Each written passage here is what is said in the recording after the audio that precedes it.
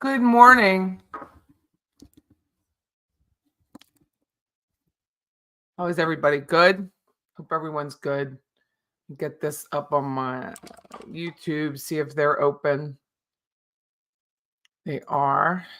Court Law and Crime is up.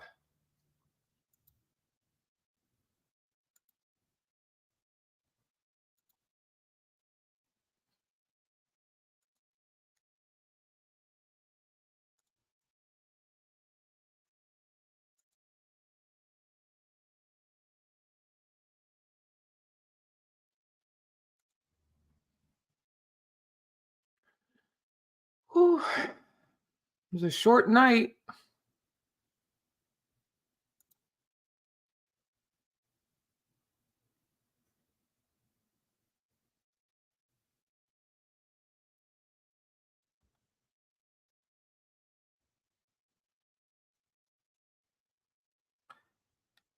Who knows what's going on? These people aren't. Do you ever monitor your credit? Right. And one day you'll have a great score, and the next day you use a credit card and you have like minus 15 because you used $60 over your normal 25% balance. It's such a fucking scam. No offense. It's such a scam. I was just reading an email. I'm like, you guys are such scammers. It's like watching your weight on a scale. I think it's so stupid. Do you know in Japan they don't monitor your credit? I was reading a story about that. They're like, you just go buy a house. You don't have credit reports in Japan. I'm like, that is crazy. You hopefully a verdict by noon.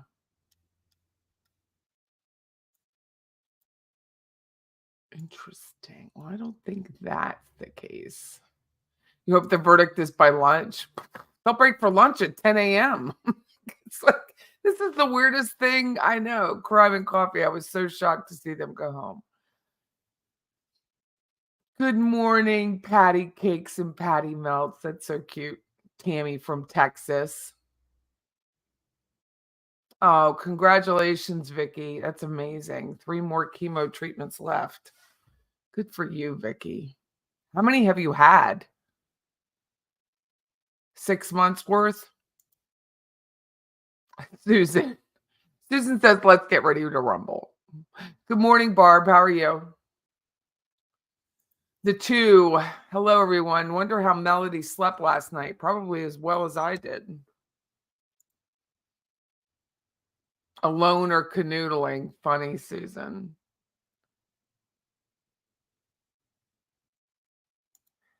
Debbie says, does anyone remember she lived with Melody Walker Farris lived with Amanda for 4 years. And if she went back to live on the property with Scott, no. They weren't really allowed to live on the property. They couldn't get access to it.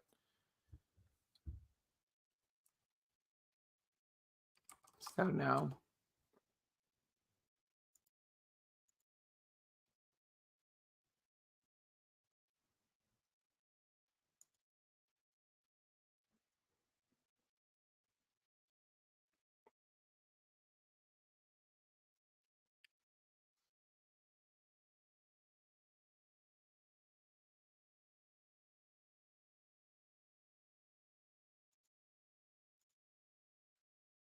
Happy Halloween. Yes. My friend Charlotte, today is her birthday. She's a Halloween baby. She's older than me. So I can say that. I should text her.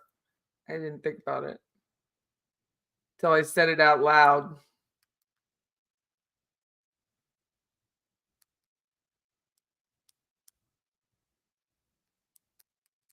I have to leave today around 10:15 to go have real estate photos taken of a property.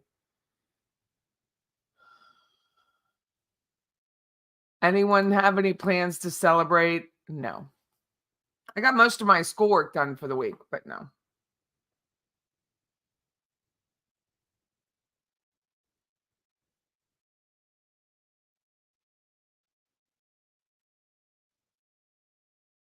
House went into foreclosure and sold in 19, so she didn't live there again.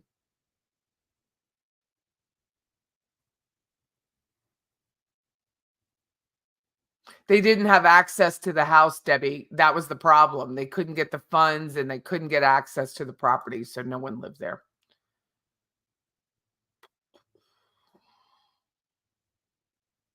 Good morning, Carol. Did I miss any? I'm sure I missed people. I hope I don't miss people. Claudia says the Farris home was beautiful. I bet Melody has learned to appreciate it now, right? She was in jail almost 2 years before she got bond. I think it was 21 she got bond.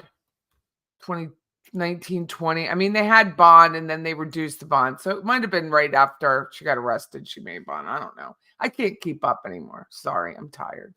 I don't know. She was on bond for a long time.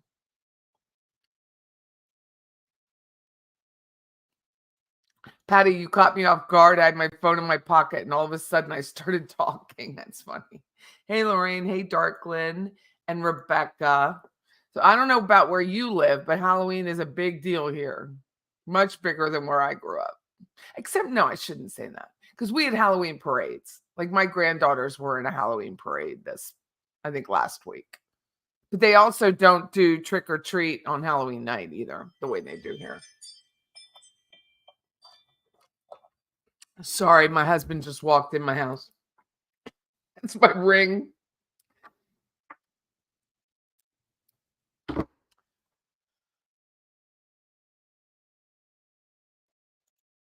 Renee says, hopefully a verdict by noon. Everybody wants it by lunchtime.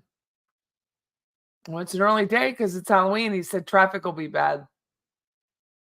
Too much Diet Coke yesterday. Oh, I didn't do that. I had my truck. I got my Land Cruiser up and running. So I drove that home and then I played with the dog for a little bit. And then I went to sleep. And then I woke up and I was like, God, it feels like it's almost like 6:30. It was 3. It was 3. So I was awake at 3. I have absolutely no idea if you got Private Coffee. I don't understand this courtroom. I have absolutely no idea. I do not know. Yes, remember to hit the like. Thank you. We had tons of likes yesterday. So thank you very much for that reminder. Doris says it's a beautiful and sunny day where she is. It is sunny here. I had to go buy a new mallet because Scott has my mallet because I have to put a sign in the ground. And I bought a bigger mallet. It's so dry here after those storms. Good morning, Jam Cracker and the nosy neighbor Gladys. Claudia and Celia, good morning. Good morning, Raven. How are you? And Frenchie and Deb H. It's the reason you don't have credit cards. I save money and then buy. Bless your heart. I don't. I mean, I save money, but not like that. There are some folks, older folks on the jury. It might take a little time. Thanks for that. I was thinking about that last night, Wesley. It's a spread. Houses in Japan are relatively inexpensive too. I mean, I'd have to leave the United States, but I think just listening to other people's cultures is interesting.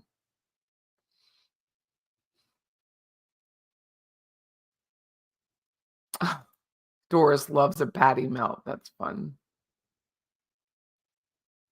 Oh my God. I can't even with this. Great Dane Lady says the judge also told the jury they could choose when they want to start 8:39 or 10. Wesley said she lived with Amanda for 2 years. Interesting. Good morning, Michael. How are you?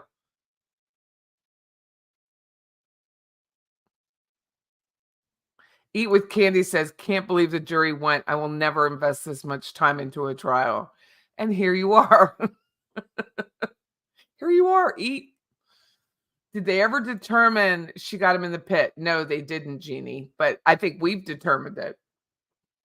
what they said was, and one subscriber last night, we were on late last night, reminded us that they believed because of the pattern of where the blood was going out the patio doors in the basement area, his area of the home, that he was shot where the carpet was. He ran out to get away from her, and that's the blood traipses through those patio doors. And then I showed a map last night, the proximity of the house to the burn pile, which is about 60 feet. It's not that far, and it's a slope.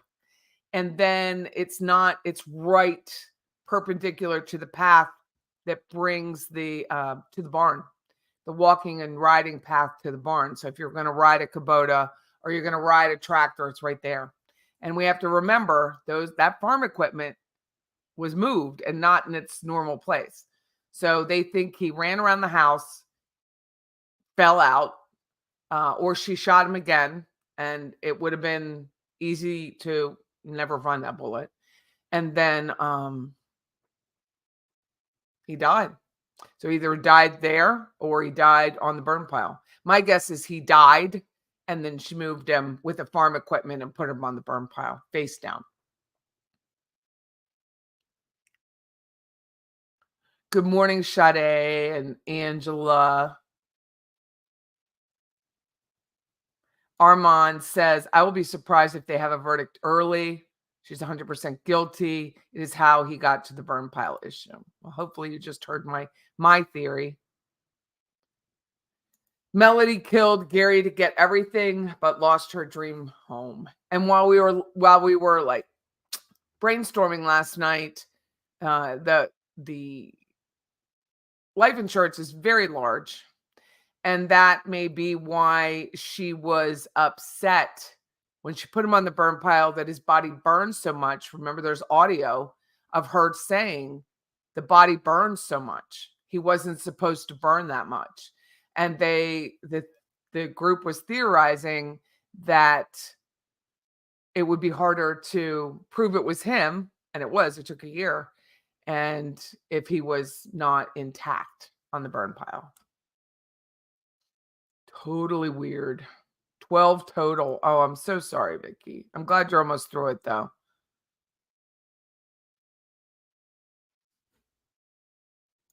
Eat with Candy says, oh, crap. I've spent all this time watching this last week and making an appointment for low lights in her hair. So I'll not be able to watch this with Patty. Oh, well, I don't think we're going to have a verdict. But I've been wrong every time I've said that with every case.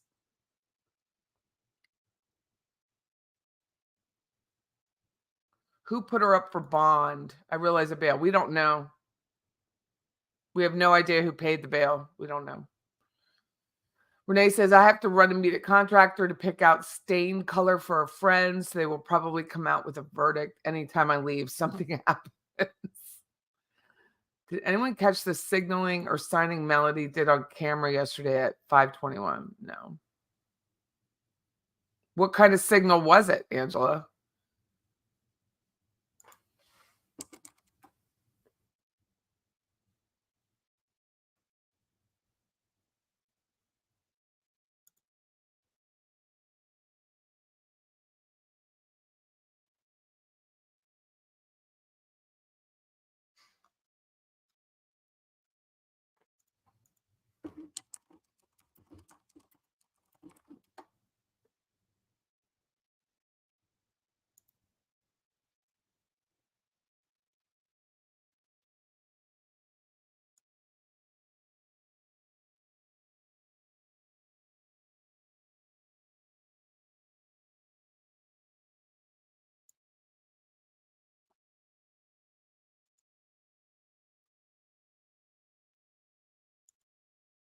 Let me see if I can get it.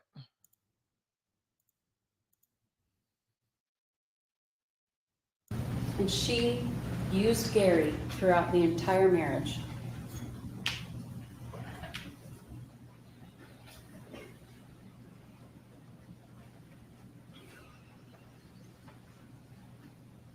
She had the motive, she had the means, and she's the only one who had those. And she's the only one who had the opportunity.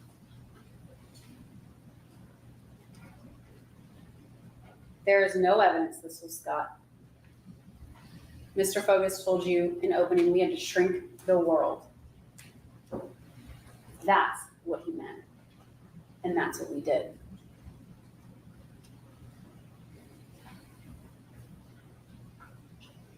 There is no evidence that she had help.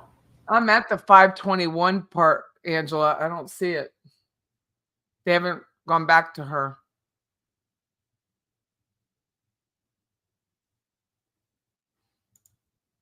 You'll have to point out what it looks like. Hey, good morning, Sandy and Aunt Nancy. Carol, I hope I get everybody. If I didn't, I apologize. Good morning, Joe. Skeeter girl, how are you? I haven't seen you in a bit. And Eric, good morning.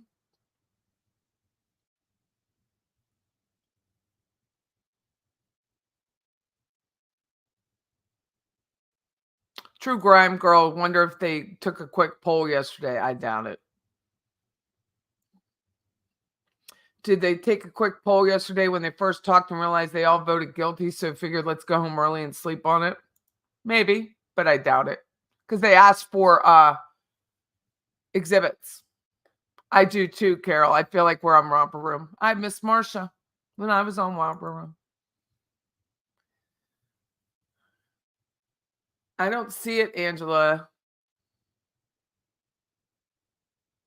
We'll all know when we see the smoke from the chimney, the white smoke for a new pope. No comment. No comment on this one. We have no idea if Rusty has a girlfriend. His social media is shut down.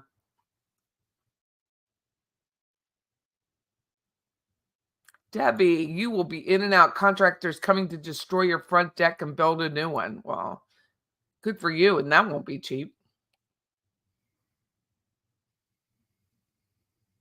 Linda says the jury needs to discuss. Imagine they have not been able to talk to each other until now. Here we've been talking and making our decision.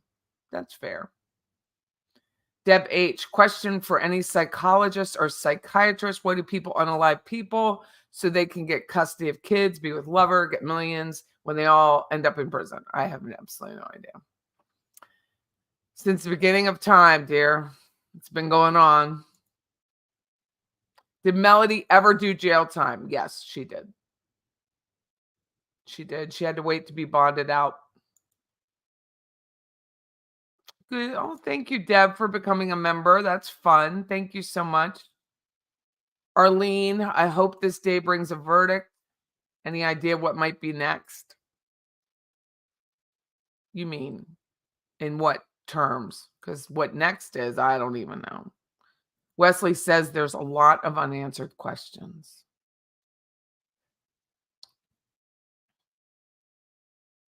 Doris thinks the jurors have been through it. When you have to constantly focus, it can be draining. I know.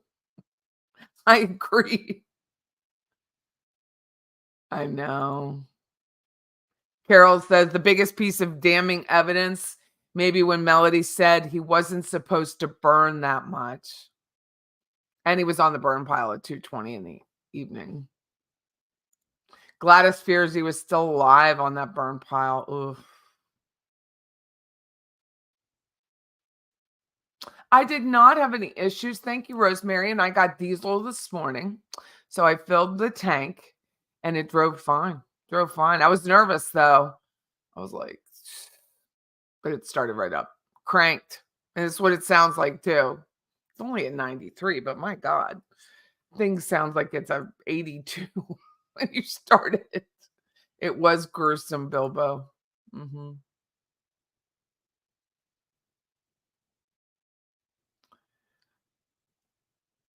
I just don't know how. I think sometimes people just want to be contrary, to be honest, in these chats.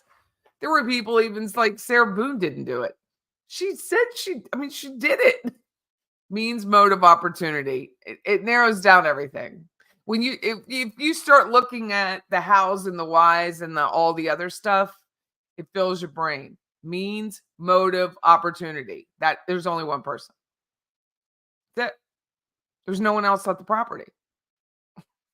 He didn't shoot himself and fall into the burn pile. They already told you that. So there was no other way. I mean, you could probably shoot yourself from front to back in that rib cage, but it would be really hard to do.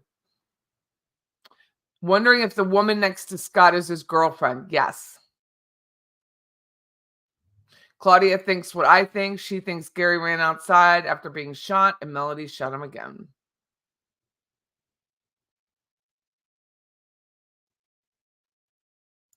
According to the forensic pathologist, Wesley says they don't know how many shots were fired. The bullet lodged in a soft tissue would not have been fatal since it didn't penetrate the body cavity.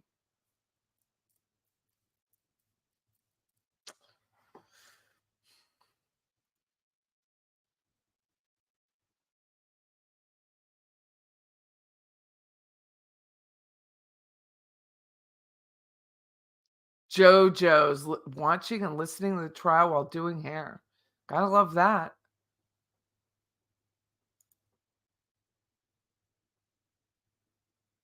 Deb H says, my theory is Gary was shot in a non-fatal area, forced to walk, get on tractor, taken to burn pile, pushed in, then shot again to keep him in.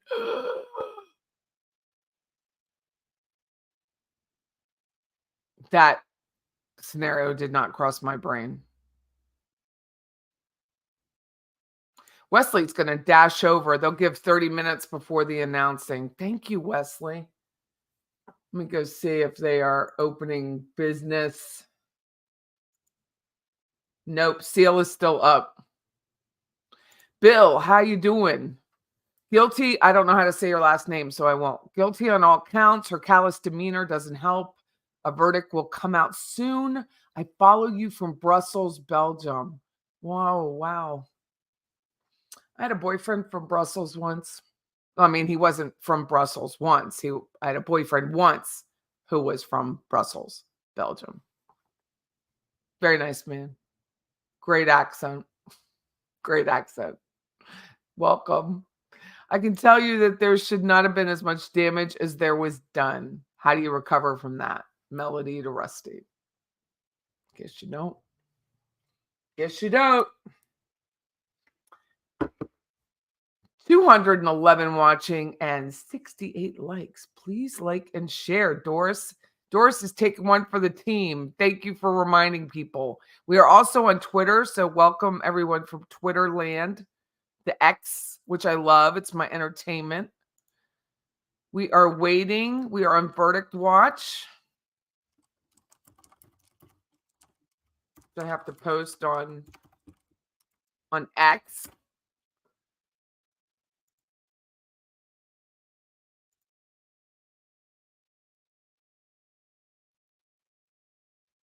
So strange that Melody thought the bullet lodged in his chest wouldn't be found. She probably thought it went through him.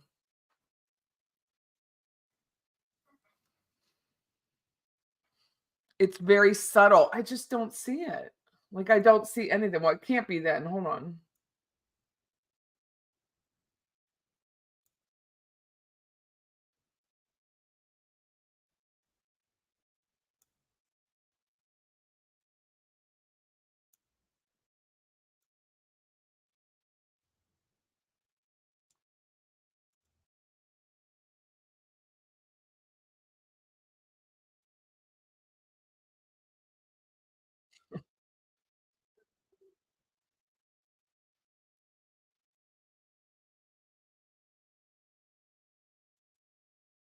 I don't see it. I'll go back and look. I'm letting it go slow motion and see if I can see it. Claudia has hair color experimented, now have black hair from pure white, trying to have a sense of humor, washing stuff. This murder will define all of their lives, so ducking, sad, and stupid. Debbie says he might have run into the woods. And if you you probably haven't seen it, so let me bring it up. Let me do Cherokee. I pulled up the Cherokee County GIS map last night, and GIS shows the property, the contours of the property, the outline of the home. I'm a property appraiser, so I like these things. So if you don't know me, I guess I should introduce myself. I'm Patty Wilson. I have something in my eye. And this is Patty's Playhouse, and we're watching the Melody Walker Farris trial. And last night I pulled up, just for giggles for myself, the GIS map for Cherokee County, which is where the home for the Farrises was located on Purcell Lane. And I figured out the distance from the house to the proposed burn pile was approximately 57 to 60 feet. And it was down a slope, so it wasn't far at all.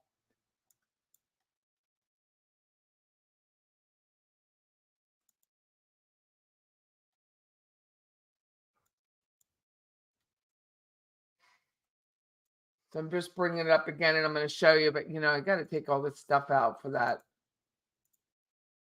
For the YouTubers to not think I'm doxing somebody.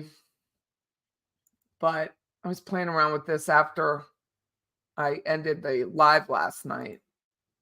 So let me share with you what I found. I'm not very good at this GIS. It's not our county that I work in, but I want you to see it just the same because I think it's interesting. So this is the GIS map. This is the parcel. So Purcell Lane, I'm going to show you the aerial photography from today, which is 2023. The most recent, not today, but obviously the most recent. So you come in off of Purcell Lane, and then this is that long driveway. This path takes you up to the barn. This is the horse run or track or whatever they do. This is this pond, which we know about. If you look closely, I can't really zoom in. If I go to zoom in, I can do that. Much more than that, it takes it back to where I don't have aerial anymore. So there's a path right here leaving the barn and coming across this area. It's a walking path or the Kubota path or whatever. So we watched a video from Court TV of the property, and you could see the media and the judge walking this driveway. This is just a turnaround. So it says the garage is right here, and then you can back out and turn.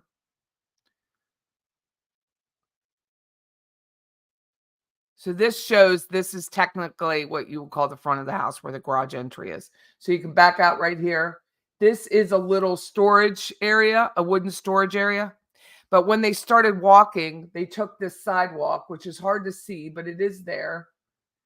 Let me show you. I'll finish this and I'll show you another year.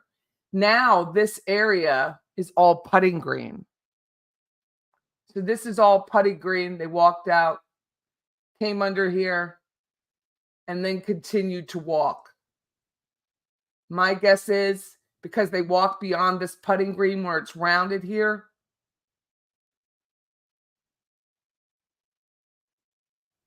This area right here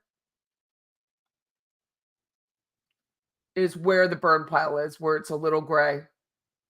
So here you can see it. So here's a sidewalk, but there's more sidewalk here now. There's some steps that go. I was laughing last night. I'm like, this is rotted. This is where the rotted steps are, where there's wood rot. This is all putting golf area. And this, I believe, is where the burn pile is. From the front of the house, this is technically the front where you pull in. This is the walkout basement area where Gary had his patio, and there's furniture and stuff out there now. They painted the house white. It was that burnt orange color. And the trim. They continued down here. This looks like fencing area right here. They continued down here. There's probably a gate right about here. They walk down, and that's it. And then here's the walking path.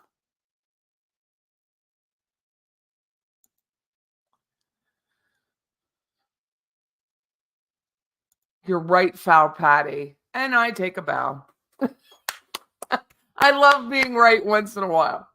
So right here. So here you can see the fencing. You got to look close. I'm so sorry. Yeah, I can't zoom in anymore. And there's a cattle gate. It's just a fence gate.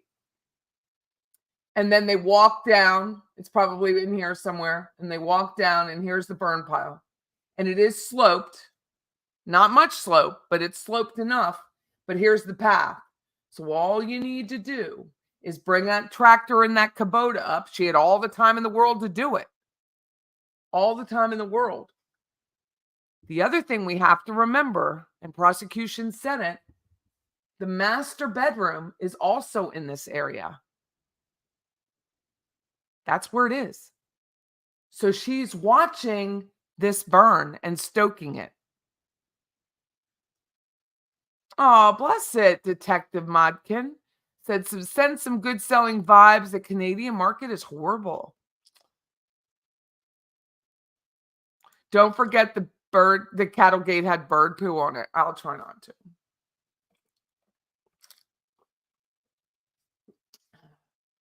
It was I think that was part of the view. So they were at the property.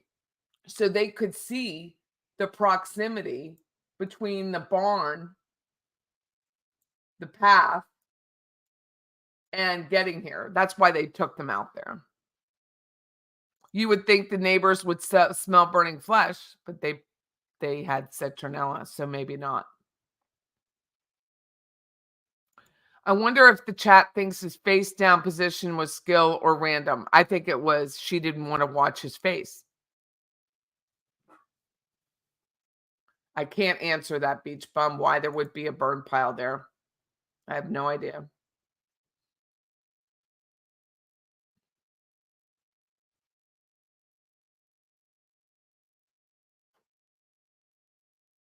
Hanky Panky, good morning, says, wouldn't want to be on this jury. My fire pit is in the woods, Wesley says. He only lives about 15 miles away from here. Oriented to the view, it's third of the size of their burn pit. It was big. I mean, it was a big burn pit and tall. I mean, he probably added rock to it, the guy who owns it now. But so if you take it right here, I'm going to do this. Don't judge me. I mean, you could judge me. I don't really care. So you basically start, say he ran out here, right? You start here. Oh, messed it up.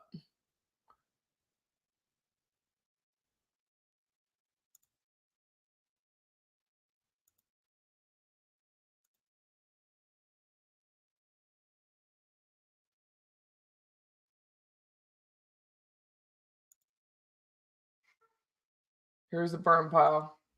50 feet. I still think it's a little bigger, probably 57. That 57 feet downhill. It wasn't in a courtroom on carpet, people. It wasn't like that. When Weaver's going to bring in a tractor and a Kubota, we can talk about what he was trying to accomplish. But until then, you're just being obnoxious, which he's probably really good at. Here's the 2018 photography. Won't let me zoom in that far. Oh, 2018.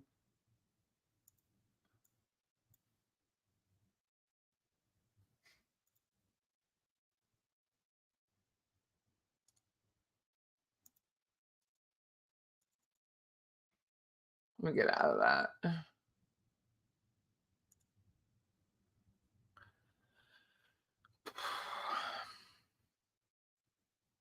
Let me stop sharing and go back in. I just don't know how to get rid of those points very well.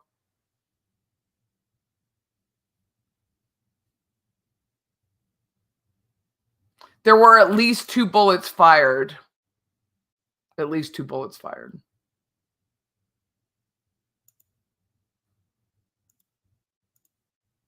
And remember, there was a hole in the wall. Did she open that wall up to try and get a bullet out?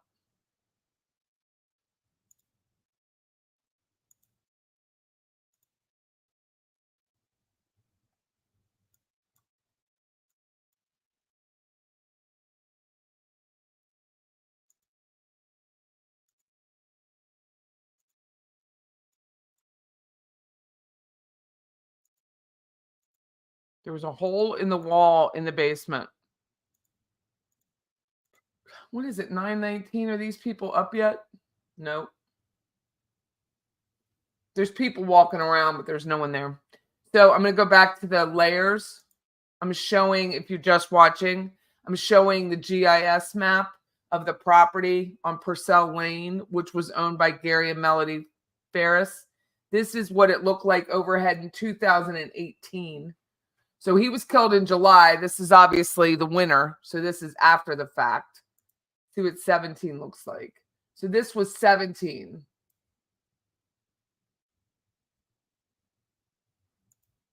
You can just see how close it is to this. I mean, look how close it is to that neighbor. The boundary line. So this is the boundary right here. Coming off of Purcell. The neighbor's right here. My theory last night was that he was running around maybe trying to get to the neighbor.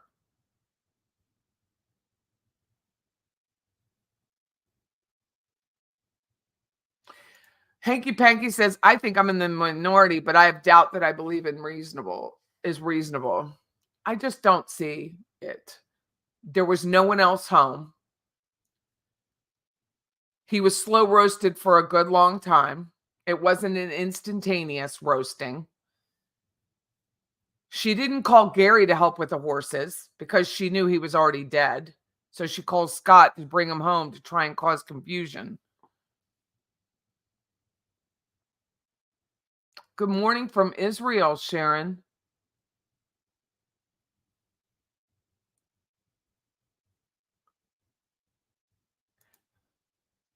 M. French says, I have nearly 4 acres and have 2 burned pits.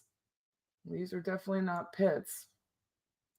You could see the pond here at the end of 17 when they did this was kind of dry. Look, it's not as, it's very shallow at that time.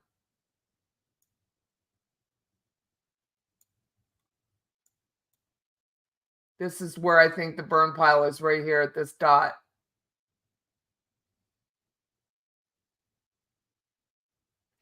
Arlene, thank you. She says, am I going to do another true crime trial, even though it's not a full-time job for you? I will try if I find something that's interesting enough to talk about for 8 hours a day.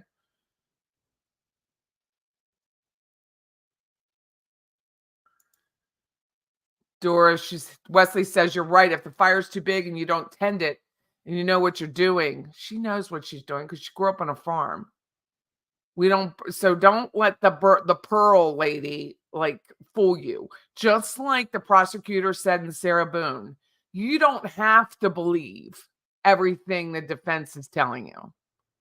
Wearing the pearls and wearing she worked that farm. She loved that farm. He moved to this farmette. It's really a farmette for her. She grew up in this kind of life.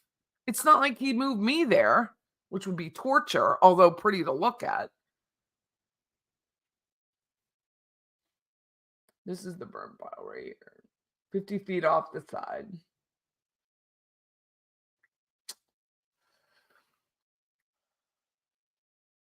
It's not very wise to put a house so close to your neighbor's property. Look at this, Tater. This is why I think it. So they're running here. The neighbor's right back here. They may not have been home. Roseanne says, I have at 1.5 acres and have a burn pit. It's lower than the ground level and surrounded by decorative stones. They had, well, not decorative stones, but they had stones around it.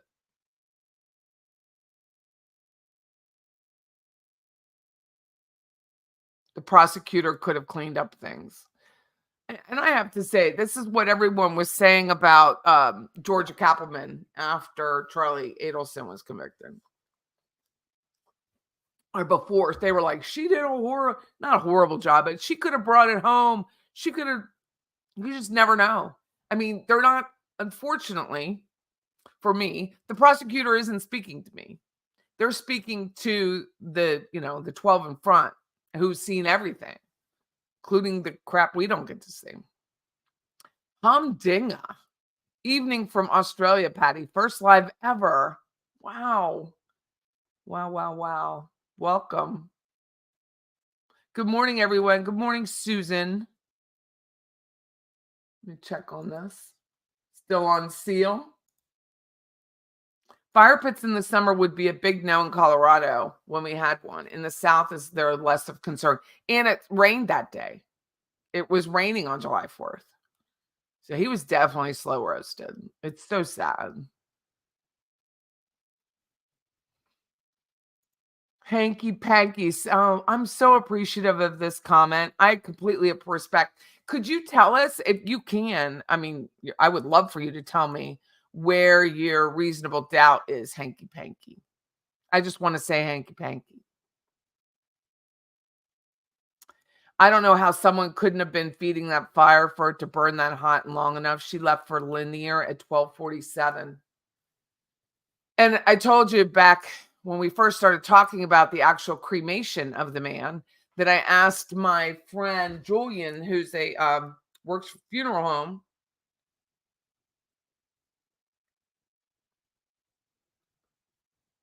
And it is, let me see. What did he say? I asked him about the weight. He said at 300 pounds, it would take close to 4 hours in a retort in a crematory at 1500 degrees. So that she had to burn him for more than 4 hours for a long time. Rebecca says, my grandmother had a huge farm in Mississippi. She had a burn pile for household trash, no garbage pickup.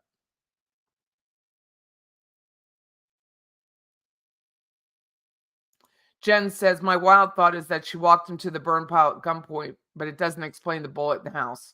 She had shot him at least once in the house. There was too much blood. Eat with candy. Thank you. I don't understand why you have all these people and they don't press the like because maybe they don't like me. Eat. Maybe they don't like me. Amanda called it a glorified petting zoo. I fell out. Yeah. I don't know if they had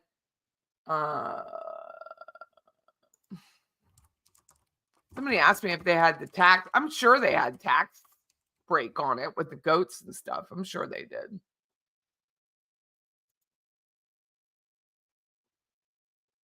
Humdinga believes guilty 100%.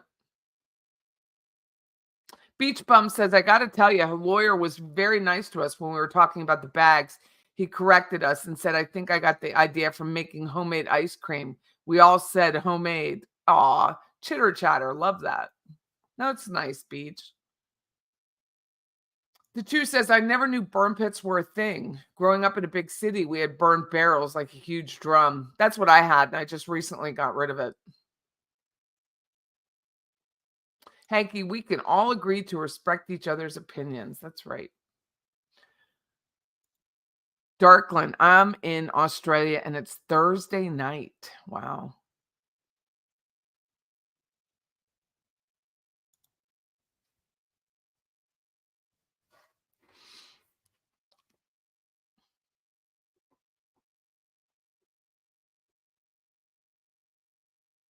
Tater says she burned him all day.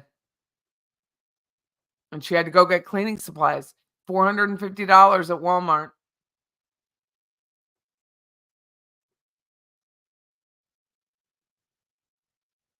He makes a lot of ice cream then, Beach, if he's using that much rock salt. Did anyone address the accelerant? I don't think so. They the defense brought up that they tested for like gasoline and diesel and that kind of thing, but they didn't find any. But it burns off. I mean, it was so hot. You burned a human. You burned a human.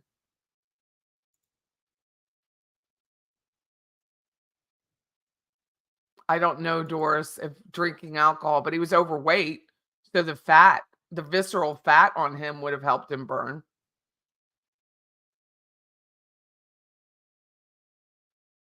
Patty, if someone had a gun on me, was that the home? No. It was a gun. It was a mile away. It was over here somewhere, a mile away. Wasn't anywhere near it. Tracy's bringing it home because they're psychopaths with high narcissistic traits. Thank you, Tracy. In closing, the defense said there was no accelerant used and prosecution didn't dispute. They had to have used something. I mean, it doesn't make sense. It's raining. You had to use something to stoke that fire to keep it burning, to burn a human. I mean, it's just chemistry. They may not have been able to find anything testing like concrete, but there's no way to burn a human without having some sort of fuel when it's raining outside to keep that fire going. There's absolutely no way. Tater asked, hit the like, y'all. Humding. You're off work, so it feels like Friday night. Hanky Panky, thank you. 3 big questions. No evidence when he was shot or when the body was burned. Could have been Scott was home. 2, how did she move the dead body alone and leave 0 evidence behind? Well, just a theory, but my guess is he didn't die in the house. My guess is it wasn't a kill shot when she shot him. I believe that's supported by the evidence. My guess is, let me zoom in, Hanky. This is the door he exits out. You can see my purple mouse. So he leaves out of this door. She's chasing him out because now she's even more pissed because she missed. She grazed him or didn't hit him hard enough with the shot. He's running away. He's either trying to get to the barn or he's trying to get to the neighbor's house. He falls out from blood loss because there was blood loss in the house. He falls out. She either shoots him again or he just falls out. And the burn pile is only right here. It's only 50 feet, 50, 60. That's it. There's a path here. This is the burn pile right here where my little dot is. That's the burn pile. This is the path. This is the barn. Kubota and tractor are at the barn. She rides him across this path and dumps him right here. It's downhill. It's not hard. Again, I don't know how to use a tractor, but this woman knew how to use a tractor. So he didn't die in the house. No one thought he did. No one said he died in the house. He gets out. He somehow runs here, somewhere around this area. And then she just plops them here. That's it. Patty, Lori Vallow is going to represent herself. I wish wherever they were, they get the death penalty. Ugh. To those who have doubt, what do you think of the phone calls between Melody and Rusty? Melody said his body shouldn't have burned that much. Shouldn't have been so damaged. And Scott didn't get home till late. So Scott didn't know it at the time, but his dad was already on the burn pile. It was hours to get him to burn. Hanky says no evidence she was even aware of being a beneficiary of his insurance policies.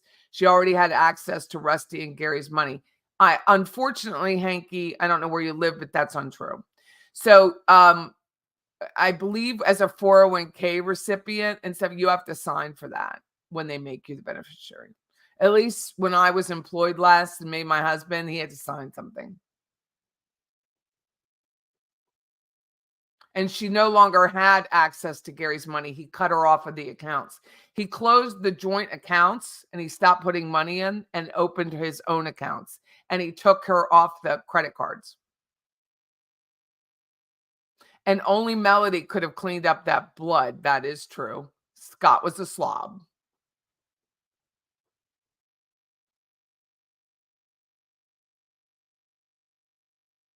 Oh, he was overweight.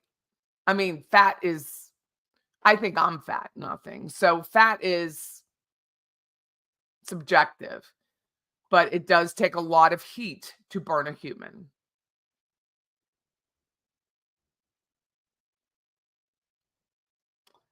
And if Scott was home at the time, why didn't she just immediately say Scott shot him?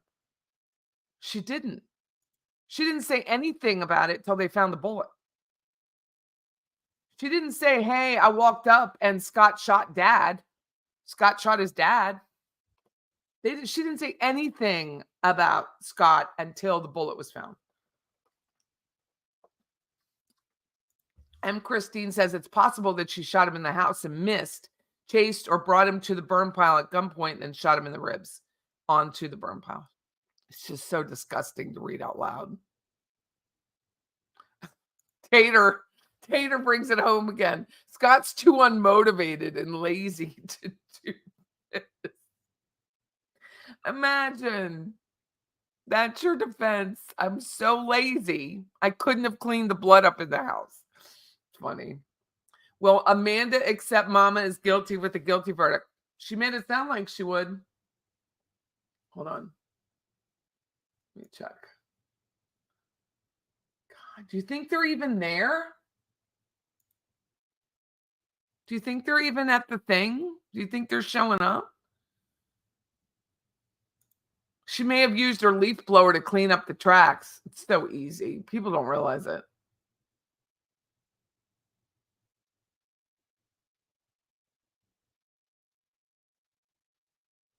Detective Matkin says, time of death to me isn't a big issue. He's dead regardless. A tarp is slippery and could have been used. Women often have tools to move things like furniture when they don't have men to help. And it was a farm. We're not talking about a 4-story walk-up in New York City. It was a farm. Aw, Brady, we don't like you. We love you. Didn't it come out that his body fat would have been an accelerant? You know, I'm going to look this up right now, Shelly F. And if anything happens to me, I did not unalive anyone because my search history on this computer has got to be weird. Can human fat be an accelerant? God. To fire. When a person is ignited, the clothing acts like a wick. Here we go. This is just, oh my God, what'd I do?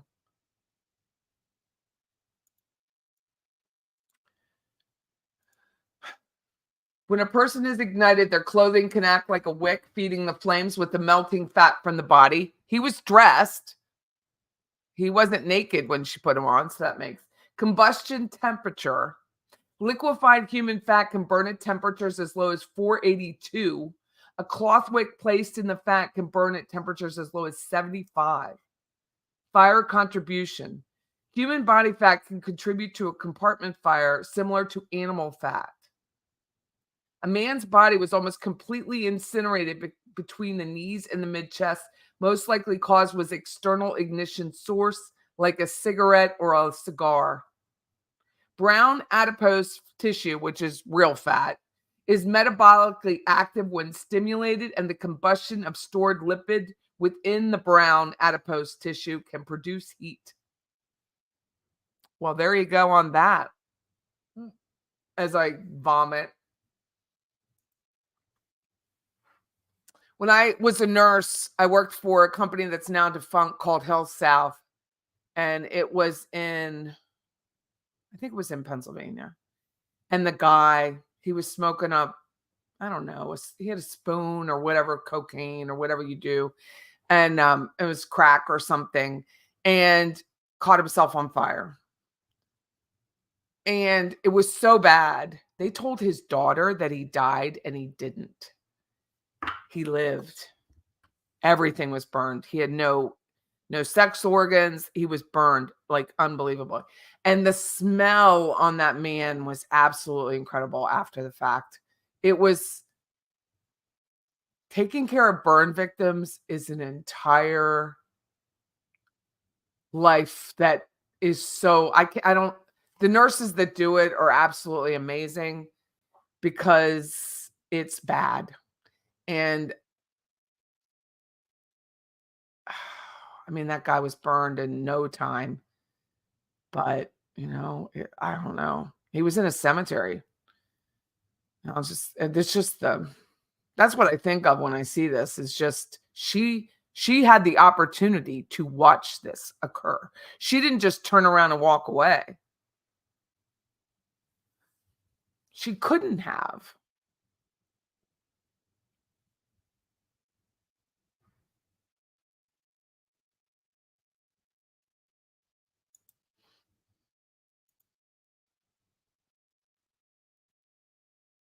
Celie says we can't just have theories. There has to be proof. Well, unfortunately, we're not on the jury, so our theories are just theories.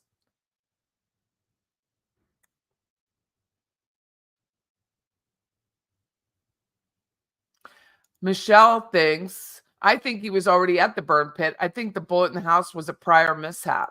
Interesting.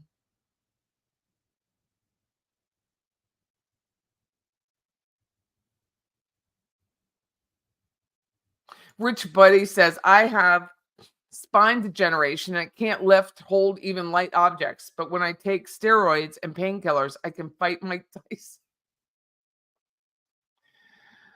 Gravel Gertie, good morning. Although risky, if I were innocent, I would testify in my own defense. There is that. Tracy says, I think she found him tending to the fire and shot him, and he fell into the fire. Homemade ice cream is lush. I love peach. Celie says there were no marks in the perfectly manicured grass in the dirt to show that anything was moved. She had hours to clean that up. She had leaf blowers. She had farm equipment. It was raining. You can clean it up. Sin says, I live on a farm and I can use a tractor easy.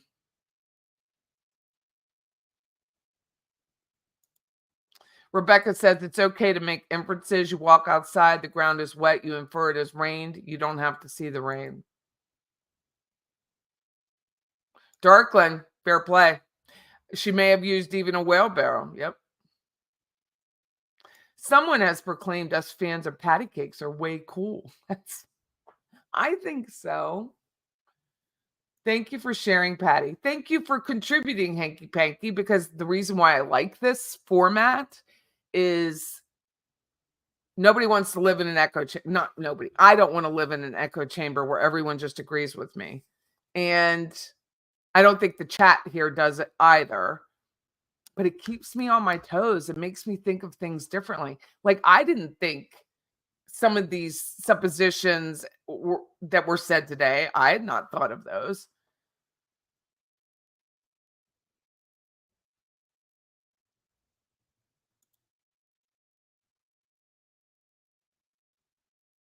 Citronella oil burns would also cover up the fire.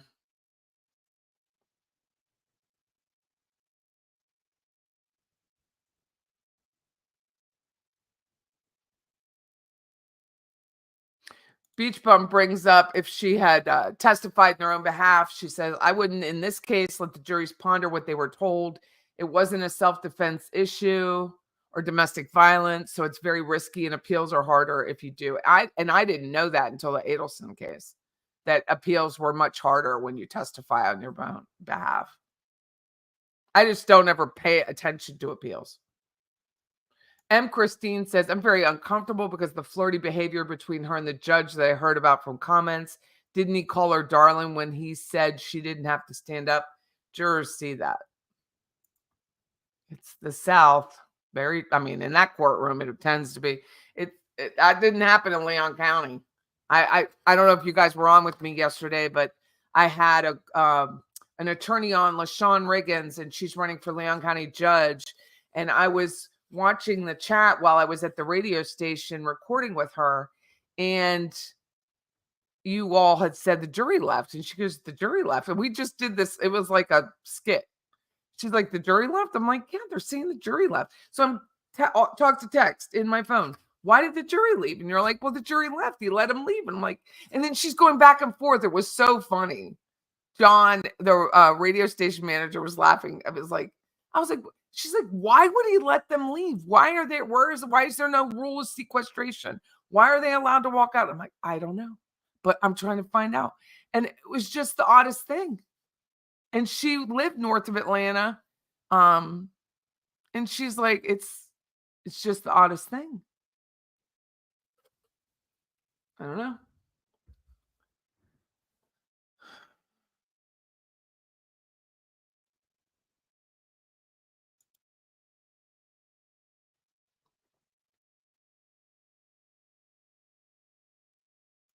She wanted him. Oh, she definitely despised him. Guilty or not, she despised him. I mean, when your kids say she despised him, she despised him.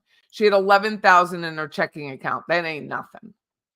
When you have a house like that and a lifestyle like she did and went to Kirkland's as much as she did, I'm just assuming because of her taste in stuff.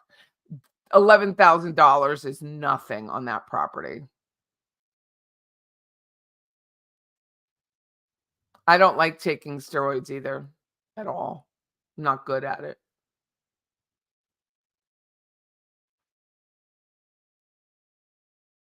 Renee says, fair play. Trying to understand or an explanation from every detail is not reasonable doubt. That is absolute.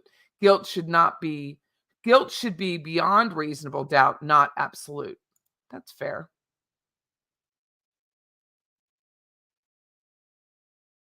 Patricia said, that's been my theory from the start. Nothing says, I have too many doubts about her innocence.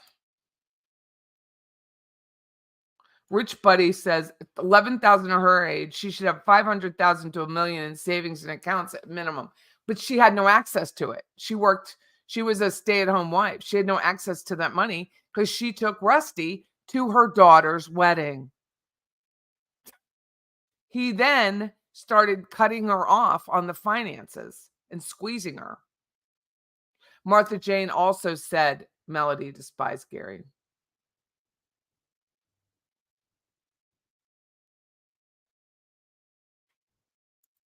Oh, I like the judge till he pulled our phones. He should have given the warning prior to court like he did before. I think it's pretty much known when you walk into a courtroom, they don't want your phones because they're so afraid you're going to take pictures of the jury. Pins and Needles wasn't impressed who can't wear a tie while on the bench.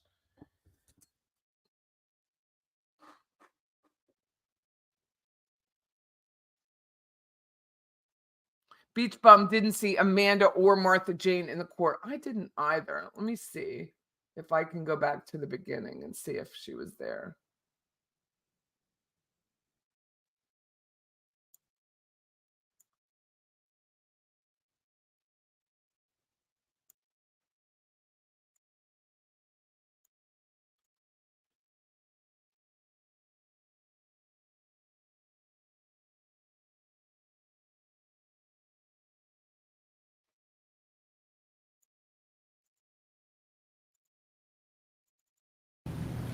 So, No, I don't think so.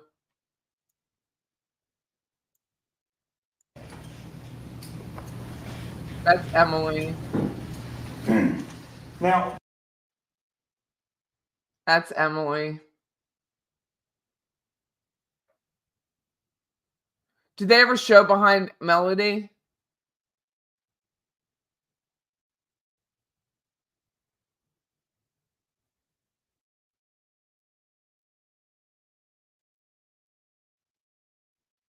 They don't really show much of her, do they? They do have that aerial.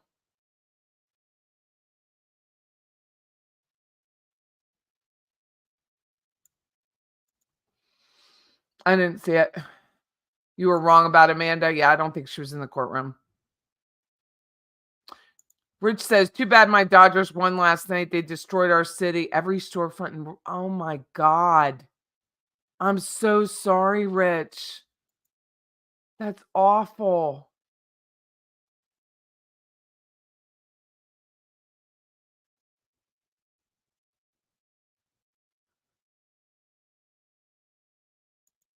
For kids to say he despised him so she couldn't hold her hate inside, had to let it out. Yeah, she did.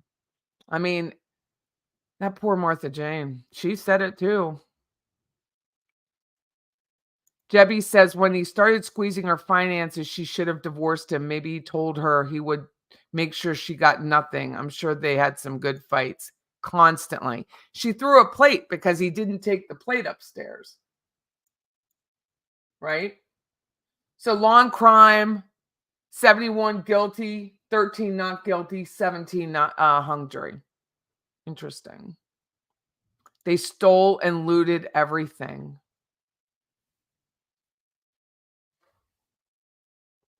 I just can't imagine living in LA. I'm so sorry.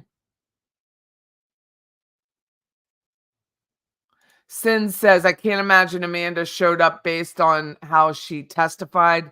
She wants to be blind.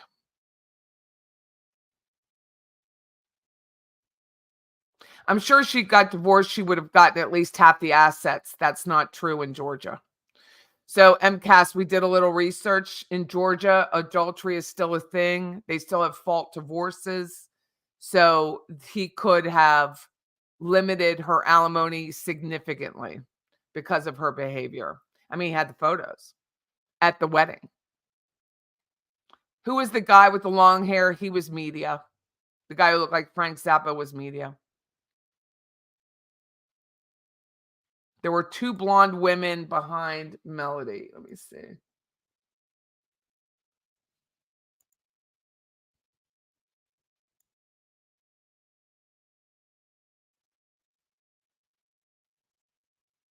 Let's see anybody behind Melody yesterday.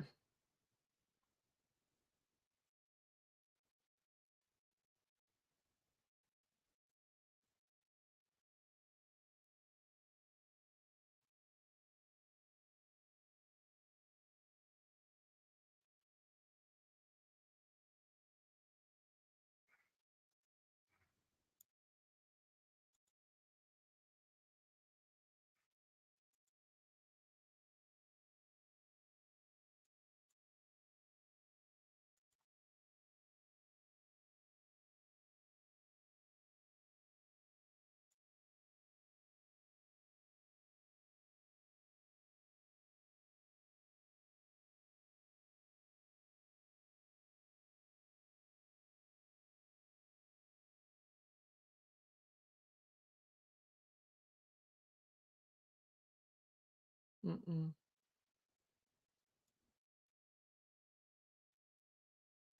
Those blondes that are behind Melody work for the law firm. So you're saying there's two blondes behind, they work for the law firm. They are not family. Just an FYI. Yeah, that lady that Georgia Peach thought, she works for the law firm. She's on their website. To be fair, Patricia says his wearing a tie is irrelevant. It's just what we're used to. I mean, in the UK, they wear the bows.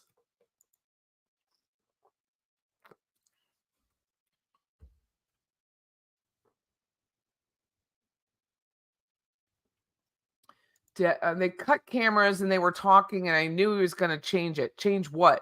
Because of jury and workers having kids. Oh, the ability for them to get there. Y'all don't see what happens after or before the lives. That's true. We don't. She is not. That is a worker for the Weaver's office. Crime and Coffee crew. I think Amanda realized on the stand her mother was guilty and could not bring. Well, Amanda has a personal. I'm not going to go into it because I'm not going to out the girl on YouTube. But Amanda has other things going on as well.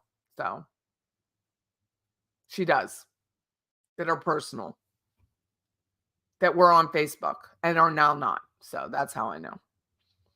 Yesterday, I was wondering if the jury already voted guilty in a straw poll and then decided to go home and get clear on any questions. That's what someone else said, Thumper. Melody was unhinged. Ah, dude, married for those many years and you start cutting off someone's money and she thinks what she's doing is right. Remember, look good, be right. And she's cheating like a high horse and a hoe in heat on him and bringing God. I just can't even understand the amount of balls that it takes to bring your boyfriend to your daughter's wedding. I just don't even understand it. Like from that point on, I'm out. Like I just can't even fathom that kind of behavior. You brought your boyfriend to your daughter's wedding.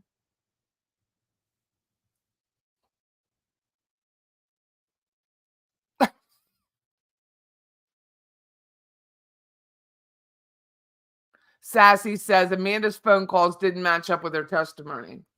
No, she was really trying to ride two horses with one ass. But in the end, if you just watch the end of her testimony, you learn that she knows what she knows. She knows.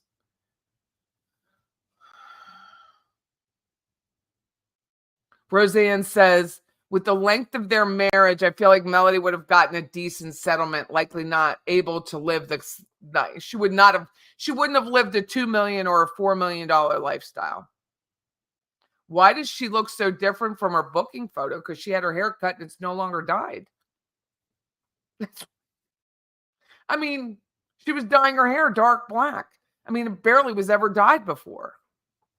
You don't see it in Emily's wedding photos. Her hair is not that dark.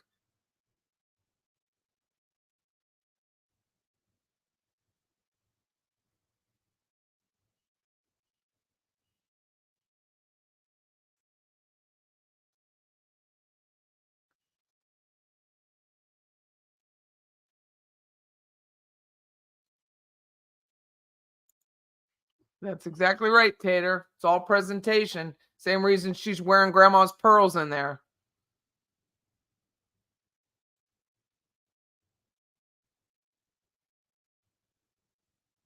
Yeah, I looked it up on one of our last week, and they have fault divorces. Florida's a no fault, so that's why I wanted to know. So if you get married in Georgia, adultery is still a crime in Georgia. So they don't take it lightly.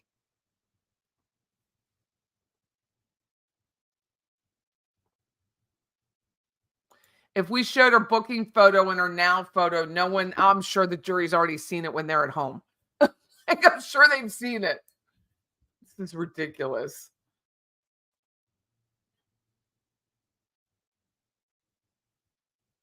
I'm so sorry, Rich. Rich, it lives in LA, and after the Dodgers won, they're like, let's riot. That makes sense.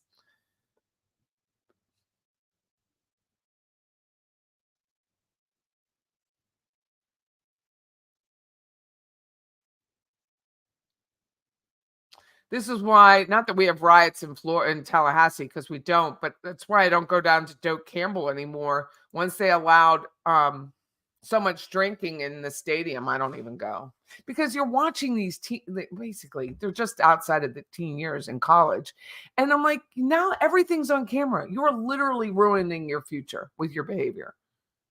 I just can't stand it. I can't watch it. I hate being around drunks.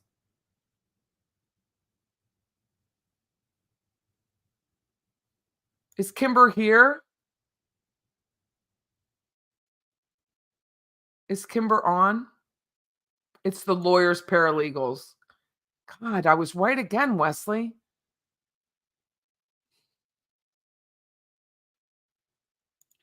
Patricia says what I think. Amanda knew her mother was guilty. She just made excuses about continuing to support her mother and continue to shun her siblings. She was disingenuous to an extreme level. The idea, I'm not there. I'm an orphan, though. That she was going to be an orphan, basically, with her mother in prison for the rest of her life, likely, and father gone, young child, siblings not. I mean, I don't think she got along with the brothers that much to begin with. And she's lost everything. She's lost everything. So I'm just like, for the grace of God. But for the grace of God.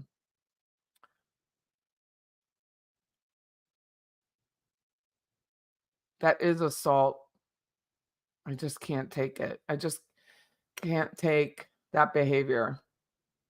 Just rioting. Seeley says, I can't even imagine Melody making it prison. Well, that's what I thought about Donna Adelson, and look at her. Be a year. In the UK, they also wear wigs. That's true. Melody has not stood for the judge at all. She's going to be standing when she put those shackles on her, though, won't she? Are we here yet? I hate waiting on people. Chop, chop, everyone.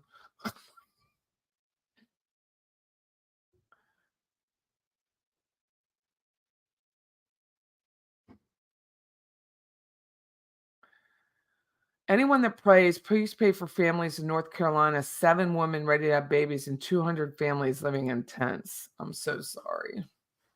I know. Well, I mean, it's worse than Mike. Michael here was like destroyed the Western Panhandle. But it's worse in North Carolina just because you can't get access to them because of the mountains. Taterbug says, really, Patty? Amanda, I don't know what that means. I don't know. Likely, yes. I'll just say yes. Yes, Tater.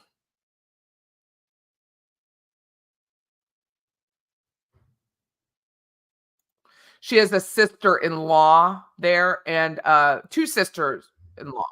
So Melody's brother-in-law, so John Farris, who is Gary Farris's brother, his wife is blonde and she is there. And then there's another woman with brownish hair and a bob with big tortoiseshell glasses. That is a sister of, Gary Farris. The other sister, Sherry, who was dating Ted Wiley, I have not seen in the courtroom.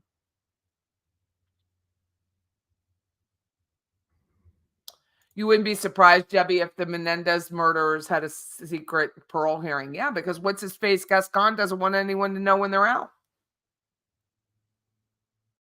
Diane says, I don't believe that Weaver said yesterday in his closing arguments that the lawyer told her not to stand. Melody's attorney was trying to get Amanda to say her mom was innocent on the stand, and she wouldn't say it. Nope, she wouldn't. That's why I think towards the end is when you really learn who Amanda is. She just, I really had a hard time watching that. It was really hard to watch. Just putting your kids in that position. I have nothing nice to say about Melody Farris.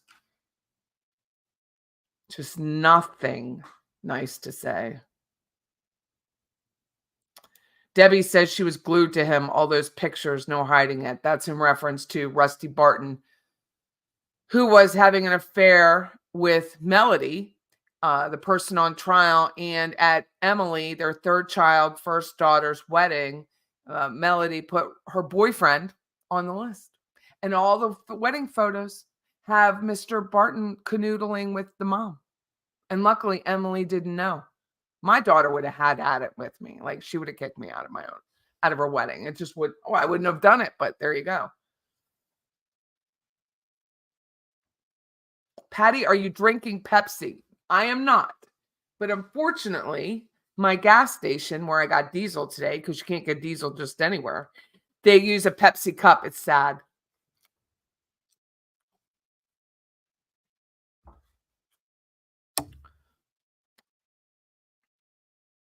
Melody didn't care at that point in her marriage. I know, but you got to care about your kid. It's your kid's wedding. Nothing says, I wonder if she had postmenopausal psychosis. I think she had horny woman syndrome. That's what I think she had. She had horny woman syndrome. Gary may not, would not, have not had sex with her. Who knows? And she had a horny woman syndrome.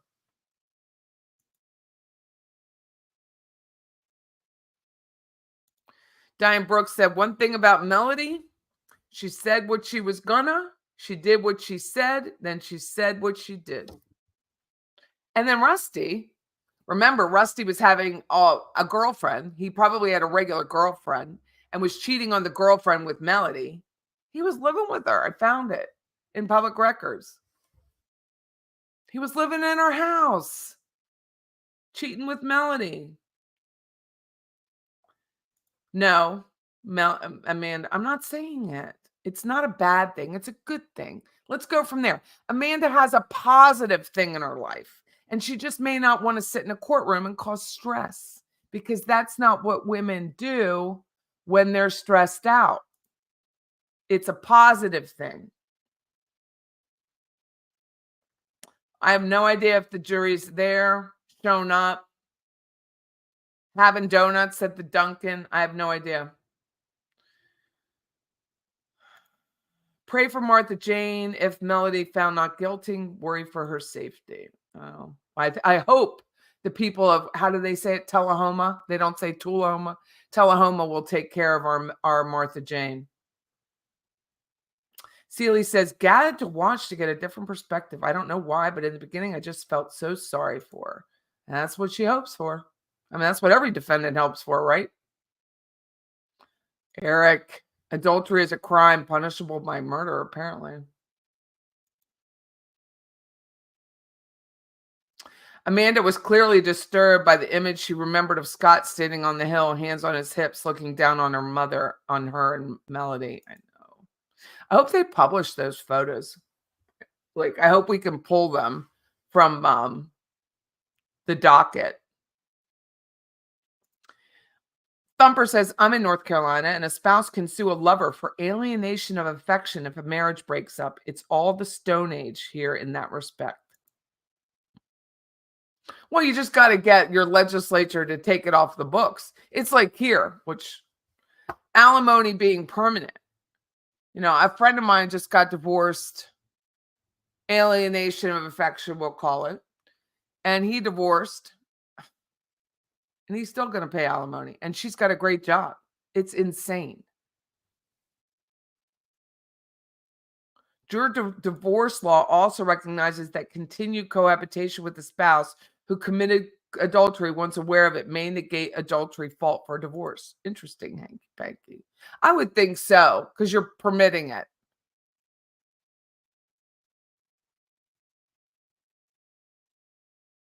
The two blondes were standing at the break. The judge asked everyone to move down.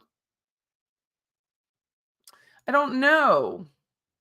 People gave me some good cases. I got to see what's going to be up on the whole law and crime.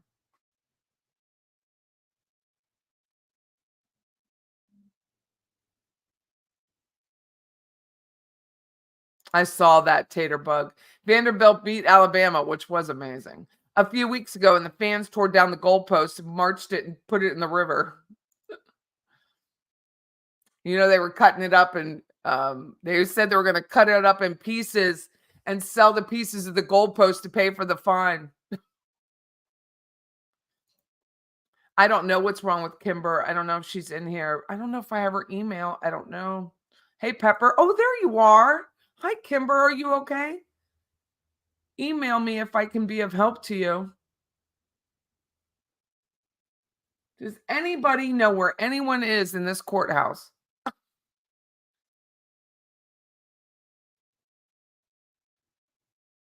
Melody pits the kids against each other. Certainly did, blaming her kid.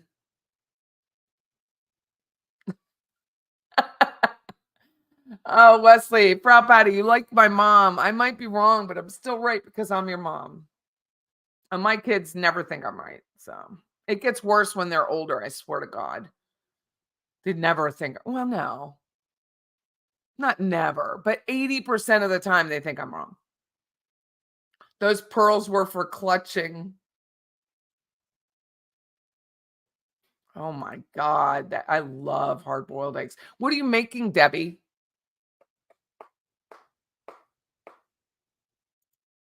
I have to leave soon. So I have to leave in 7 minutes to go take photos, which I'm very excited about.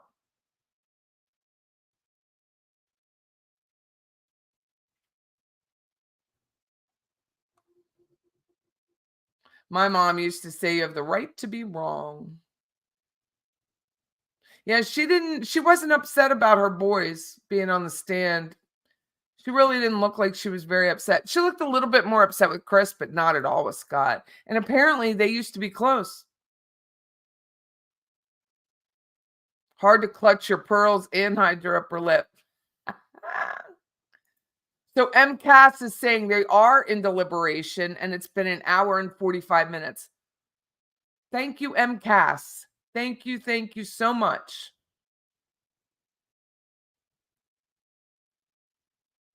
Thank you for that. I had no idea.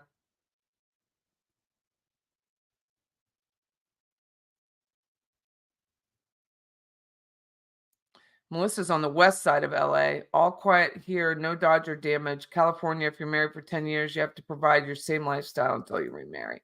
Community property state. If anything happened to my husband, I would never remarry. I mean, it's on camera. I would never remarry. I would never have the opportunity to give anyone ever half my money or half my debt, so to speak. No. Mm-mm. When you were talking about her having her own problems, but you wouldn't tell us what they were. Me? Amanda, it's not a problem. It's not a problem. It's just she has a personal issue that maybe stress might make it not a good thing for her to be there. She's a married girl, and some things doctors recommend you don't sit. You know what I'm saying?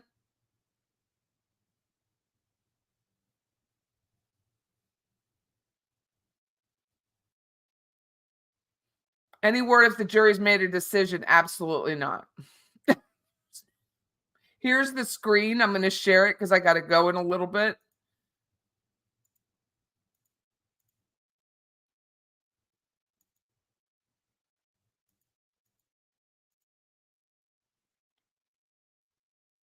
What happened with the jurors, Shelley? Apparently, someone piped in, thank God, and said that they are deliberating and have been for the last hour plus, hour and a half, hour 45. Roseanne, someone MCAS piped in and said they are deliberating. Simon says state doesn't know the manner of death either. They just know he's dead.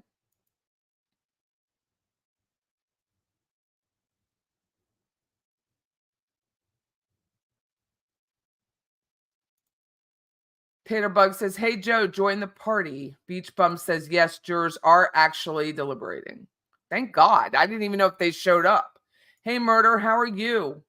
Dude, you got to go back and see my GIS map I found. I feel like the house is about 60 feet off from where the burn pile is. That's it, 60 feet. 57 to 60 is my measurement. I wonder if the Melody knows the judge in any way outside the courtroom. She could. There's country clubs all around that house. Donna is a fighter and Melody is cut from the same cloth. Murder is home at last. Yay!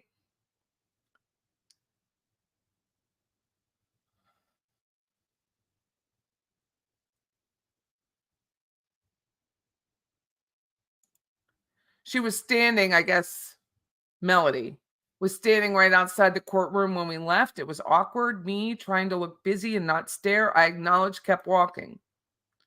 I guess it would have been worse if she recognized you, Beach Bum.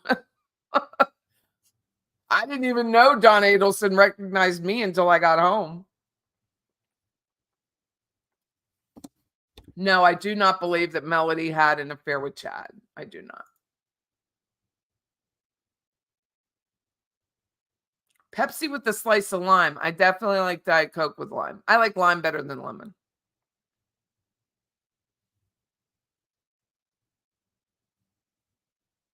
I think it was interesting that Weaver brought that up.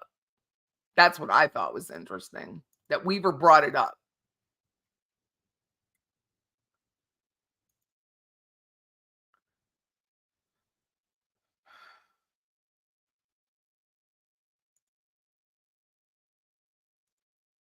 I have to go. I got to drive across town. I'm going to leave the screen up. The sound is on. Everything is lush. Let me turn the volume up.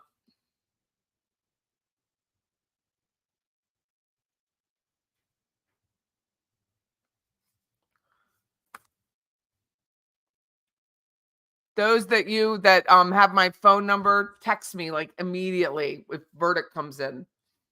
Otherwise, I'll have my phones with me. KKK.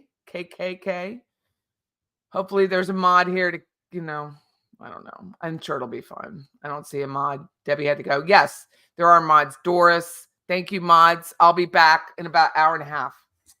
Yay.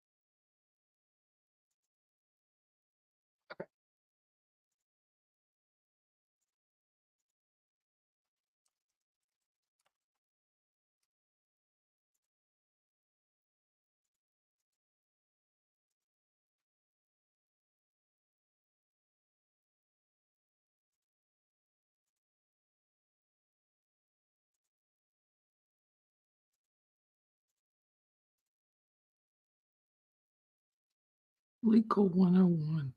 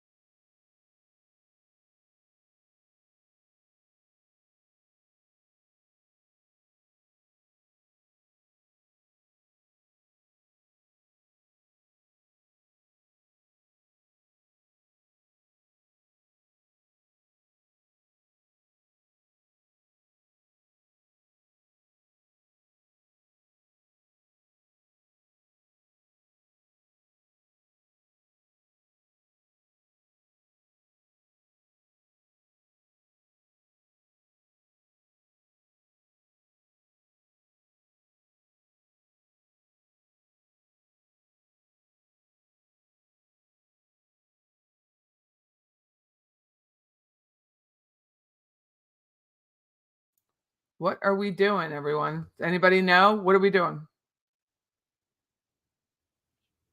What are we doing, everyone? Anybody know? What are we doing? 2 minutes later, I had 2 notes submitted. We have a judge. We do. That's it. We got a judge. Must be a question. So,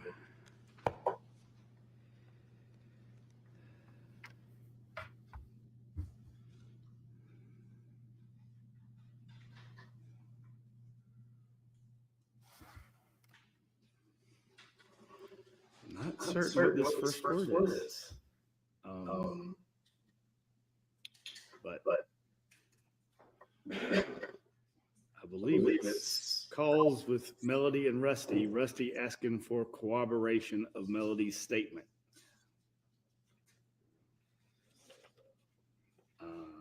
Then It's a question.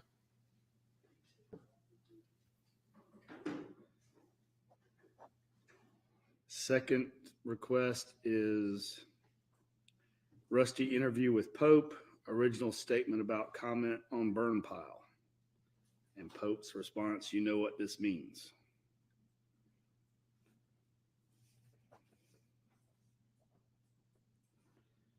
Three, call plate in closing argument with Melody and Rusty, full call.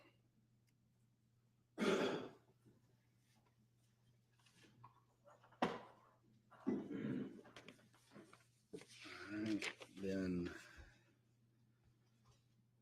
the either more difficult or easier to answer questions, because it's probably going to be you have the evidence and you're not going to hear any other evidence, and it's up for you to determine these things that you're requesting if there is any evidence of it.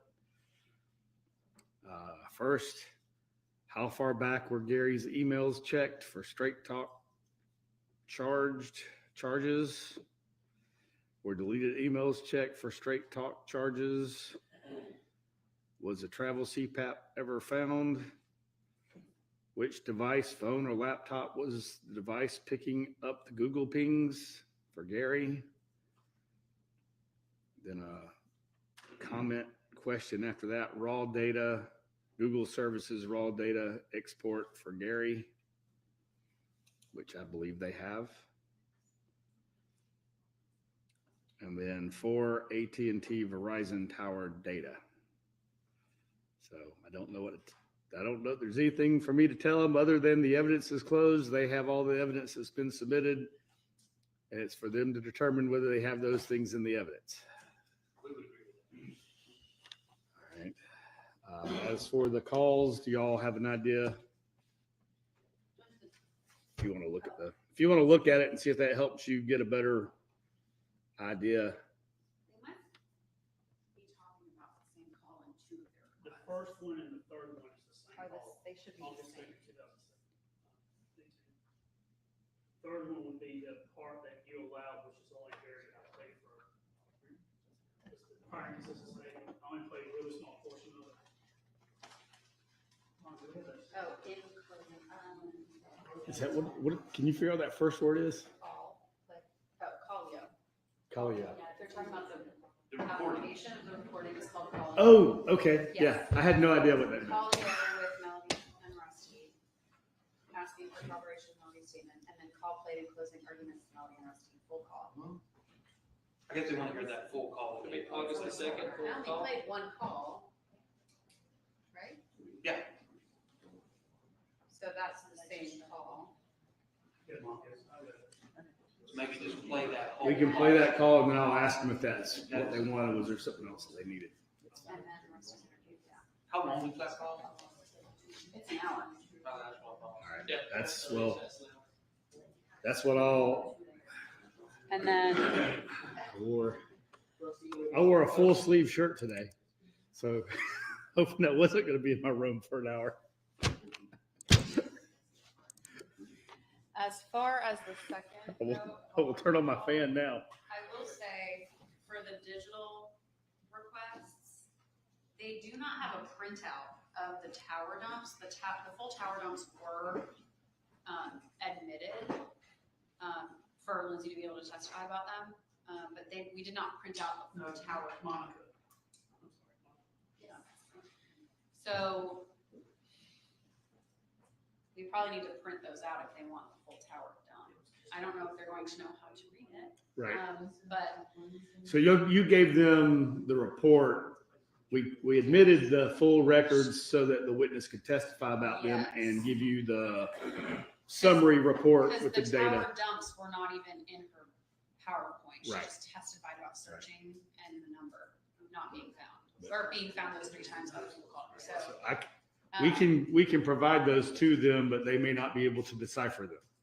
well, and if they're printed, yeah, they won't be able to search for a phone number. You know, they won't be able to do what, yeah. Right. So, and then everything else, yes, I agree that they just need to, All right. yes. Y'all have any objection to me telling them that we will give them the cell phone dump data if they want it? I need to How many pages is it? I don't know, I haven't looked. I mean, it's like hundreds It's of gonna be pages. lots and lots of pages. We can show it to them on the screen and scroll through it and say, you're welcome. I'll give it to you if you want it. It was admitted. Was it? In fact, we probably need, it needs to be part of the record, really. See how many. I think you could probably bring them out and just ask them, like, we get a, here's how many. Before we pages. print it out, I'll ask them. Yeah. And I'll let Ms. Frankish put it up on the screen if she'll show y'all what she has. And then we will show them, this is what it looks like. And if you want it, we'll give it to you, but it's indecipherable. I'm gonna have to find that part. We played the full, and then I can ask if they want the full hour recording, which is Well, they fine. mentioned also the interview with the public. Rusty's interview with. We're gonna Right, have how to much of the shoot it up so I interview- can Play it all. Was it? Yeah, the only part we played of the interview with Oh, yeah, you're right. was, Oh, yeah, they just want. the only part we played was when they It was like 7 came minutes. back in, I've got it, I just gotta find it. right, when they came back in with the, Yes, I can cue that up, but I'll need to get the exact, can I, Matt, do that, Judge? Yeah. It is not showing me how many pages it will print, because it's in like a notes format. Oh, good God. Well, yeah, put it on the screen. yeah, we'll put it up on the screen and show them. I'll let you roll through it and let them, because maybe they just want to know that it exists and what it looks like. Sure. So this is gonna look really, really weird, because it's in Notepad. So, Oh, is it text format? It's in text format. That's the format that's You in it. you should be able to open that in Word. If you point Word to the file and say, open this file, that may make it a little bit easier to digest. Judge, but can not- I get the, Not much, It'll at least tell me how many pages it is. yeah. All right. well, it's calculating, we're at 497. Yeah, Yeah.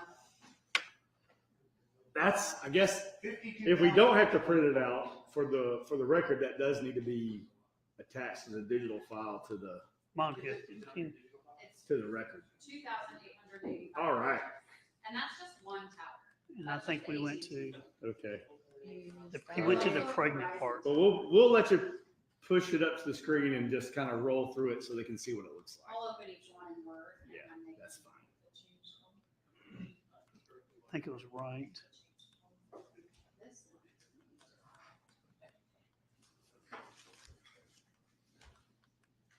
That's right. I think it was 141. So I guess maybe that's right then.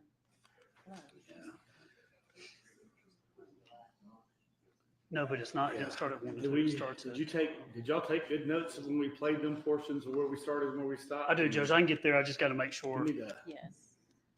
next one of these we have, we're gonna have a separate, So, we're gonna need a separate person just So the cataloging the evidence. The Verizon tower reports are broken down by tower in Excel format. And that. Judge, I need to do something to get the volume here, or is that, Or you can just plug in on the hard drive. I'm just going off the, yeah. Yeah, you gotta switch it right here. I think I put it Switch on the it to- camera. See if that Ah. pulls it Right, out. just get right there. What's one? The, One is when you plug in a computer. got it. Thank you.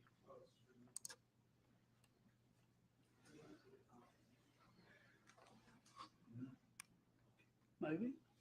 Did you want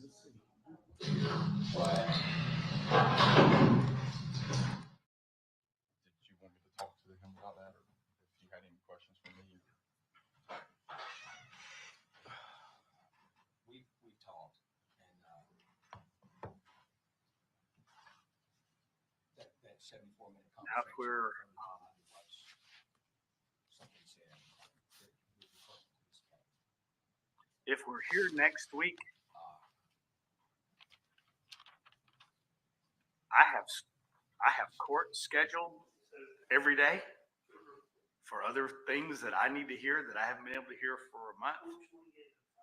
And if they want to, I may try to find a courtroom somewhere else in the building for me to hold court on. I know, but I know that's an issue because the building's full, but we'll try to figure that out. But if we do, and they want to view something or listen to something that's going to be an hour or so, I may ask if we can do that without me being present. Me come in, us set it up, play it, me go take care of other work, and then if there's some issue that comes up, I'll come back and put it on the record. But hopefully we won't have to deal with that for various issues. But if we do, it may be that we don't have another location to do it, and so I may be holding court in here and then have to kick them out for us to deal with the jury if they're still here. What kind of stuff you got? I have court every day. Oh, wait, I have a Yeah, I have evidence suggested. I'm calling all of y'all's cases in. What I do know is that's what was said, and that's what I said. And you said something to the. We have 1 day of motion for new trial status conferences on Zoom, so I can do those in the office. I have a Zoom department.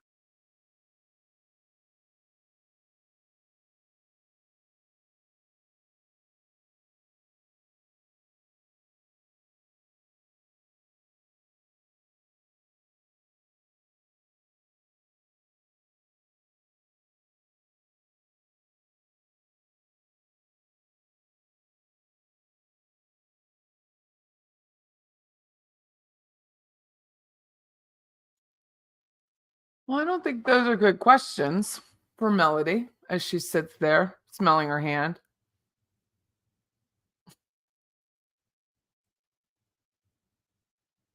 She's only 64 years old.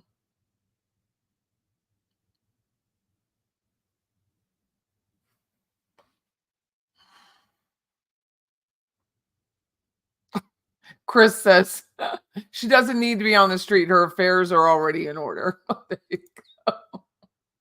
The jury had questions. I really can't. I have no idea. They were asking about the phone calls between Rusty. Let's go. I'll just scroll back because, to be honest, I have absolutely no idea what the question was. He started reading it and then he's laughing through it. And bless his heart, he couldn't. It was Collio was the let's do it again. Was the words he didn't know was Collio was the question, and that's the app that you can not spy, but tap someone's phone. So I'm going to just replay it for people who didn't hear it.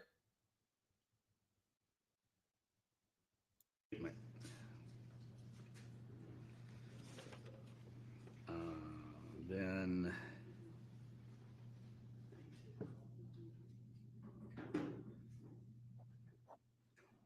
second request is Rusty interview with Pope, original statement about comment on burn pile. And Pope's response, you know what this means. Pope was the law enforcement officer. 3, call plate in closing argument with Melody and Rusty, full call. All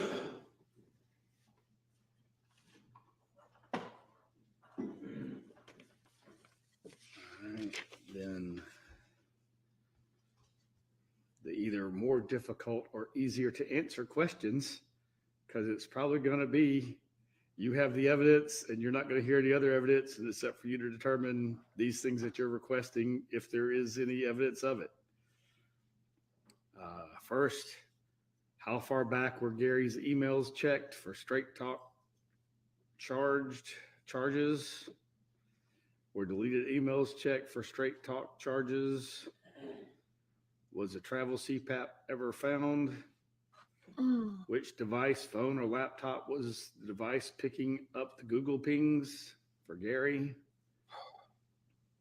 Then a comment question after that, raw data, Google services raw data export for Gary, which I believe they have. And then 4 AT&T Verizon tower data. So I don't know if there's anything for me to tell them other than the evidence is closed. They have all the evidence that's been submitted, and it's for them to determine whether they have those things in the evidence. We would agree with that. All right. As for the calls, do y'all have an idea? If you want to look at it and see if that helps you get a better idea. They might be talking about the same call in two of their The requests. first one and the third one is the same Are call. they should be the August same. 2nd, 2016. Third one would be the part that you allowed, which is only very, I pay for.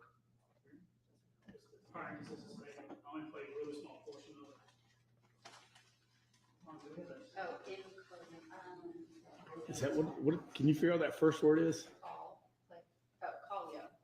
Callio. Yeah, if they're talking about the The recording. application, the recording is called Callio. Oh, okay. Yes. Yeah. I had no idea what that meant. Callio with Melody and Rusty, asking for corroboration, Melody statement, and then call plate and closing arguments, Melody and Rusty, full call. I guess they want to hear that full call. I mean, August the 2nd, I full only call. played one call, right? Yeah. So that's the same call. Yeah, Mom, yes, I would. So maybe just play that whole. We can play that call, and then I'll ask them if that's what they wanted. Was there something else that they needed? And then Rusty interviewed, yeah. How long is that call? It's an hour. Oh, that's what I thought. All right. Yeah. That's what I'll. And then, I wore a full sleeve shirt today, so hoping that wasn't going to be in my room for an hour. As far as the second. I will turn on my fan now. I will say, for the digital requests, they do not have a printout of the tower dumps. The full tower dumps were admitted for Lindsay to be able to testify about them, but we did not print out the full tower. Monica. So we probably need to print those out if they want the full tower dump. I don't know if they're going to know how to read it. Right. But So you gave them the report. We admitted the full records so that the witness could testify about them and Yes. give you the summary report because with the the data. tower dumps were not even in her PowerPoint. She Right. just testified about searching and the number not being found, or being found those 3 times other people called her. So We can provide those to them, but they may not be able to decipher them. Well, and if they're printed, yeah, they won't be able to search for a phone number. They won't be able to do what, yeah. Right. So, and then everything else, yes, I agree that they just need to. All right. Yes. Y'all have any objection to me telling them that we will give them the cell phone dump data if they want it? I need to How many pages is it? I don't know. I haven't looked. I mean, it's, Like hundreds It's of gonna be pages. lots and lots of pages. We can show it to them on the screen and scroll through it and say, you're welcome. I'll give it to you if you want it. It was admitted. Wasn't. In fact, we probably need, it needs to be part of the record, really. See how many. I think you could probably bring them out and just ask them, like, we get a, here's how Yeah. many. Before we pages. print it out, I'll ask them. Yeah. just I'll be like- let Ms. Frankish put it up on the screen if she'll show y'all what she has. And then we will show them, this is what it looks like. And if you want it, we'll give it to you, but it's indecipherable. I'm gonna have to find that part for. We played the full, and then I can ask if they want the full hour recording, which is Well, fine. you should also the interview with Public. Rusty's interview with. We're gonna Right, have how to much of the choose those. I interview- didn't play it all. Was it? Yeah, the only part we The way played it of the saved interview in was the exhibits with- is the part. Oh, yeah, you're right. That's not- listen. Oh, yeah, they just want. The only part we played was when they It was like 7 came minutes. back in. I've got it, I just gotta find it. Right, when they came back in with the Yes, I can cue that up, but I'll need to get the exact. May I do that, Judge? Yeah. It is not showing me how many pages it will print because it's in like a notes format. Oh, good God. Yeah, put it on screen. yeah, we'll put it up on the screen and show them. I'll let you roll through it and let them, because maybe they just want to know that it exists and what it looks like. Sure. So this is gonna look really, really weird because it's in notepad. So, Oh, is it in text format? Yeah. It's in text format. That's the format that's You in it. you should be able to open that in Word. If you point Word to the file and say, open this file, What's this guy's? that may make it a little bit easier to digest. Judge, Not- can I get the? Not much. It'll at least tell me how many pages it is. Yeah. All right. well, it's calculating, we're at 497. Yeah. Yeah. That's, I guess, 52. if we don't have to print it out for the record, that does need to be attached as a digital file to the Monica, can, It's record. 2,885. All right. And that's just one tower. and I think we went to, Okay. he went to the pregnant part. Well, we'll let you push it up to the screen and just kind of roll through it so they can see what it looks like. I'll open each one in Word. and Yeah, then they that's can fine. change them. I think it was right. This is.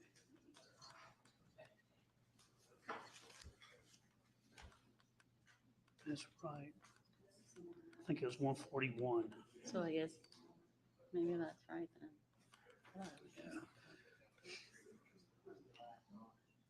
No, but it's not, it didn't start at 1 to 2, it starts at. Did y'all take good notes when we played them portions of where we started and where we stopped? I do, Judge, I can get there, I just gotta make We sure. need to, Yes.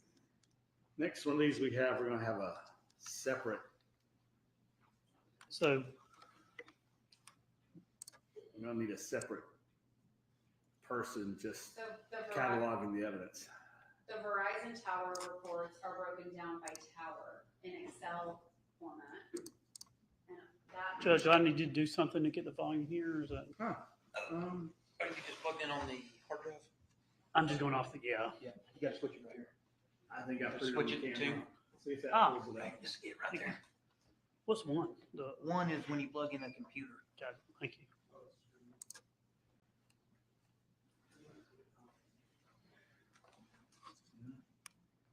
Maybe? Did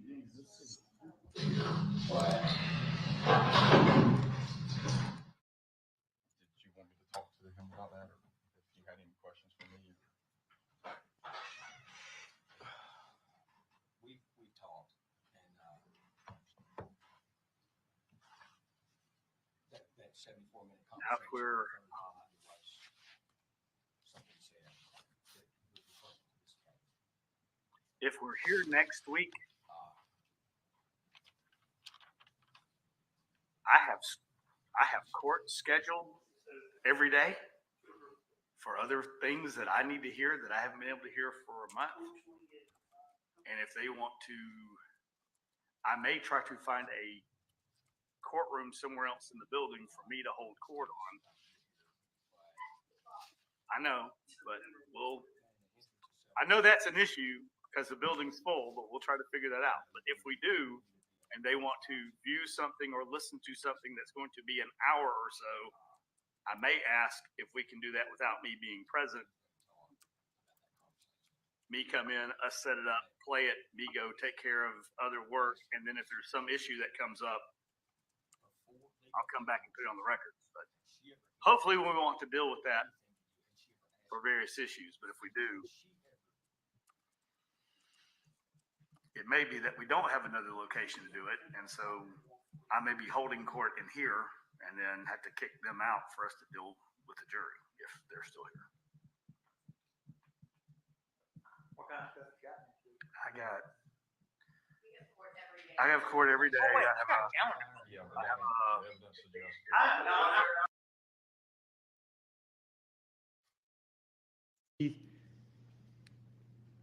It may be that you can't tell because the ID hides the phone number or what the device is. I believe we took up that information outside your presence, and it may not have been explained to you, but you have what you have. As far as your question about the AT&T and Verizon tower data, there's a reason that has not been provided to you. It's somewhere around 2,400 pages of data. It was provided to the expert. It was admitted and tendered into evidence. It was not presented to you. I've asked Ms. Frankish to pull it up, and she's going to just kind of show you what it looks like on the screen. So for which one is this one, Ms. Frankish?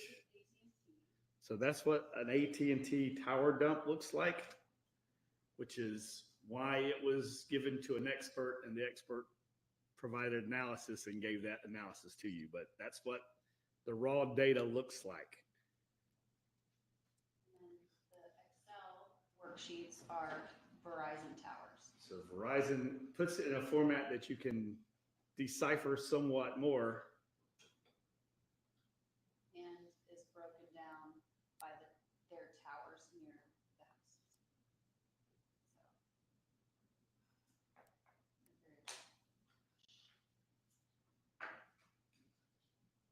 So would you like to peruse that anymore, or do you have any other questions about it? It does exist, so it is on your evidence log, but you were not actually, I don't even know if you were actually shown the raw data, but it was provided to the expert testified about it. All right. You need a notepad? Yeah.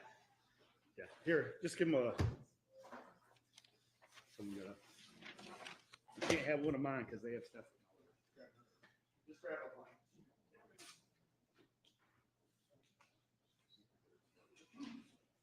Now, as far as the phone call, we have the phone call with Rusty's interview with Pope. We have that queued up. We believe that the call that y'all are asking for in 1 and 3 are the same. If not, we have the full call pulled up between Melody and Rusty. That is about an hour long. Is that what y'all want to listen to? And do y'all want to listen to the full hour?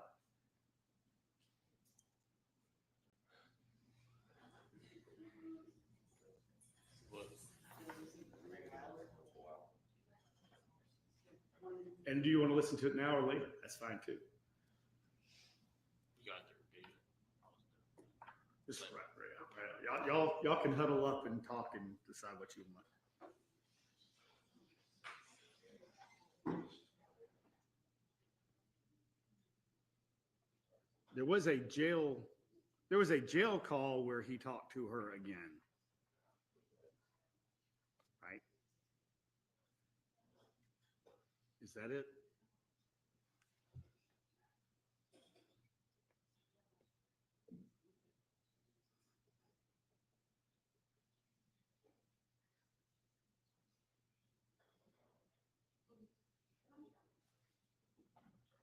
Yeah, you come over. Yeah, you come over here.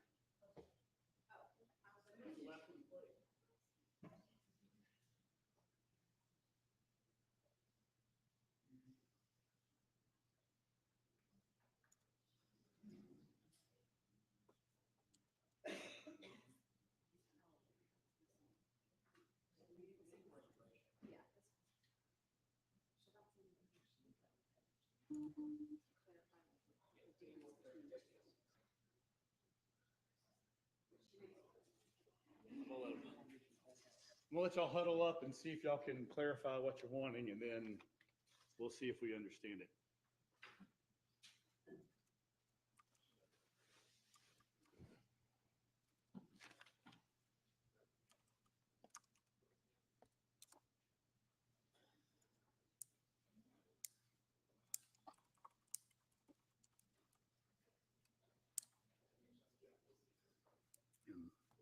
And next one of these, we're gonna have a we're going to have a foreman and a secretary. The secretary is going to keep track of the information for the jury as far as the evidence goes.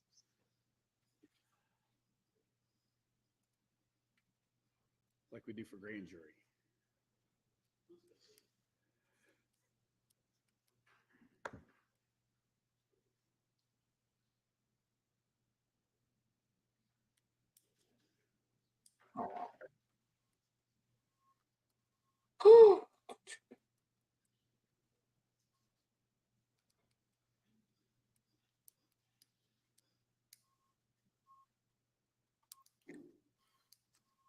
And we can also pull up the call that we think y'all are talking about, play a I portion. got her for it, email. I and just y'all haven't can had confirm time if to that's what y'all respond to want her. hear. She asked me that in email. She lot of- joined Patreon, A lot and of information here. so I'll have to try and help her.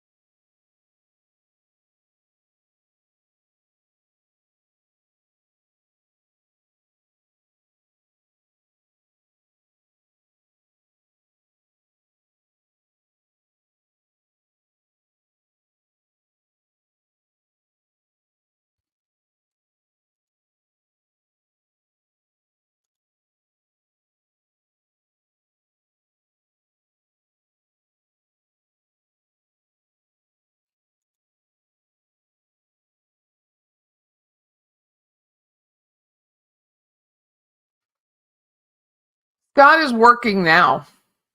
Someone, I can't see the name, but I just saw it before it left me. Do you think Scott's working, like will ever work again? Scott is working now. Scott has a job and a fiance and a place to live and a truck. So Scott has bounced back. He has bounced back.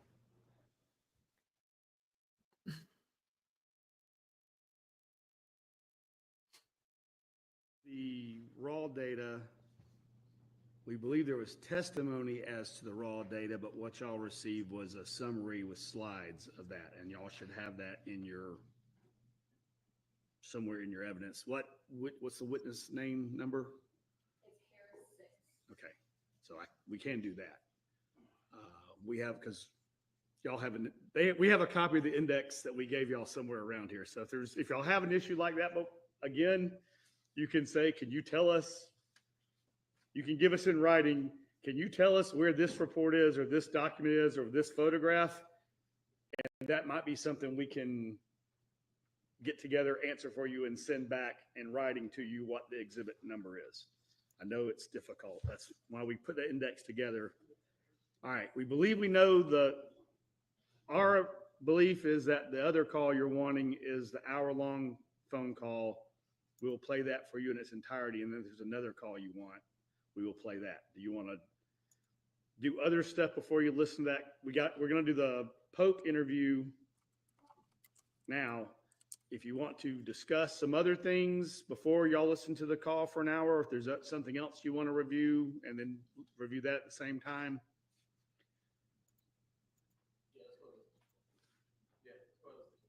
Go ahead and, okay.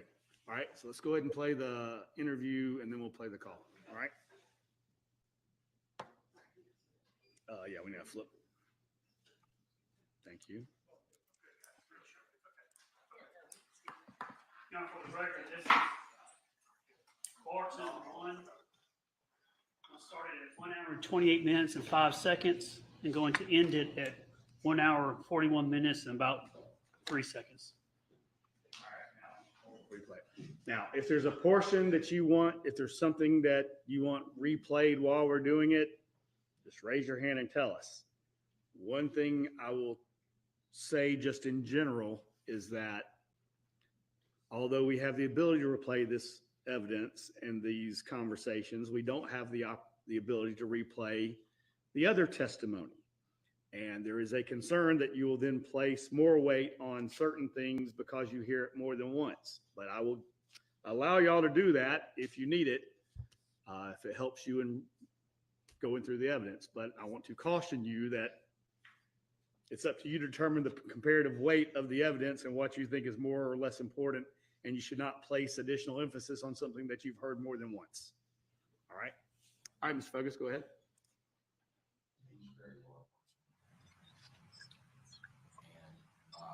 It's taking some time to get here, but in the interest of self-preservation, you know, you can either be in the witness box or you can be at the defense table. He's ready to talk about that conversation, but I asked him this before, leading up to that conversation. Had she ever indicated anything to you? Had she ever asked? Had she ever given you any inkling or any indication that she intended to do him harm? No, I had never heard that. I promise you, I have never heard that. Okay. Before we start this, do you have any questions for me about anything? No. Can I just say a couple of things to you? Sure. It took us a while to get here, but nevertheless, that's just part of the business. And I want you to know that I understand your loyalty. And as I was telling him, it's quite refreshing because that's not present that much. But we did come up here for a purpose, and we came up here for this moment because not only do we believe it's a proper investigative technique, but we believe it's in your best interest. And as these things move out, sometimes they get ugly. And I think this is a situation that it might benefit you just to tell us about that. Also, I wanted to let you know what I told your lawyer, that I'm putting my name on the line too, because that's how confident I am in you and about what you're going to tell us. Okay. And through this process, we're not going to do anything to surprise you. And we kind of view this as you coming on our side of the table. Okay. And it may be uncomfortable, but I think it's something that needs to be done for yourself. I think a reluctant witness is a truthful witness. I would say that's a very strong and accurate statement. So at this point now, do you mind if to take a phase and ask you? Okay. You prepared to? I feel the best way to do this would be just to let you tell us what you want to tell us, and then if we have any questions at the end to fill in. Okay. Is that fair? Yes. Well, you don't remember when the call was, but you remember the call. Yes. I couldn't tell you. I honestly could not tell you the number of calls, the length of the calls, the time of the calls. Okay. Would you like some? Well, would you like to just start? I think a lot of this, I will tell you that I think a lot of y'all's trouble getting out of him is he's testifying from memory, and y'all know the details of this. I understand that. So I don't think we actually need to go through the time. I think because I don't want you to think we're putting you in a situation where we're trying to trip you up at this point. Is that accurate, Absolutely sir? not. Absolutely. I want you to, could you maybe diagnose the first call that would be an interest to us, not the time or anything about what happened? I think there was only one conversation that is what you're looking for. Okay. Okay. Okay. And it was the last conversation. Okay. And Would it be safe to say it wasn't much talking after that? no, that was the end of the conversation. Okay. And is that the last time you've spoken with her? No. But I talked to her. I talk to her every day. But again, every day was just every day. So when let's talk about that conversation that you feel probably the last minute of the last conversation. She said, "Gary is in the burn pile." No, she said, he is in the burn pile. And I said, what? And she said, he's in the burn pile. And I said, do not say another word and do not tell me anything. I do not need to know. Okay. And that is everything, That you discussed with her. period. She didn't say anything about, Nothing Anything before, else? nothing since. When I talked to her after that, it was, you know, has, it was just like it was portrayed to y'all. We're looking for Gary, and did she say, okay, so there was we ain't gonna get the time, so there was a couple phone calls that, there was a couple of phone calls that was later than usual for y'all that night. Did she say anything about anything that was going on inside the house that night? Nothing between her. I mean, no, I mean, like I said, what we talked about, and I could not tell you any specific other than the horses were out and, She did tell you that. yeah, that she had been out after the horses and, Now I know You think that's why was that her excuse for calling you that late? probably she was up, she was awake, you know, yeah. I mean, I didn't think anything about any of it until she said that. And then that's when I said, so. I want you to know though, I don't want you to think I'm tripping you up. If there's anything else, you know, this statement that you just gave us, in my opinion, is very damning for her. So there's no reason in holding back at this point. No, then that's what this last. if I'm going to give an ounce, I'm going to give a pound. That was Okay. all of it. That was all. That was everything that she said that had anything to do with whatever happened. But that's pretty. I mean, And I don't you know got to admit what that's pretty happened. good. Yeah. I don't know when happened or what happened. And here's the thing: but at that the time that statement was made, you got to remember he wasn't even reported as missing. I agree with you. Right. Me and him's gonna step out. And talk. Yeah, sure. 1 second, okay. You don't want I us want to you to know I appreciate. No, we're fine with. I appreciate us getting to this point. Though. I'm gonna step outside and talk to him real quick. I mean, that's your. Just for the sake of attorney and client, our recorders are still going. Oh, thanks. Yes, sir. There's a lot of people up here that wouldn't have reminded me of that.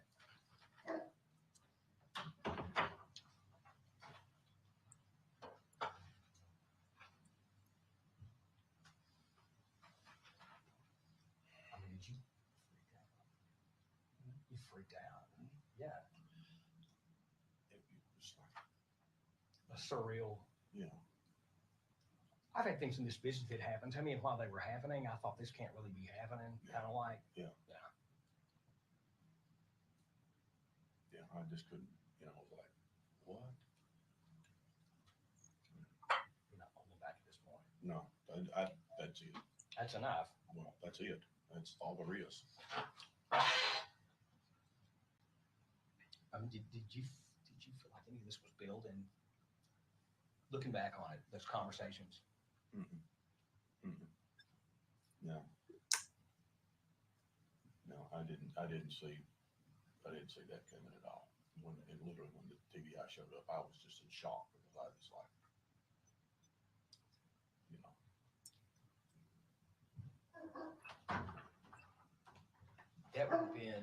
That would have been a couple of days after that. Yeah. Right. Yeah. That would have been, if she talked to you on Wednesday morning or Tuesday night, and they showed up at Friday Friday afternoon. The one for that day. We have specific ones for that day. Yeah, I'll explain it. You just say which ones you want. If you explain it to me. All right, so we'll go into specifics. I know you don't remember. Maybe this will help refresh your memory, okay? And I want you to know we're not trying to end the specific time because sometimes it gets muddied up in it. And out of curiosity, were you actually on Tylenol PM or anything like that? You were? Okay. And Crown. And what? Crown Royal. Okay. Would you say you were intoxicated? Well, probably had been. Were you groggy? Yeah. So that day there was. But I think he wants to make clear to y'all that this was pretty much the last thing in the conversation that was said. So he would have had time to.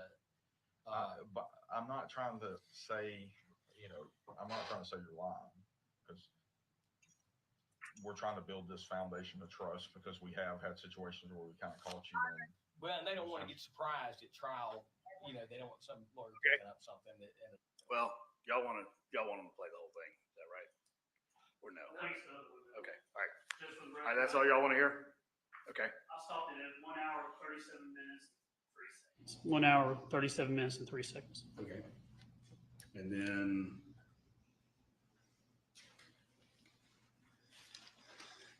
our conversation over here about the other phone call, we believe this is what y'all want. So you got it. Let's play the other one. Yeah.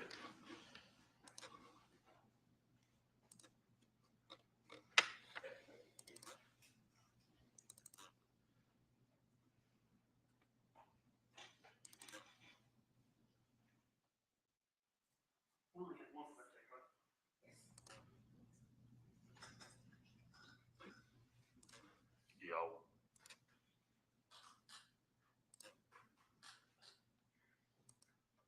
58 minutes and 52 seconds. Here he goes. Okay. Who, Bobby? Yeah. Yes. Yeah. Got him. He talked to him and called me back, said he talked to him.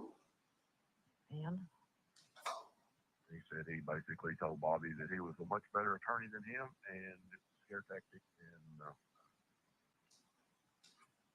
we'll let it go at that. well, he said, Melody, if they were going to arrest him, they would have done it then. They don't come up and tell somebody they're going to arrest you, which is true. I mean, when you wrap your head around it, that's true. And he said, Melody, if they can't arrest him, the TBI is going to have to go. He said, somebody said from there that. has.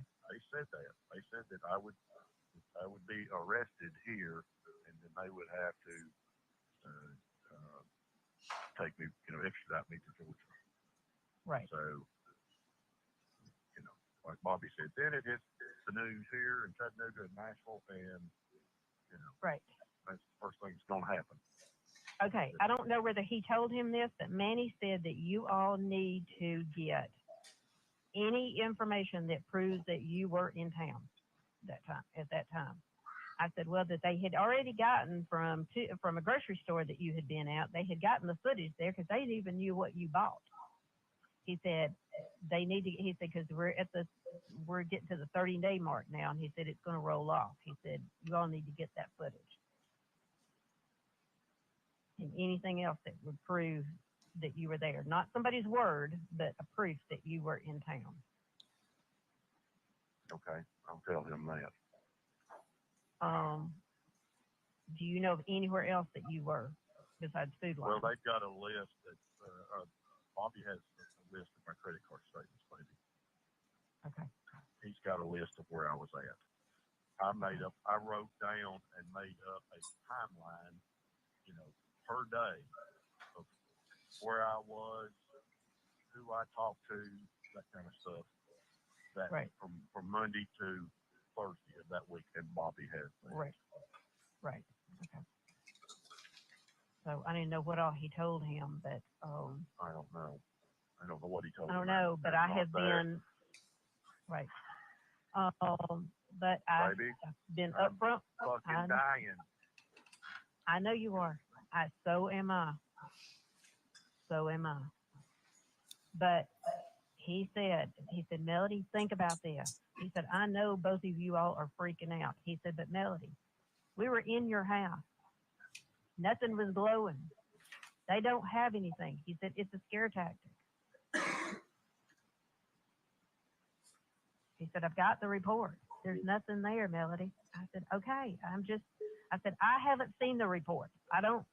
All they were talking about was putting all on, on things, and that it had been, apparently been cleaned up, like, I'm thinking, baby, did you get it cleaned up? Is it cleaned up? Then it's like, okay, he's been shot. Where's the gun? Right. I asked Manny, I said, Manny, do you have a report from the GBI yet that says that he was shot? He said, nope, they're not turning it over. He said, so that makes me think that it's a lie too. He said, remember, they will lie to you. They will lie to me. They will lie to everybody. He said, Melody, and I tell you, there's no gunshot. There's no gunshot. And you know that. I know that.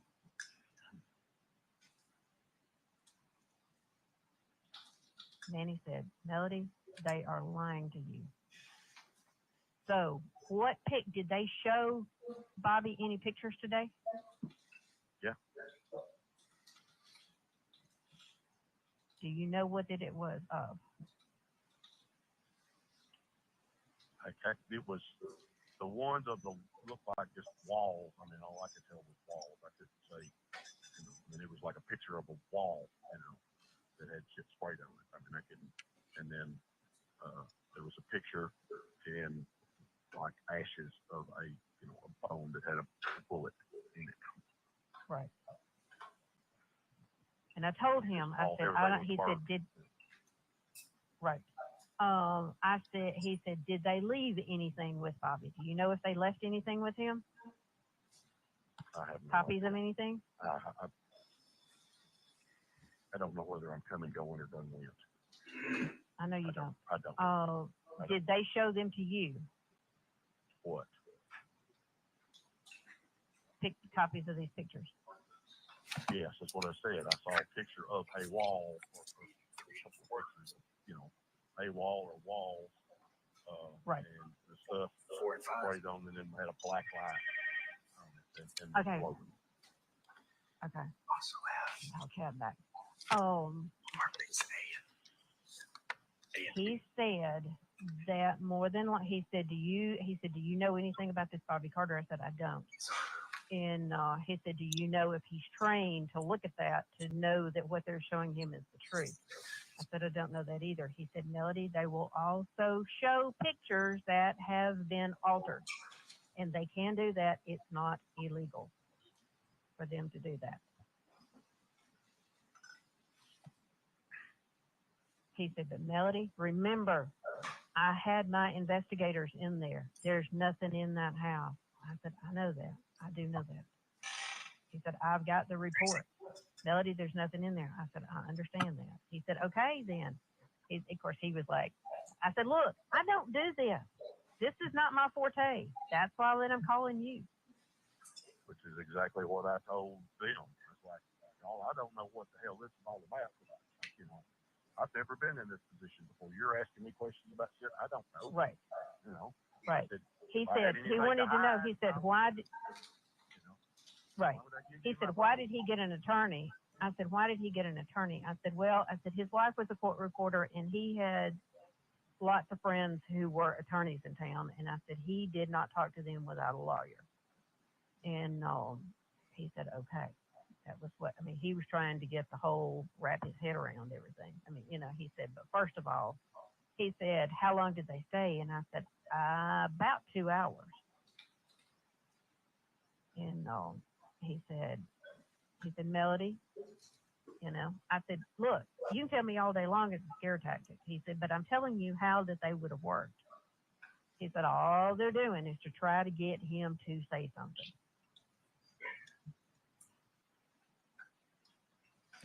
Where are you at now? I'm sitting in the Planet Fitness parking lot with 9 million other cars. Okay. When you've been to Martha Jane's house, did you take your truck over there? Yeah. See, she told me that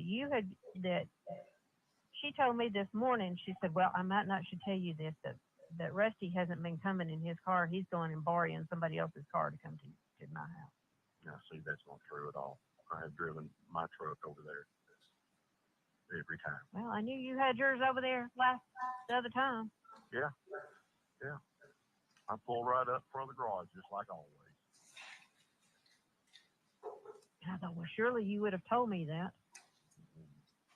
What if difference you hadn't been taking your vehicle. I don't know, because she said you thought that you had been tailed over there, that you had a GPS on your truck, so that was why you weren't bringing your vehicle over there. No, that's not true at all. Okay. No. You know when I've been there. And, well, I do. Yeah, so. there was nothing hid about me going and checking on Martha. Well, were they in the same vehicle that they were in the other day? They all look alike. Yeah, I mean, it's one of them dark gray, blacked Right. out, you know. Right. Dark Well, sunroof. the other day when they came, last Tuesday when they came, did they go all the way back to Chattanooga and then turn around and come back to Tullahoma? I don't know.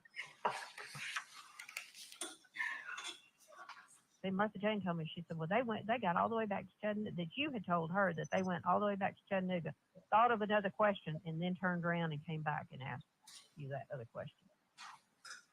I don't remember whether that's right or not. I really don't. That could have been. I don't remember. I didn't think that there was enough time that had elapsed for them to drive all the way to Chattanooga and back. Yeah, me neither.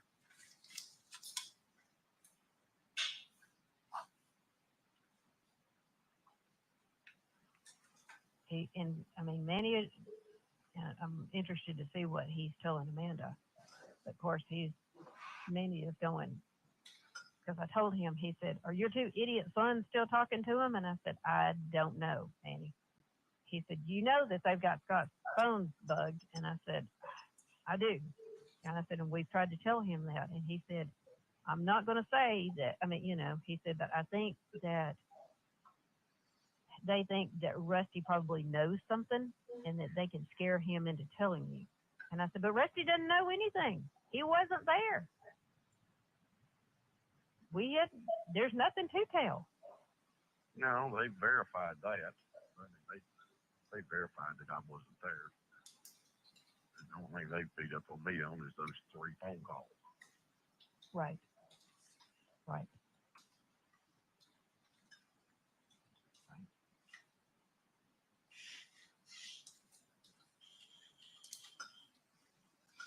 He said, all they're trying to do is scare you all. I said, no shit. Well, they're doing a good job of it.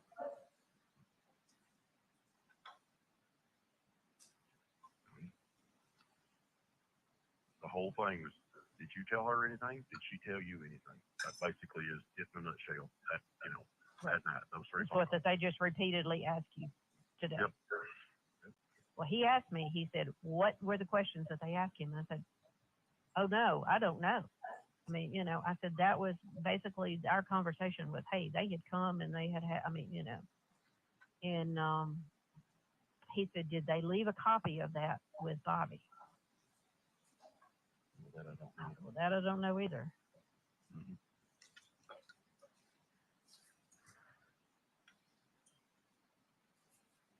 So that was what he said. They're trying to scare him. So I don't know what all he told Bobby about you not talking to him anymore or anything like that. He said, because the thing of it is he said, how long has he talked to him at each time? I said, oh gosh, I don't know. He said, they've got somebody who's talking to him and he's the only one that's talking. That's why they're coming back and talking to him. He said, because not any of us are talking to him. Well, like I told them, I don't have nothing to hide. Right. I wasn't there. I didn't have nothing to do with it. I don't know what happened. I talked to her that night. Yes, she called me 3 times. I talked to her that night. We just talked. It was just normal shit. How did she have all that going on, doing all that? And, all y'all are talking about is the horses and that kind of shit. I'm fucking scared. Because there was nothing going on. Yeah. Because there was nothing going on. I didn't tell her nothing. She didn't tell me nothing. Yeah. Because there was nothing going on. My fucking eyeballs are running that plumb out on the stem, baby. I know it. I know.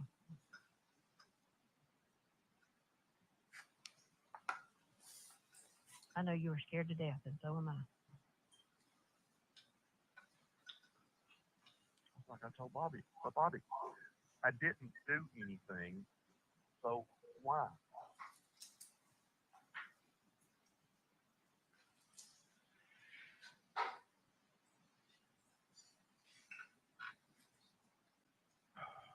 Maybe, are you sure the house is clean? Maybe there's nothing in the house. I'm telling you, there's nothing in that house.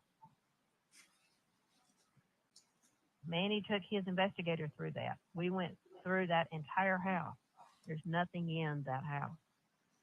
Nothing. I can assure you, there's nothing in that house. And Did here's you the get thing of rid it of a is, gun? there was no gun. There was no gun.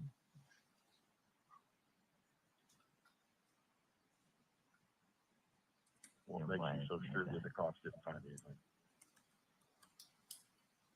Because there was no gun there.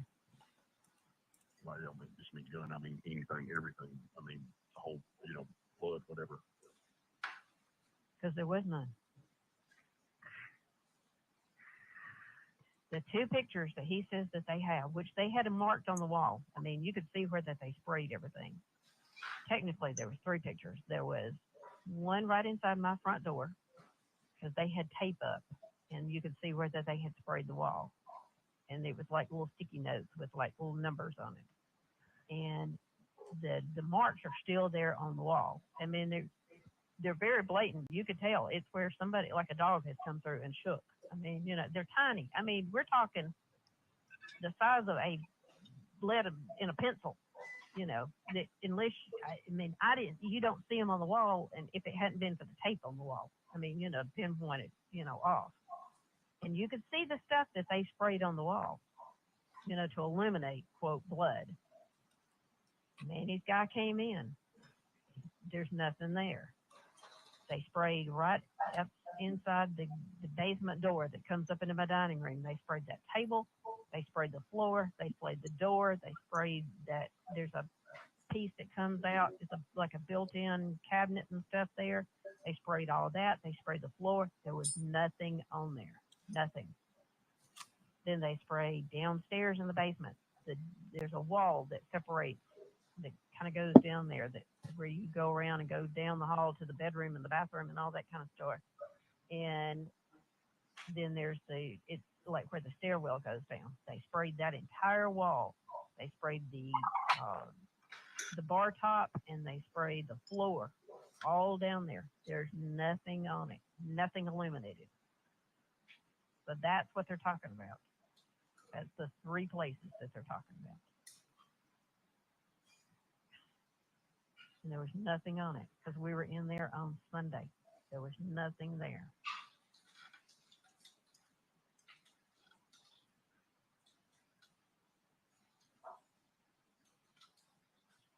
Was I mean, there that's like they anything told in me. the 3 phone conversations about any of that? You and I, What's her phone? that night that they're talking about, that July the 3rd, that we talked 3 times, Yeah. which to them was so out of the ordinary. No. What did we talk about? We talked about Bucky. Which is our normal conversation. Which is our normal conversation. And The I'm ready to grandkids get back and to it. And Ella and Addie were coming, and I was going to Lake Lanier the next day, and you were going up to the lake with Andrea.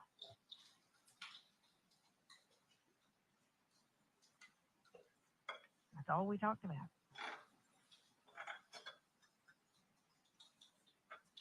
And that's what I said. That's all we talked about.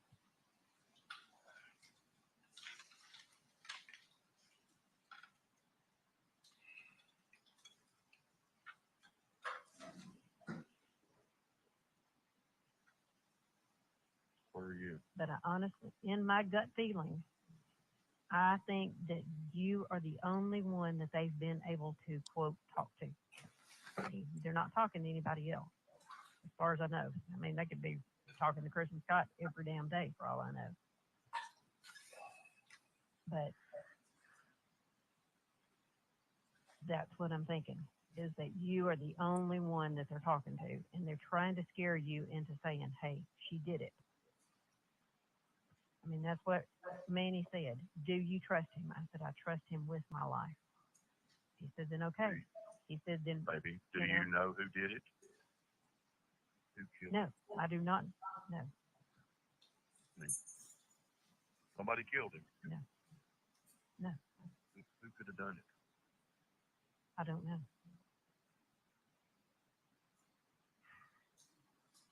I mean, Chad said today, he said, Melody, Amanda and I on our way to go get pizza and coming home from getting pizza last night. He said, you know, we did it as outside person looking in, you know.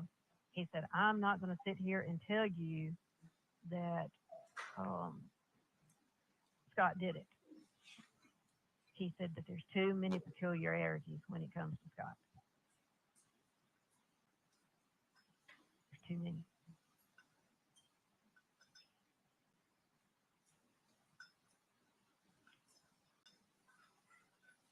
But Manny's right. You're the only one that's talking to him still.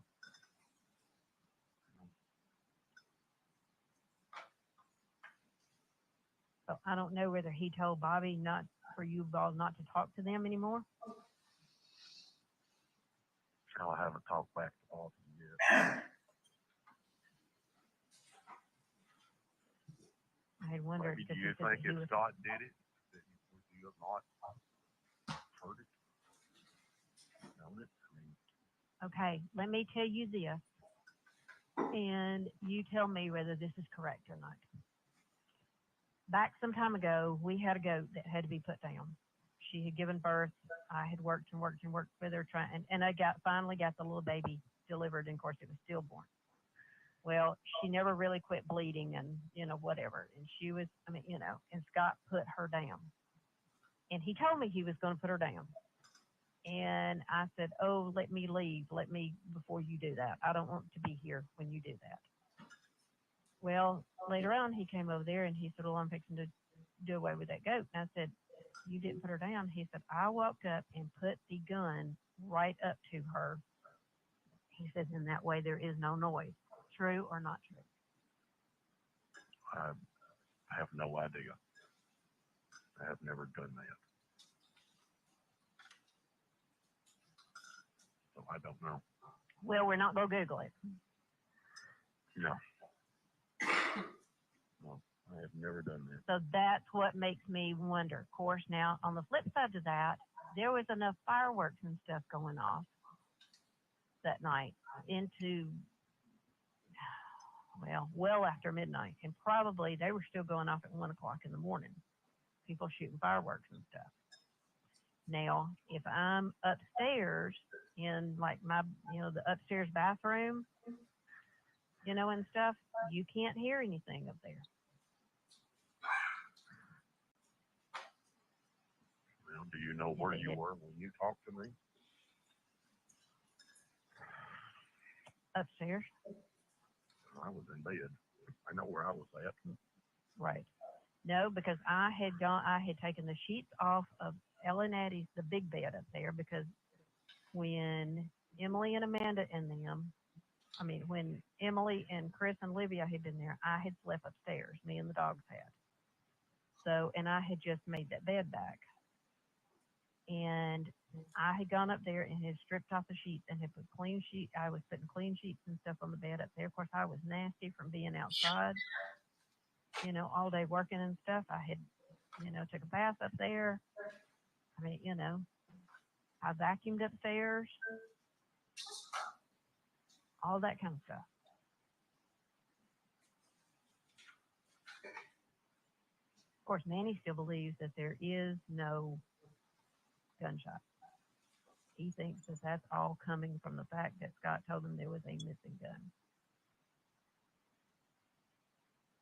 Which Manny wanted to know. He said, have they asked in any of this time to see any of your guns?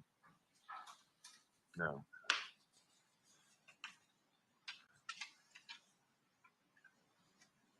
They just asked if I knew that all of my guns were in place, and I said, yes, they are. And they are. I checked every one of them. Right. He said if they had thought that there was a gunshot, he said they would be taking his guns and at least looking at them.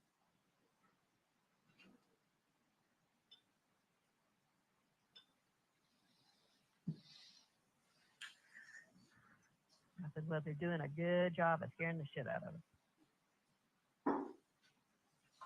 I can't even fucking breathe. So I don't think I breathed from the time that you Good day called to and have your said you're heart going checked, down. isn't it? Seriously. Hell, I think we're having ours checked on a, you know, how did they end it? I'm asking all these questions so when I talk to Manny again that I can tell him what did they, you know. Did they just get up and walk out? What did they do?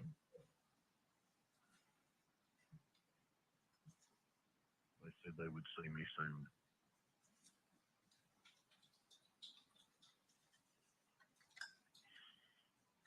How were they dressed today?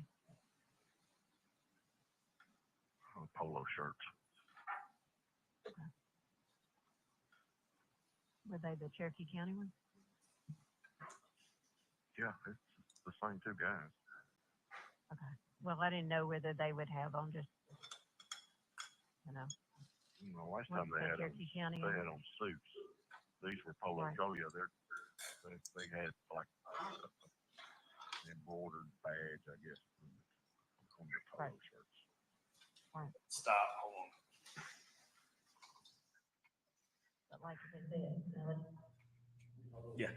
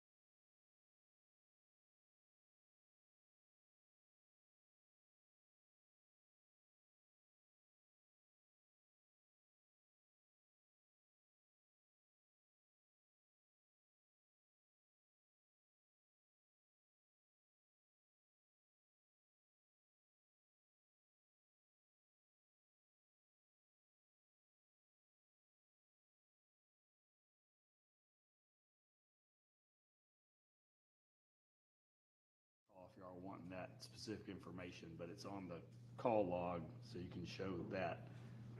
The portion of the phone call that I believe y'all want is later in the phone call, but we were gonna play the whole call, so y'all wanna keep listening to it? Or do y'all want to try to skip ahead to a portion of it? All right.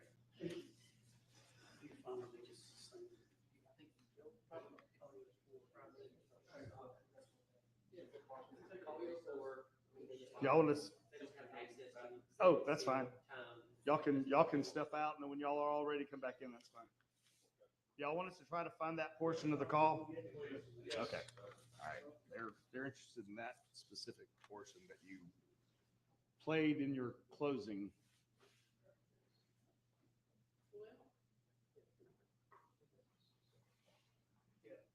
I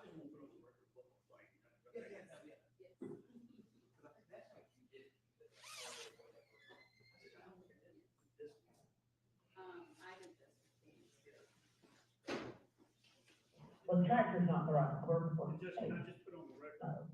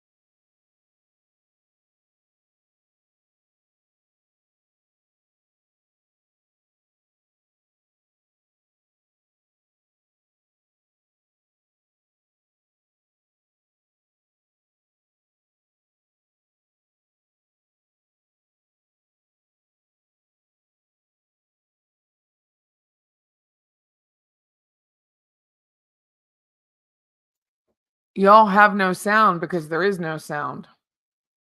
It's the court seal is up. The jury walked out to figure out where they want to listen to the next portion of the phone call, and then they'll be back.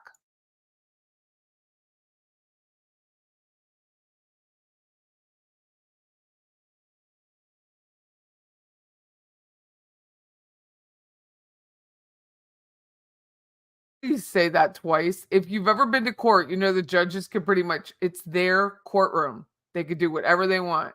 Temperature, clothing, food in, food out, water in, water out, phones, no phones. It's their courtroom.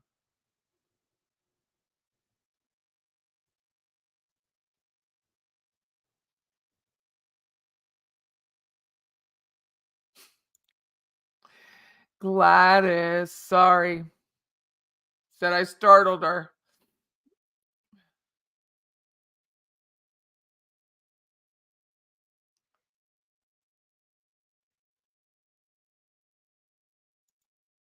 A phone call. I don't know which one.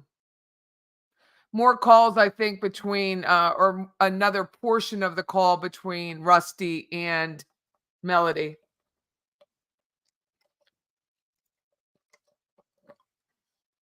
Gladys is working.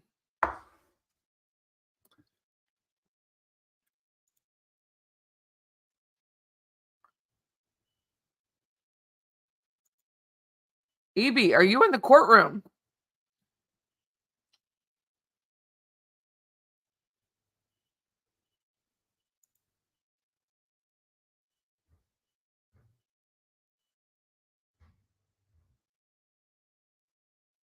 And when you appeal, guess what? Yeah, ask Charlie Adelson.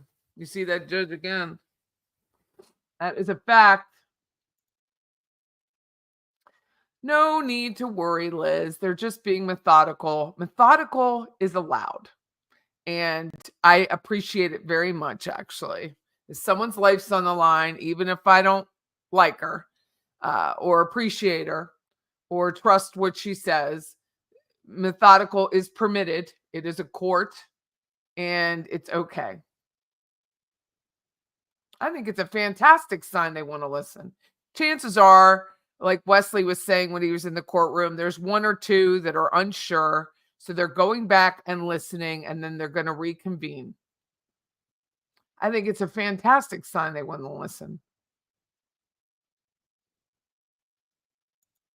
Oh, you were in the gallery at the trial once, and the judge told you to spit out your gum. Sorry, dude. Truth for us. July 4th, picked the night with the fireworks. Told granddaughter she couldn't sleep over. Everything was planned.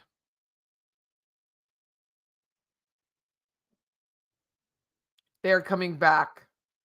Evie's in the courtroom.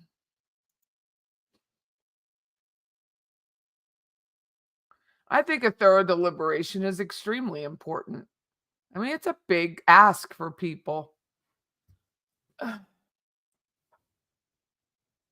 Jury is coming back, Evie said.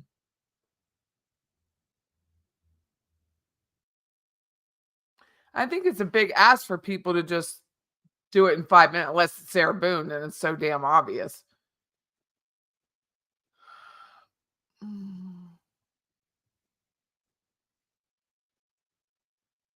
No one has said the jury's leaving yet.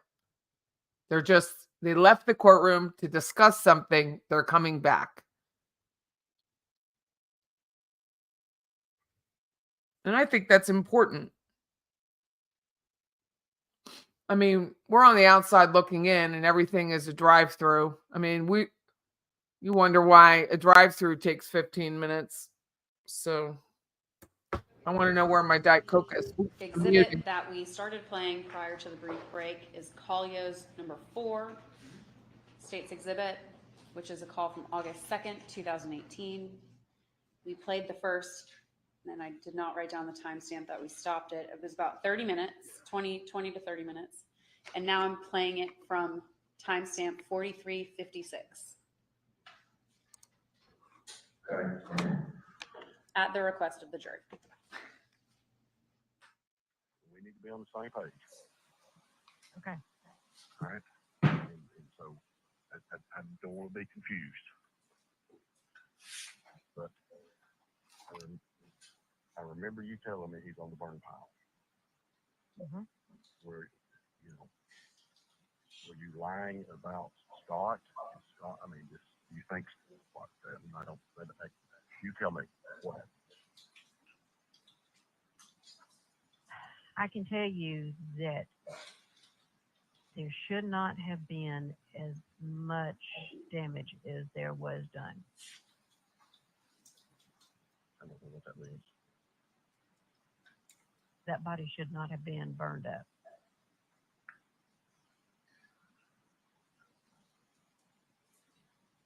So, who burned it up? I think Scott did. Okay. I think Scott did.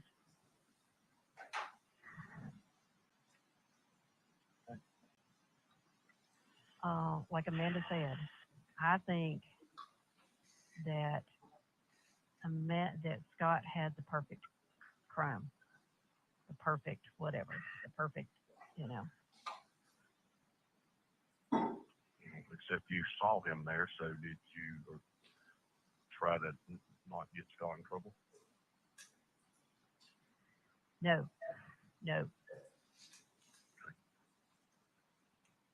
I'm not covering for Scott. No, and I told them everything that I have just told you, that, because that's what that they started in. You're covering for Scott. I said, look, I don't know anything, I saw Scott come in that night. He said, do you know if he had been there, I don't know, because I said, I don't even know what time it was that Scott came in. I said, because you've got my phone. So I don't know what time it is that I talked to Scott. He said, well, do you know what Scott did from the time he came home until, I said, because he called me about 6:30 the next day and said he was at the house and for me to open up the front door. And I said, I walked out front, and I said, I opened up the front door, and I said, then I went to my truck that was in the garage, got my debit card, and handed it to him. Right. What I'm saying is that night, the 3rd, that we supposedly talked, so much, and you said he was on the burn pile. Were you just trying to cover for Scott or what? No. No. Okay.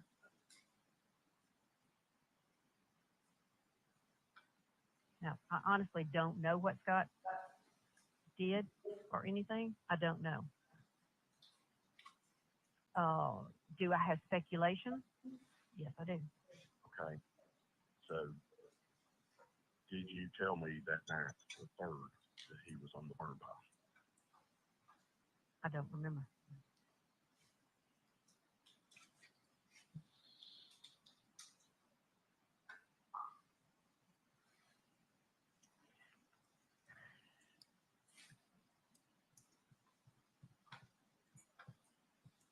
I think all that I remember saying to you was that Gary has started the burn pile. Okay. See, I don't remember. I was trying to put it all together, and that was what I was coming up with, but I don't remember what was said about Gary because I had some drinks, and I had some Advil PM, and like I said, we talked normal stuff, and I listened, and right, it was kind of in and out. Did you ever tell them that you had drinks and Advil PM? Okay. Okay.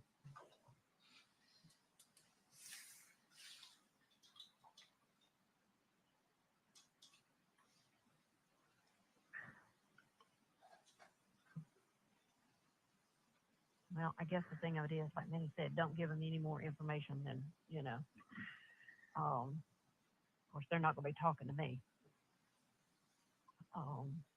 So that's the thing of it is, as Minnie said, he's the only one that's talking to him. Well, we think that he's the only one that's talking to him because not any of, us are supposed to be, talking to him. So, he said that's why that they're,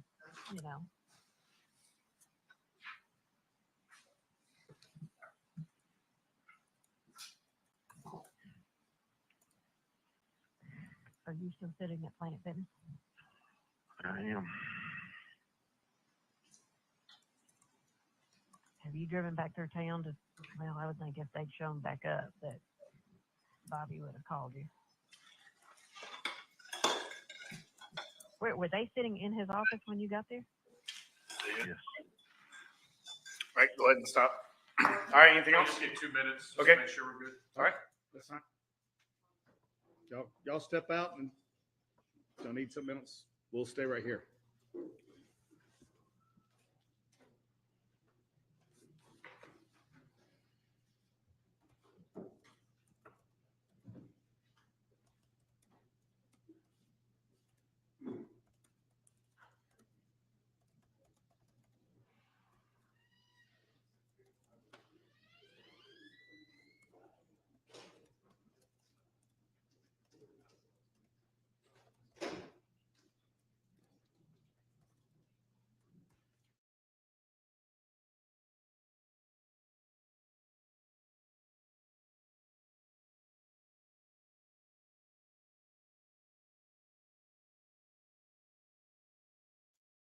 I can't imagine them finding her not guilty after replaying that.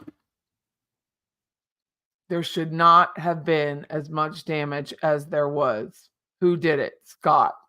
How does that even work? How does that even work?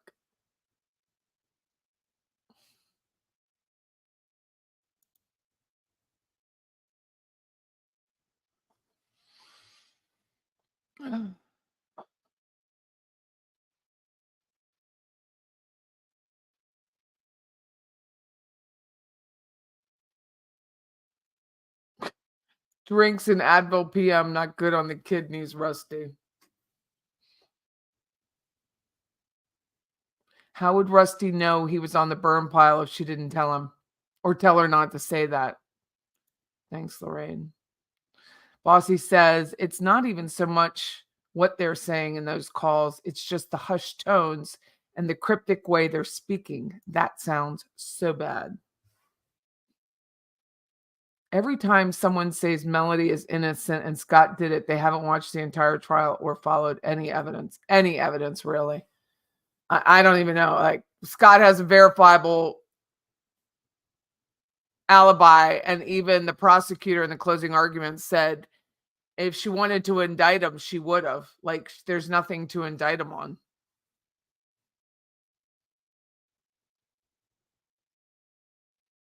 They were on the phone with each other all night. If they have 2 more questions, will we have a verdict or will they go home? I don't know, but we have a male foreman. Sounds young. Doesn't sound too old.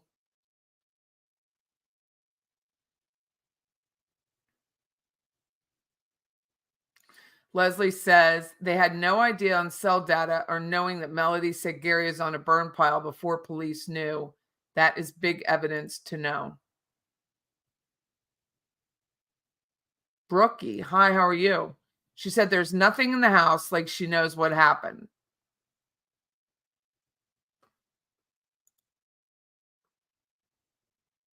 Frenchie, Rusty is nowhere to be found. Rusty's sitting in Tullahoma hoping for a new girl to come by.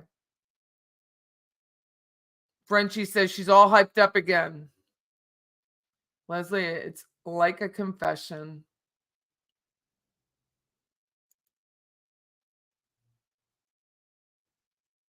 Pins and Needles, great name. Melody and Rusty saving up, all celebrating until after her not guilty verdict. I don't know. This is just so disgusting to me. Koopy Duck, what kind of mother blames their son knowing they did it themselves? She wasn't a mother.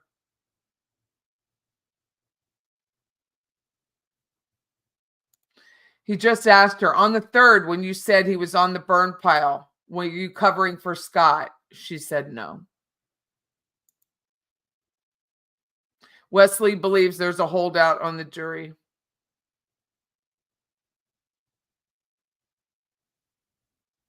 Cover for Scott. Rusty is daft. Throwing Scott under the bus is more like it.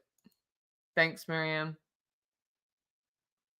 Bossy says it's so hard to find the exact spot on a tape. If my husband says replay that part, I'm like, no, just make it up in your head and let's move on. That's funny.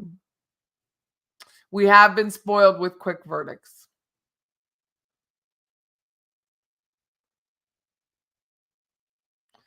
Didn't she also say, I got the receipt from Target?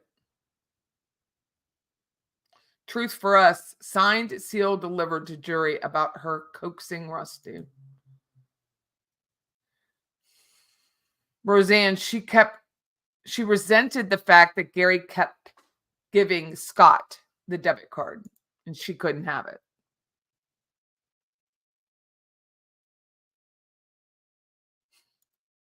Murder by Maestro, those calls are as much an exculpatory evidence as Wendy making a calendar event saying, reminder, you didn't do it, then deleting it. Okay. 43:54. I can't get it to 56. I can't get it there. Okay. No issue. Okay. We need to be on the same page. Okay. All right. And so I don't want to be confused. But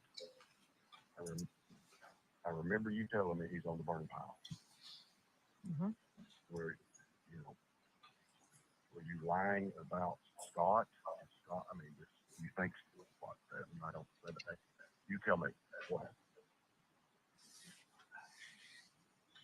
I can tell you that there should not have been as much damage as there was done. I don't know what that means. That body should not have been burned up.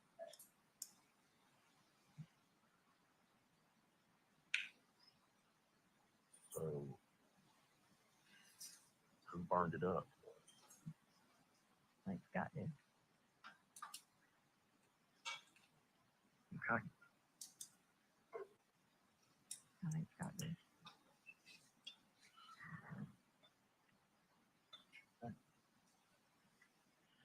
Like Amanda said, I think that that Scott had the perfect crime, the perfect whatever, the perfect, Except you saw him there, so did you try to not get Scott in trouble? No.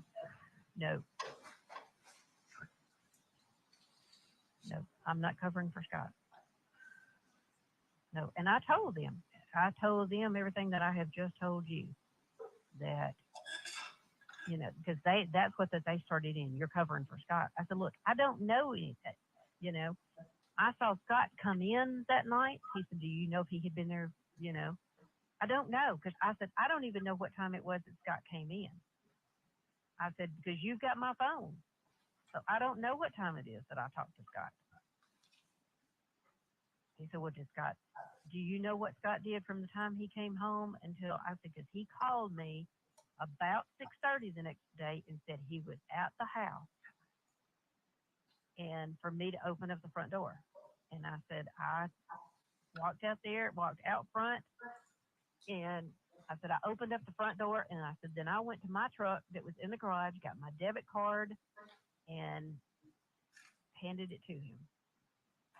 Right. What I'm saying is that night, the 3rd, that we supposedly talked, so much, and you said he was on the burn pile.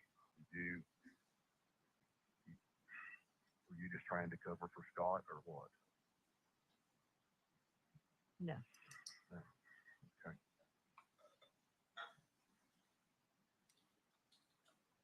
Now, I honestly don't know what Scott did or anything. I don't know.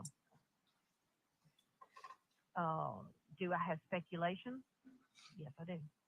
Okay, so did you tell me that night, the 3rd, that he was on the burn pile?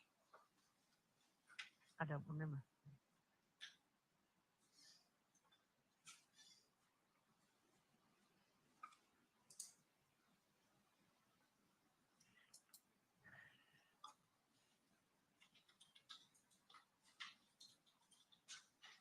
I think all that I remember saying to you was that Gary has started the burn pile.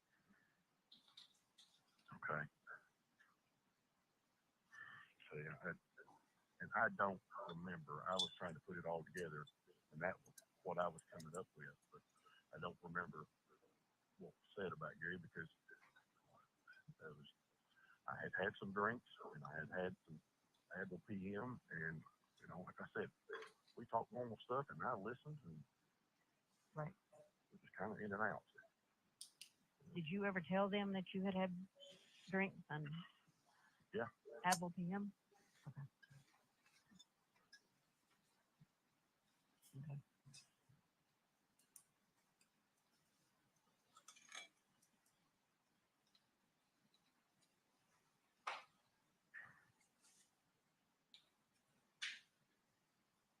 Well, I guess the thing of it is, like Manny said, don't give them any more information than, of course, they're not going to be talking to me.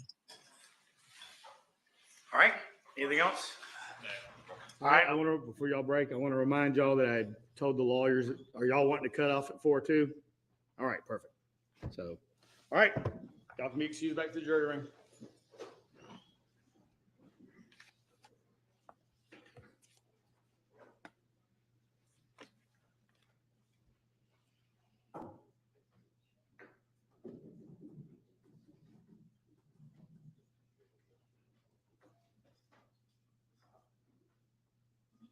Lori says, he said first time on the 3rd, were you covering for Scott? Now she doesn't remember if she said that on the 3rd. She doesn't remember, but if she didn't do it and they found him on after the combo, I don't know what that means. Got a little loosey-goosey there. You want to have any objections to what we did? I don't think it was a better way to do it. All right. I was gonna say loosey-goosey now. Okay. That's a legal term. All right. We'll be in recess.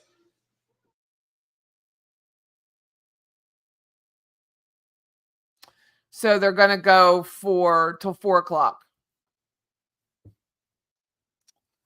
Aw, YB. I hope I don't even know what to say. I hope you enjoy your meeting. That doesn't sound right, but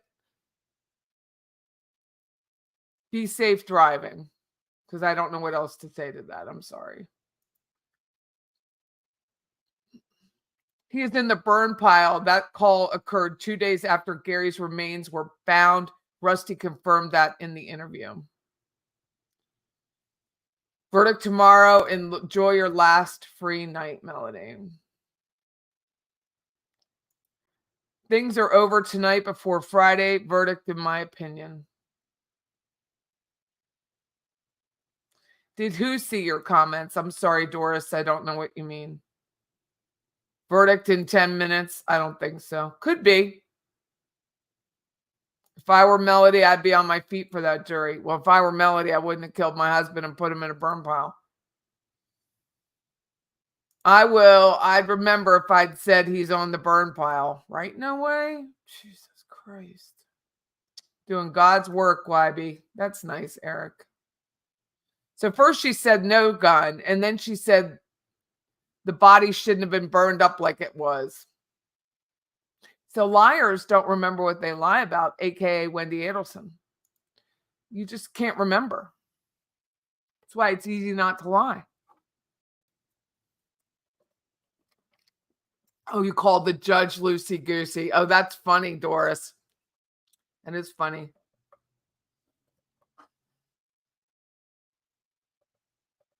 I think by tomorrow, Sammy Inc. They won't go over the weekend. Lori Keith, she just confirmed it by answering she wasn't covering for Scott.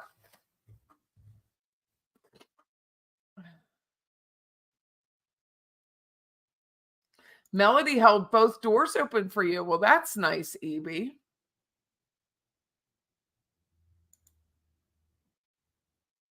called the judge wishy-washy, Doris. They're going to trick or treat. I wish I had kids that came to my house for trick or treat. But they won't. That's some bougie jury. They won't.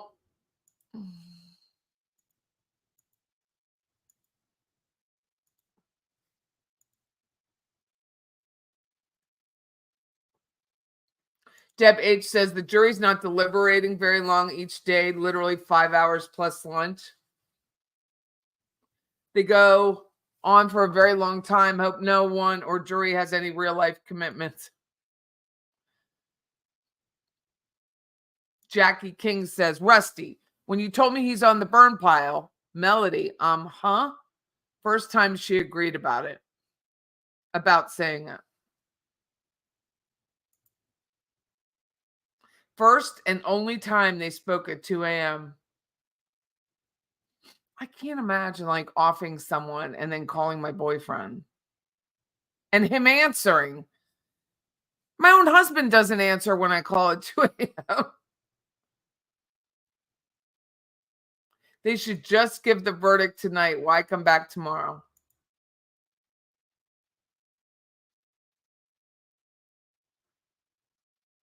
I'm so sorry, Doris. Your 91-year-old mom broke her ankle. That is going to be a tough.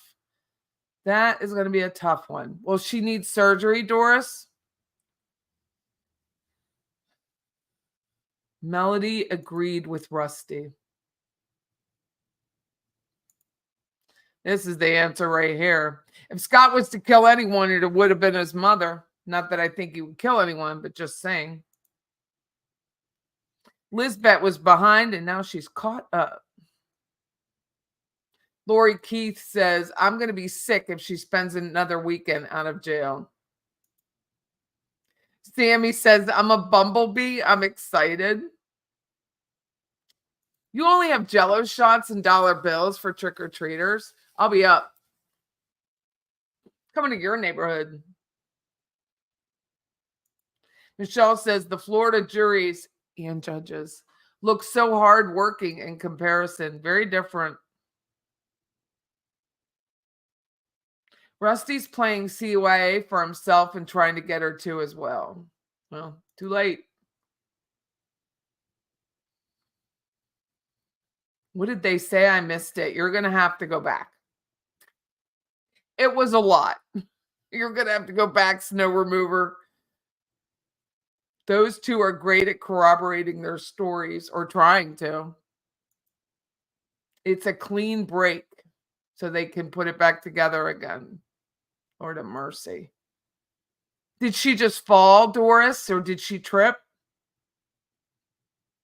Just because says the fact that Melody went to Walmart and bought all those cleaning supplies and never told the police is very damaging. And had to give her ID because she bought a bottle of wine. That's why they know it was her. Rusty's blaming his loose lips on a Advil, a Tylenol PM or whatever, and Crown Royal XO. I don't even know how these people drink it. Who here likes, there's a poll. Who here likes Crown Royal? I just don't. I just don't. I've never had the XO. And then the woman lied. She's like, what's the XO for? I guess they were asking her in her interrogation or in questioning. What's the XO for? It was like for Gary. And he's like Roman numeral. Does anybody remember when Rusty said that they were Roman numerals? Like XO. Oh, done. Are you going tomorrow? EBS, get my number from Patty. Beach Bum asks EB. You've never had a Jell-O shot ever of any kind. Nice. They taste good. Lisa, I agree. She was a cleaning freak, especially when there's blood in her carpet. She looks more like a box wine sort of girl. Did Rusty know he was being recorded? Yes, Rusty did know he was being recorded. Sammy says Crown Royal is not your favorite either. Wesley likes the real stuff. Irish whiskey. Jameson. See, I like a bourbon. I'm not a whiskey. I'd rather have scotch or bourbon. I don't like whiskey that much. Oh, you were asking what the jury said. That's what I mean. It's so long. It's like an hour and a half long. They asked questions about calls where Melody told Rusty that he shouldn't have burned up or had as much body damage as he did. And then Rusty was talking to law enforcement, telling him that Melody told him, as he said, Gary's on the burn pile. And then Rusty corrected himself with law enforcement and said, oh, he's on the burn pile. So that's what they were replaying for the jury today. You like Bailey's? I do too.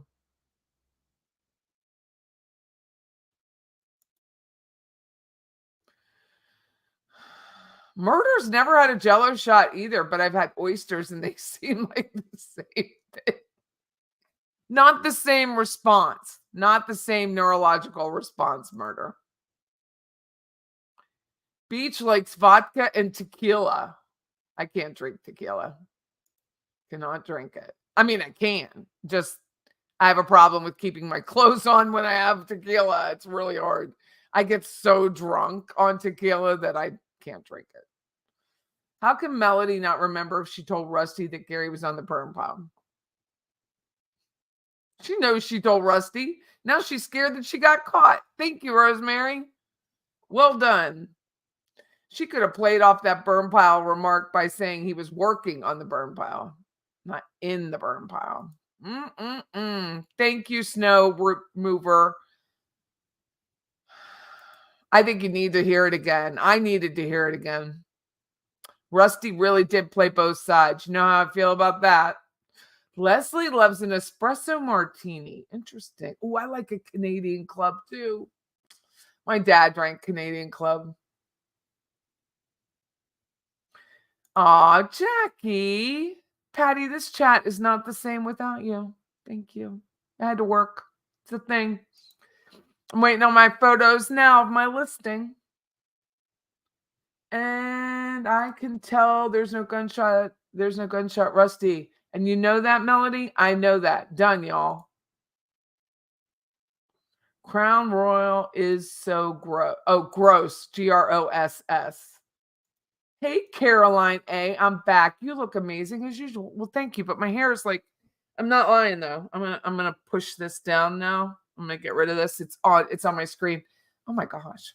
My hair is just falling flat today. I need Carrie to respond to me and cut my hair. Carrie, can you cut my hair? My girl's Carrie. My favorite drink is a Cosmo made with Grey Goose vodka, or vodka and soda with lime is always good. Focus, people love it. My son is making Jell-O shots. I told him to keep the flavor alcohol consistent. Orange shots are vodka, green are rum. He asked how I knew. I told him that the 20-somethings didn't invent Jell-O shots. I don't like rum. I only like rum in like a pina colada or something. Vodka and soda with lime is good. I like soda with just about like, even if I were going to have like a cheap bourbon, I'd have soda in it, not a Diet Coke or something. I don't like that. You know what's good, which I can't have anymore either? I was telling you guys way too much. But gin. I love gin so much. Gin and tonics used to be my banging. Nope, not anymore. Had a bad night in gin. I mean, it was only one night, but there was a local place. Michelle would know it. There's a couple people here that would know it. It's over by Florida A&M University. It's called Top Flight. And Top Flight makes a very strong drink, and you don't even know it. So I'm at Top Flight, and I'm leaving Top Flight, and I literally go into the parking lot. And I was like, that's my last. I puked gin up the whole way home, and that was my last time I've ever had gin. So that was probably 22 years. But I do like the taste. I like the smell. Drambuie. Look at you. Ooh la la. My parents used to keep Drambuie in the house. I don't know why. I mean, they didn't drink it often, but they did have it. And cream de mint. Oh, so now that the calls are over, where do you go to become a member of the channel? Let me share it with you. But from what I'm told and what I've looked up, if you have an iPhone, you can't do it on your iPhone because iPhone doesn't talk to, should I say, who do they talk to? iPhone doesn't like Google. So they eliminated the ability to join using your iPhone. So here's the link to actually join as a member. I appreciate it very much, but if you may have to go to your desktop. Laugh my ass off, Patty. I drank a Monster and a half one night. If I did that now and drank all day, I'd have alcohol poisoning. I can't do it. Bailey's is yummy. Oh my God, that sounds good. Bilbo's Hairy Toes is using Drambuie in a sticky toffee pudding. Oh my God, that sounds delicious. I love Canadian Club soda. They just had a BOGO at Publix. Nice. Beach bum, you would be such a fun friend. Linda, that's nice. Carolyn says she never drank whiskey in her life. Now I'll be 80 in December, and my husband gave me a taste of Royal Crown apple flavor, and I really like it. I'm too old to change my mind. Good for you. I'm glad you like it. I've tried the peach. I don't like it. The apple's fine. Tequila makes your hair hurt. Oh, yeah. It's a hell of a drink if you have a good one. I don't think Rusty would do well in jail. I got a good chuckle when he told her he was effing dying because he was scared of getting arrested. I know. Scotch on the rocks. I like my stuff neat. I don't even put ice in it. Straight. I do. I like it warm. Aw, thank you, Doris. A little less fluffy hair today, but still, I was outside. So I had to go outside and let me do it this way. I had to go outside and what did I do? Oh, I had to put a sign in the ground and walk around, and the photographer was putting a drone up, and I'd tell him where I wanted the photos and blah, blah, blah. It was nice. It's a beautiful property. Gin or vodka martini, stirred nor shaken. Do you like olives, Wesley? Slow gin fizz. My God. That is good. Slow gin fizz is good. Did they ask to hear the recording where she chewed his ass for talking? No. Not yet, Lori Keith. They did not. Jebby just got her power back. Yay! Renee likes Bloody Marys. I don't like tomato juice. Like if they made a Bloody Mary with like something else besides tomato, I would like it. I think what was that? Instead of gin, like use beer. I'm going to try a Diet Coke and beer this weekend. Roseanne says, after the jury heard those calls, I hope they come back with a guilty verdict. Gin is your favorite, girl? Rusty said, that's right. Remember, Mealy? Rusty said XO was for Roman numerals. It is so stupid. Frickin' idiot. No way, man. I do like a gin. I like gin and grapefruit juice. I like gin and orange juice. I like gin and tonic. No more. I just don't drink it. At Christmas, I made chocolate martinis. They're so good. My dad used to make us, I'm Irish Catholic, so we drank when we were in our youth before we were 18. And which is probably why I never really just kept drinking. What was I going to say? Oh, my dad would make brandy Alexander. So it was like brandy and ice cream and chocolate or something like that. It was good. That was our Christmas cocktail. You're welcome, Sin. I didn't know the iPhone blocks membership joining access. Yeah, there's no button. They took the button. Rusty knew he was being recorded and he was trying to subtly let her know. I love rum cake too. I like rum cake too. I just like the flavor of it, but I don't like drinking rum unless it's like a pina colada. So there was a place where I grew up called Crockenberries. It was like a pub. It was really nice. And they had an ice cream pina colada that I've never been able to match. And it was good. I think if you replace that membership with join and drop it in the chat, it will work for Apple users as well. Okay, let me try it.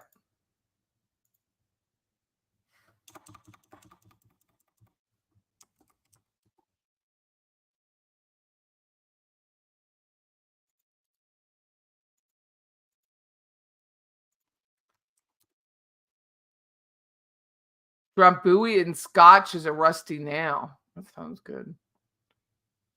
Gin tastes like pine trees. Leslie's like, Patty's Playhouse is at work, and my team is like, who are you talking to in there? My girlfriend, who I said works for corrections, she's been watching the YSL trial for a while and a little bit of this. And her colleague, like her cohorts at work, will be like, are you in the trial?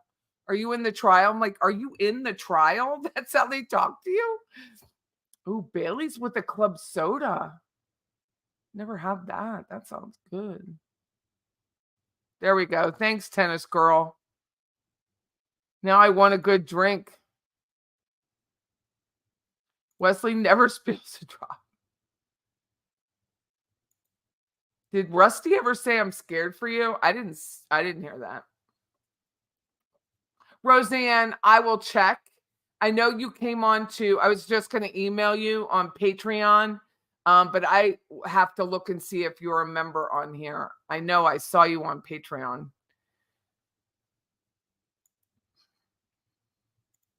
Let me check.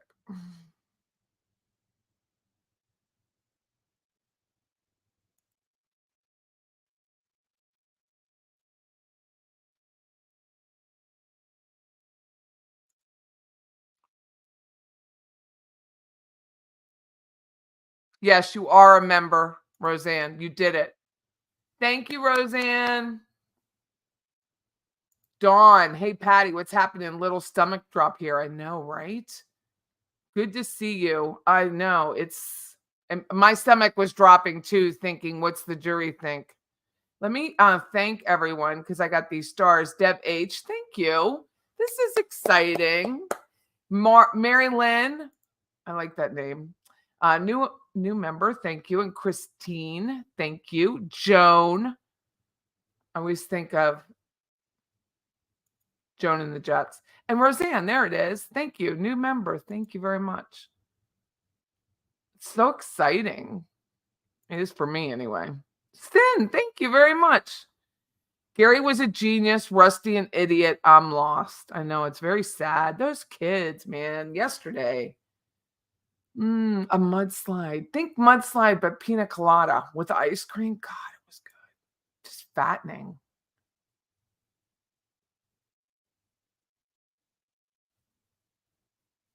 Just so. Vodka is your favorite? You've never had a hangover with vodka. I've never had a hangover because I throw up. I mean, I just throw up. Firefly shots taste like iced tea. I do like the Firefly. I just puke, so it doesn't really. I never get that point.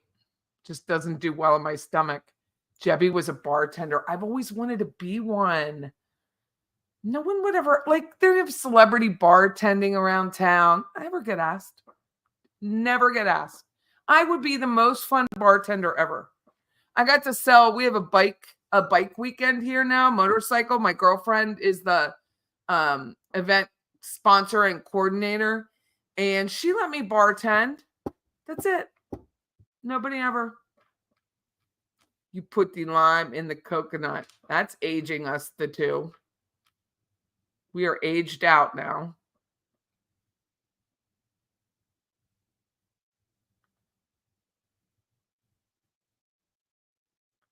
So I looked up the judge's CV, his resume, And he has a bachelor's in MIS, which is Management Information Systems. And then it's his law degree. Thank you, Granny Juju. I think so too. Don't ask me to remember everyone's name. Like if I had to go to a place that was like Cheers and I had to remember everyone's name, I wouldn't be able to do it. The blame game for Scott is so over. Patty, I'm not convinced you're an introvert. Well, I spend all my day generally in this office not talking to anyone, and I love it. I drive in my truck without any noise, no noise. I go home, I sit quietly, no TV. I'm like the Amish. I like complete quiet. So quiet. I love it so much. What do you do on Patreon? Nothing now. I cut it off. I didn't want people to pay for Patreon anymore because I just don't have time to really give anything of value. I do put our radio shows on Patreon, and that's free. So there's really nothing on Patreon for anyone to spend money.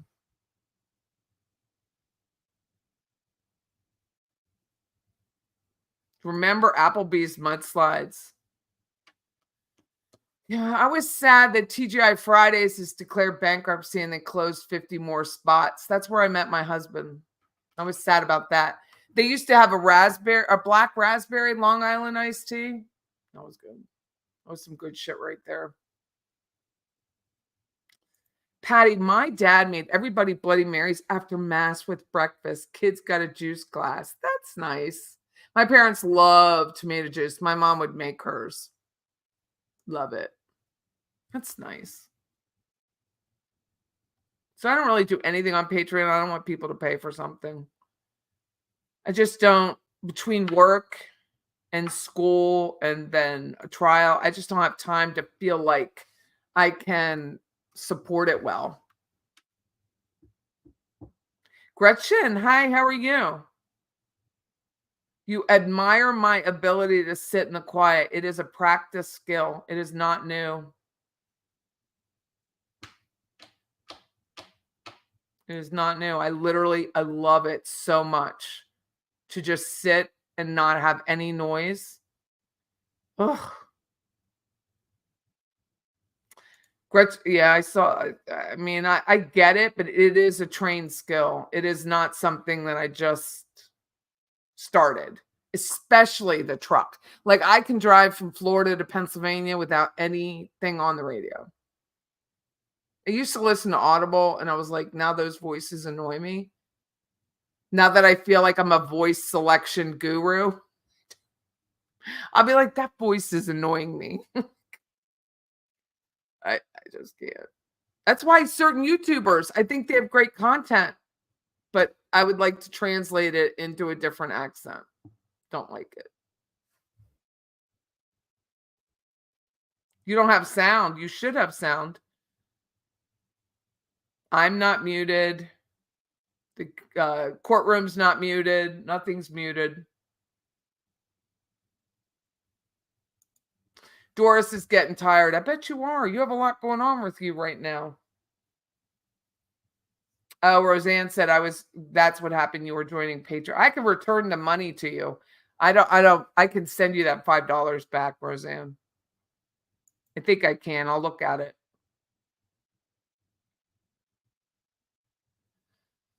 I should take that off. Sarah Boone, the knucklehead of the year. Someone told me about a letter that was written to her divorce attorney, but I can't find it. What is Patreon all about? Think patron. So think patron, Patron, and you can, let me show you. I'll show you.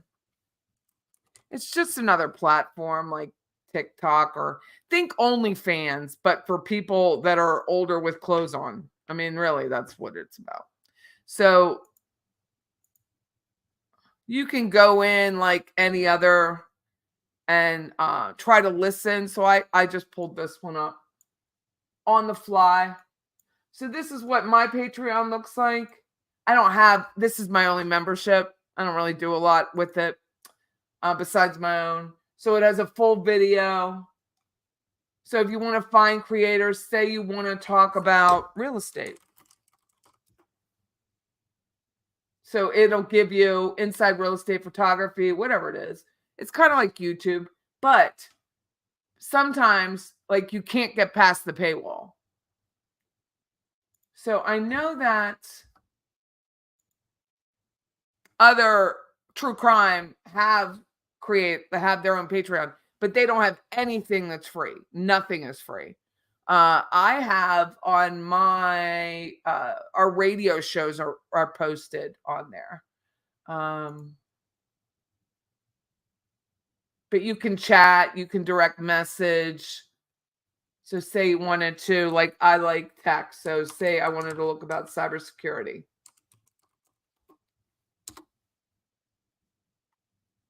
And they'll talk about cybersecurity.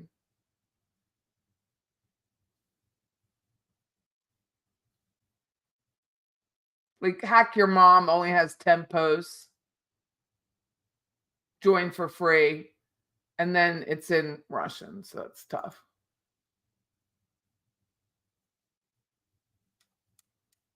Like if I want to learn, I like Linux. You want to learn Linux? Talks about that. Like this has had one post, but 1,378 members. So you just kind of pick from there.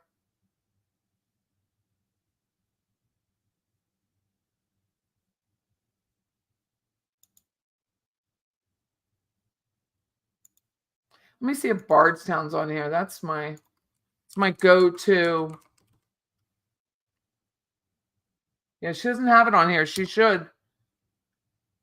She didn't put it on here. So Bardstown's such a great podcast to learn about the Crystal Rogers case.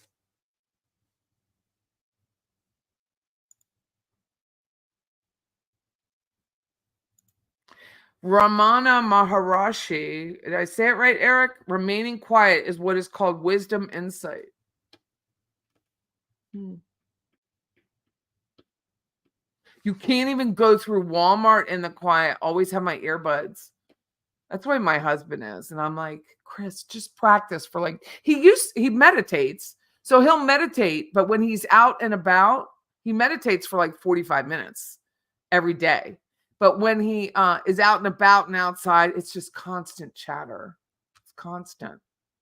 Chris, we saw that sign yesterday. He's like, Patty, this is what he does. Culver's is opening. I said, you told me that yesterday. I saw the sign yesterday.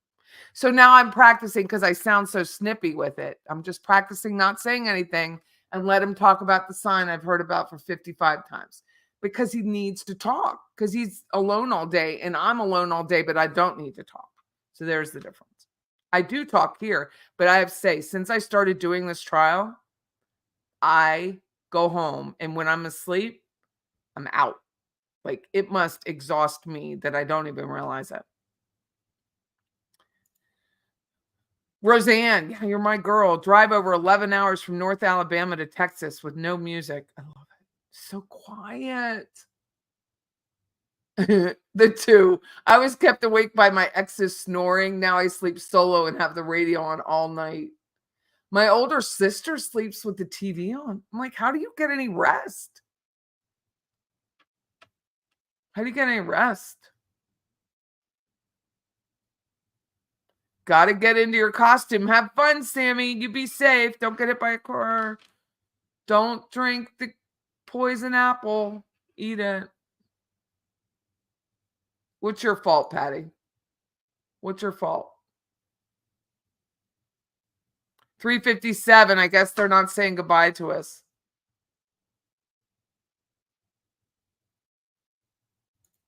I do a lot of thinking and praying on my long drive, but don't worry, I don't close my eyes when I pray and drive. Well, that's good, Roseanne. Oh, she claimed to have cancer. I thought that was older, Judy. I'll look at it.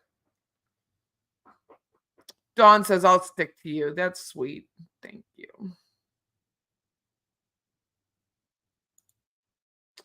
I wish we were all cool and hip enough to use Kick. I remember when I first started this, there were people in the chat that were telling me they were going to watch Kick. The platform is great and takes 5% from the creators compared to YouTube's 70%.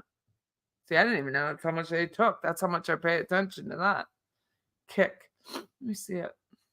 I don't know. Kick.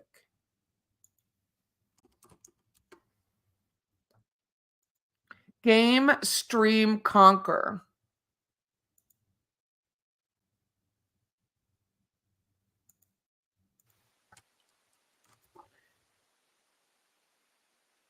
Oh, there's not a lot of crime channels.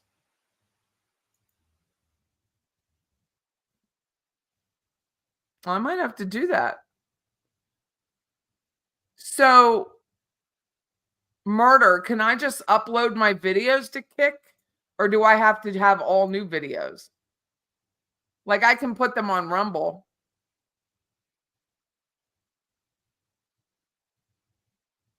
Never listened to this person before, just came in the other morning waiting for me to come online.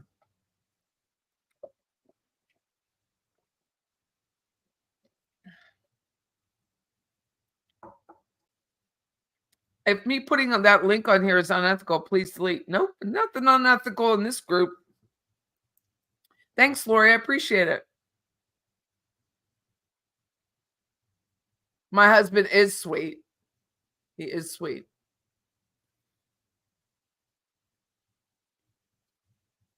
And I like the sound of his voice. I just don't want to know about every street sign that we pass. That's all. I love the sound of his voice. You have to play the ocean or the rain. Okay, the seal came back up.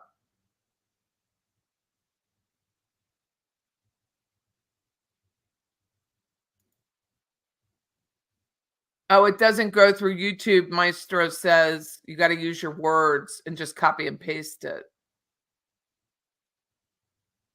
You always have the TV on, even with the sound? Lord have mercy. Jana says, don't get hit by a car. I know. My mind is dark. You know why?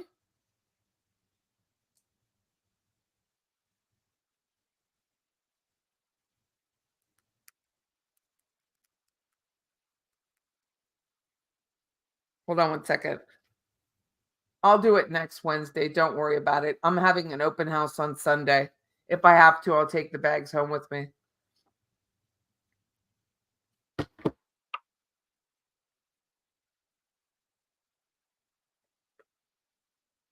Well, I mean, it's a rough night to be out and about if you're not properly dressed with your reflecting gears on. Jury has gone home for the night. They're showing it. Let me show you. Let me show you what I see. There's people moving around. Did you, Roseanne? Look at you. After Patty's live last night, I went through most of my YouTube subscriptions and unsubscribed. I always filter. Like, I went through that. I go through my iCloud. I'm the person, if they went to testify, do you delete your text messages? Yes. Like, if you went in my text messages, right? Oh, okay. If you, what was I going to say? Look at my text message filter. Where is it? And it says unread messages, no unreads, unknown senders. I'm going to take care of that right now because I select them all and get rid of it. Can't stand it. Like, I want everything unknown. I just want it all out.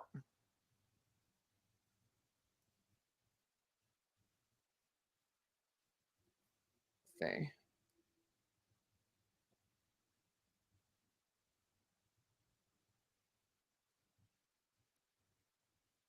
Good luck on your open house. I'm ordering them now. I'll stop by and pick up the trash bags or whatever I can and put them in my truck and bring them here.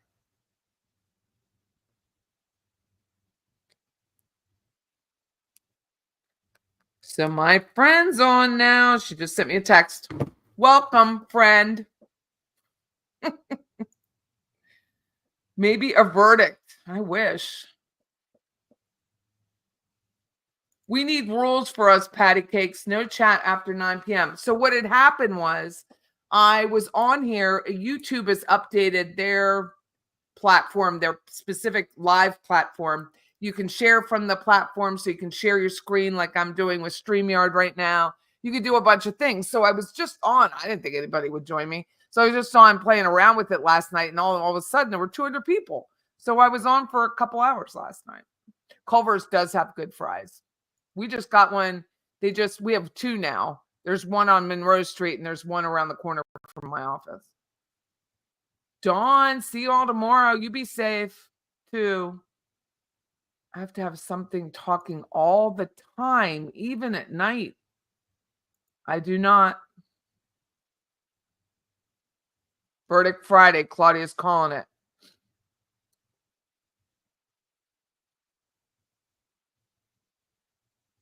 You have fireworks for Halloween? I wonder why the jury asked about the CPAP. I don't know.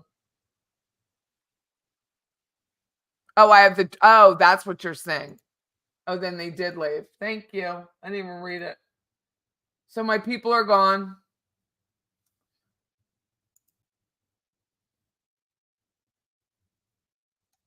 Gone for the night.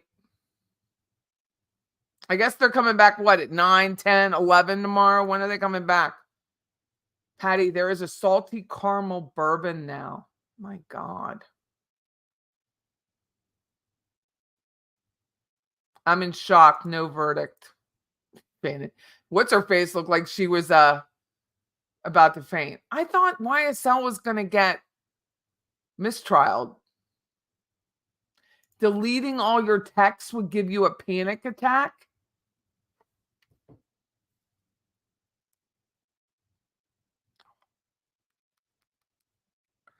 It really would.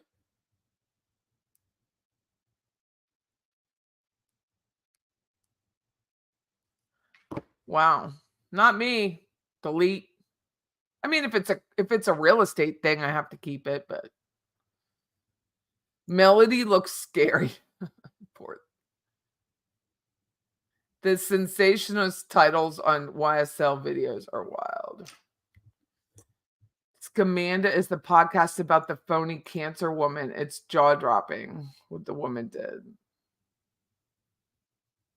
Probably a 9 a.m. start. I've never watched Toppy the Corgi. I've never watched that. Dawn is with an E.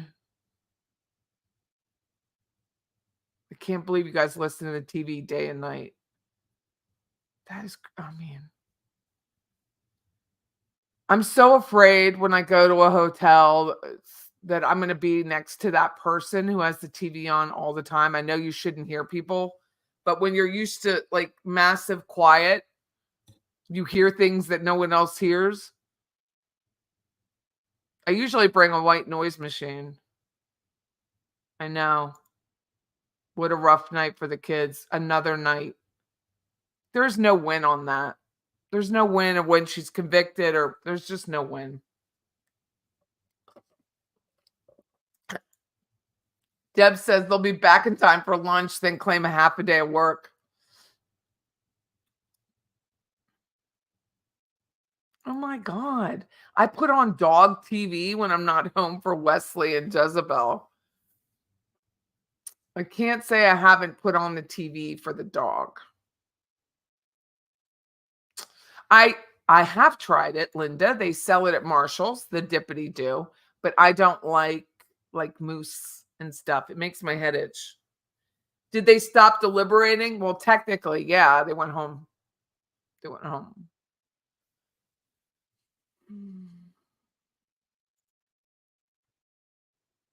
I don't like itching ever.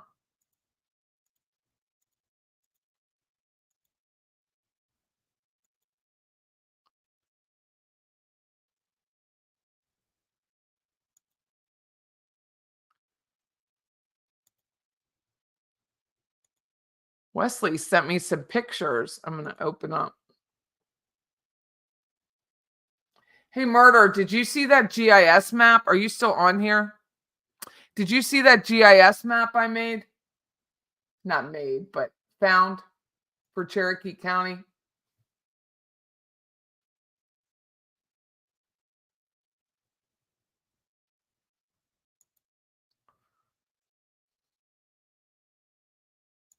I have tinnitus, so background noise helps sometimes. Interesting.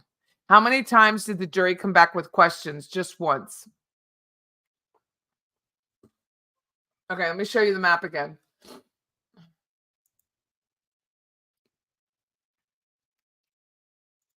So last night, before I went on YouTube, I thought, I wonder if Cherokee County has a GIS map, because on their property appraiser site, you can't really see any of the mapping. It's different than what I'm used to. So I went searching, as I do, and I found the GIS map. So this is the GIS. I've already removed the street address because I'm working in YouTube's parameters. This is an aerial view. You have to ask for the aerial view. This is what it looks like if you don't have aerial, right? And these are some sliders, so you can kind of go off and on, which is kind of nice. So it all goes all the way back to 2007. This is 2007. No aerial. 8. So an 8, no real aerial. Look at that. 9. So that's what it looks like raw when they were first back there. Purcell Lane doesn't even look paved. Looks like a dirt road. So this is the driveway that goes to the house, and then this goes to the barn. So I'm going to scoot up to 18. 18 is when, obviously, this is the fall or winter. So this would have been post Gary's death. Okay. So post Gary's death. And I took basically in my brain last night, murder. I had to think about at first I thought the burn pile was over here, right here, where my purple mouse pointer is. I made it purple so you could see it better. I thought it was here. But then when you click on it, you see the boundaries of the property. This is not on this house, right? And then I was thinking out loud to everyone, to 200 of my friends, and I was like, wait a second. Maybe Gary got shot in the house, right? We were watching the walk with Court TV, which I showed you. So when Court TV and the judge and the jury get there, they come up this path. So they're leaving Purcell. They're driving up to this curved area. This black is all that black fencing, that black wood fencing. And this road takes you to the barn. This is the horse run, or whatever they call it, where they trot the horses around. But see all that fenced area? It's all fenced, right? So then they walk here. So when you watch it, let me get it. Do you guys mind if I pull it up again? Hold on one second.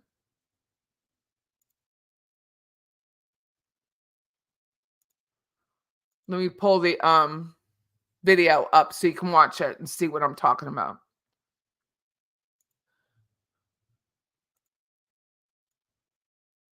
So I'm not going to play this sound because it really doesn't matter.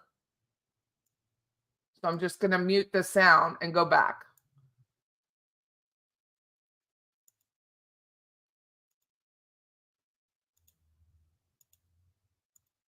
Okay.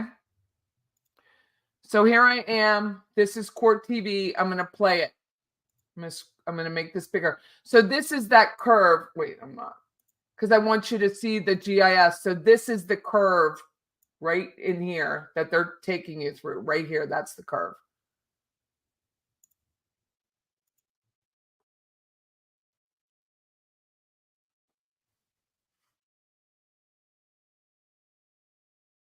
You'll see it come up here because the barn is over this way. What a beautiful sight, right? Beautiful day. So that's the jury going back in the bus. The media go after the jury. And then you're going to see they're at the entrance of the driveway. And then you're going to see where the The barn is over here.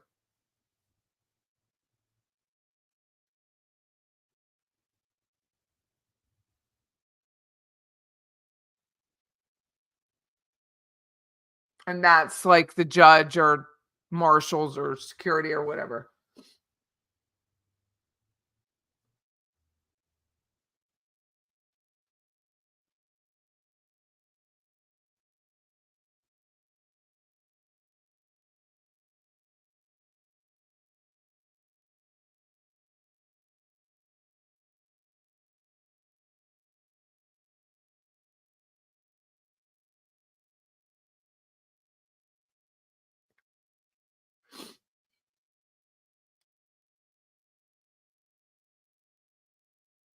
So now the jury's leaving. That's why that bus is coming back.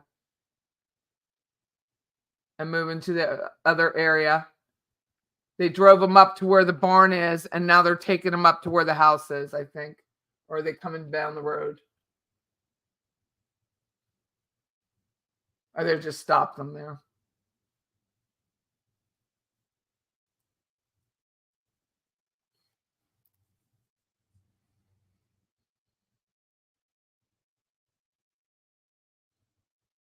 Okay, this is what I want you to see.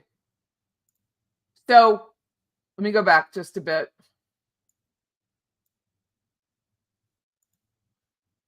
Okay, watch this where they walk on the driveway, and I'm going to show you the map. Okay, so this is this turnout pad. So I'm going to show it to you here. So they're right here. This is where they're walking. This is called a back out, like they're backing out and turnaround pad. It's kind of stopped short. And then you'll see the sidewalk right here. That's the sidewalk. Okay, so I'm going to keep going. There's a path there. They walk around here. The sidewalk's gone. They put a putting green in, and then there's this area underneath.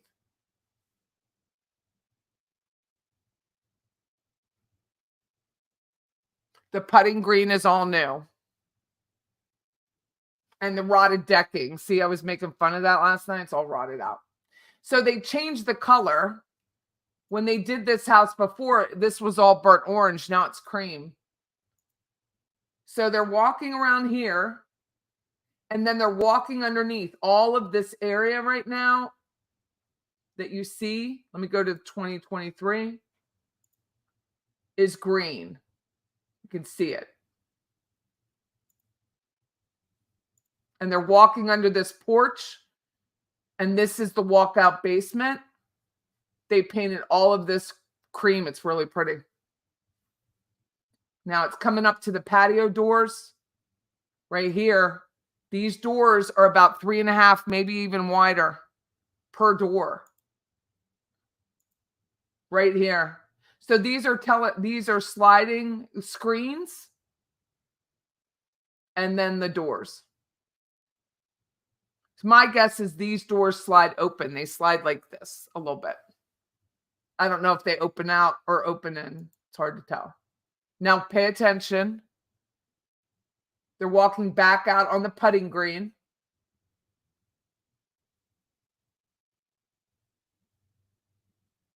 Hot tub. Hot tub is right here. You can't see it very well, but it's right here. This is where the hot tub was parked. Let me see if I can go back.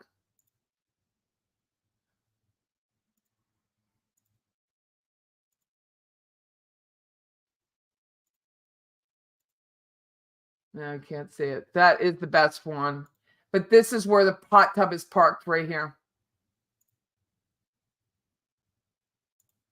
And this is where they're walking. So they're walking at an angle towards that. It's not straight out. They're walking at an angle away. And it's a slope.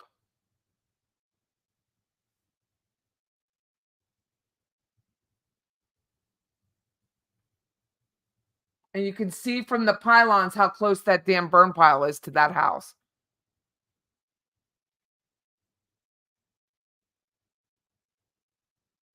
It's right there.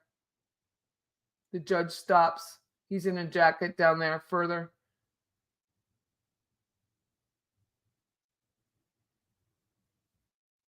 That's the prosecutor right here.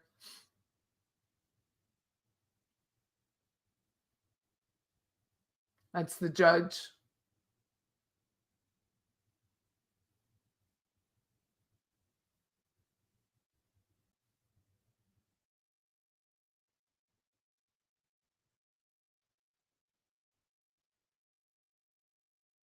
And that's the burn pile. Now watch.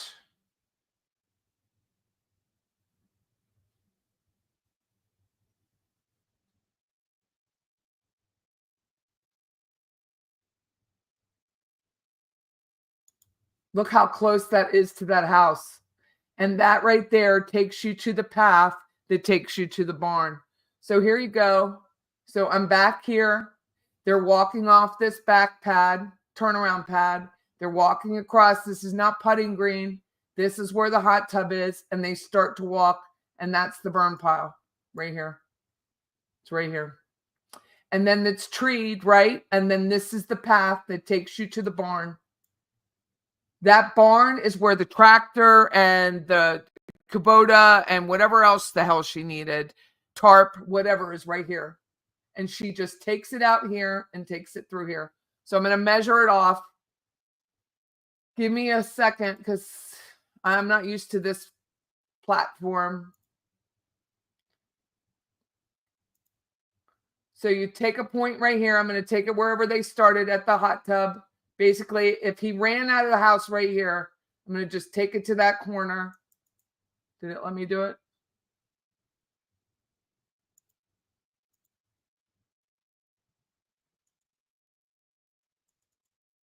No.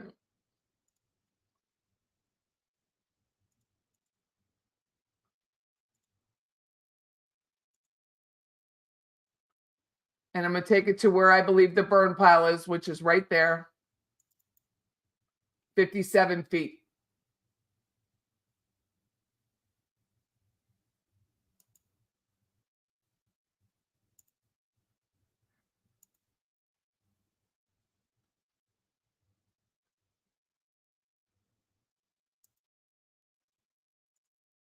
$57 feet off of there.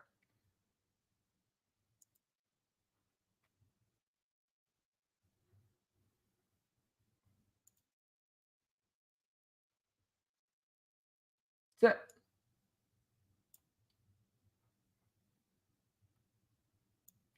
so from that corner to here, it's approximately 57 feet.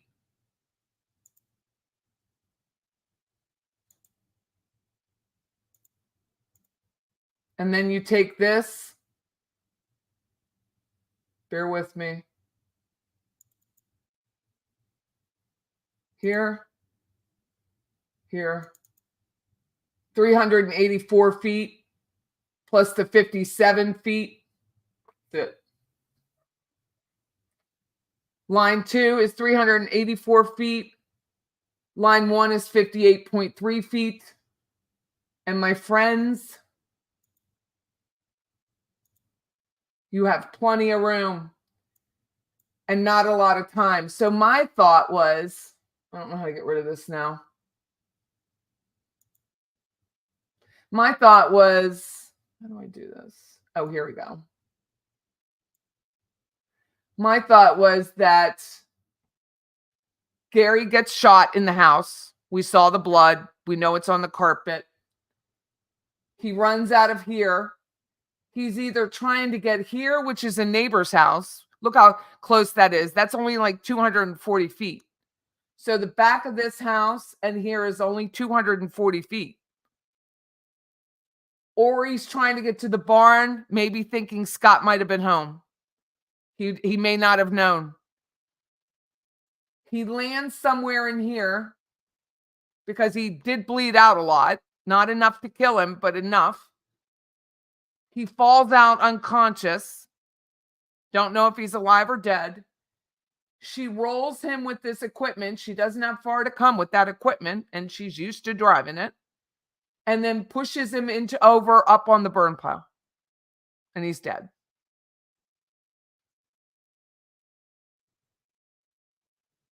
And that's my thinking. That is the same spot we marked on the other map. That's what I remembered in my brain while I was trying to do it. But I was so shocked when I looked at this like this, that this back house is so close to this house. It's so close. I'm watching like I'm considering buying the place.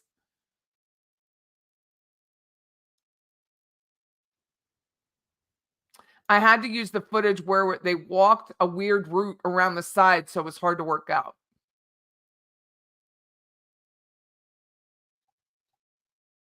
That's just my guess. It's not far. Everyone's like, she had to wheel him out. Well, the doors on that width, let me show you. Let me stop the share because, you know, stupid YouTube. Let me show you the back doors on that house.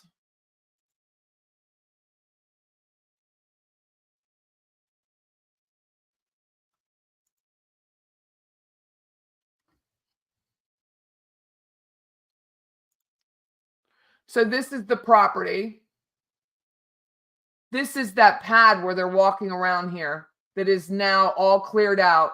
It's not the same at all. So see here, this is all putting green and they're walking down here below and this is all white now, but all of this has been cleared out. This is all paved. This is paved now. It was gravel. And the judge points that out in his instructions. So this is that turnabout where they get out and they're walking down here, all paved now. You can't really see the burn pile from here, but you can see the path that cuts up. This is this path right here.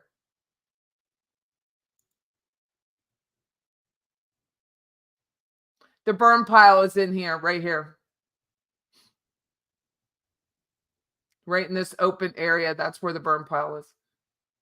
So the patio doors are here. He gets out, runs, blah, blah, blah.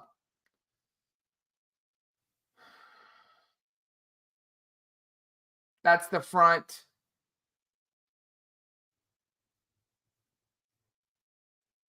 I want to show you the doors downstairs.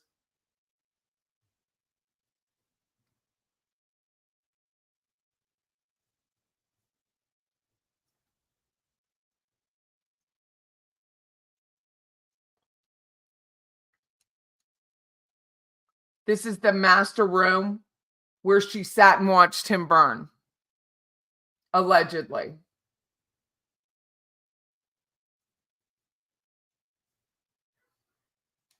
That window looks over the pond, which looks over the barn. I'm trying to get to, here we go. Look how wide these doors are. They are very wide. They are not just 3-foot doors. There's the screen. There's the hot tub. There was blood from here on out. There was the path of little flags where there were drops of blood here coming out. He gets out here. He runs to the left, trying to maybe get to the barn. Like I said, there were probably guns in the barn. And here's where we end up.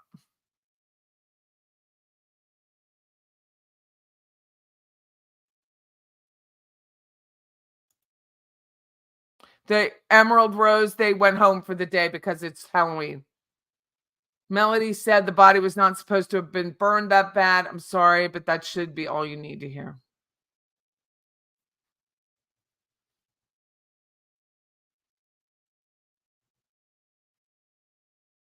Fancy doors. They're really nice doors.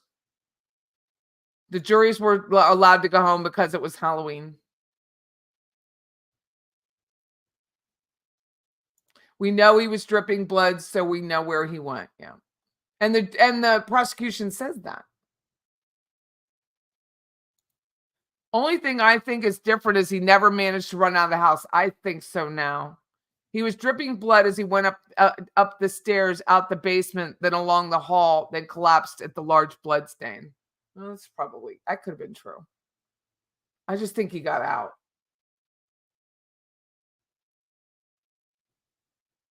That's a hell of a burn pile. But look at that. Not far, people. 57 feet. That is not far.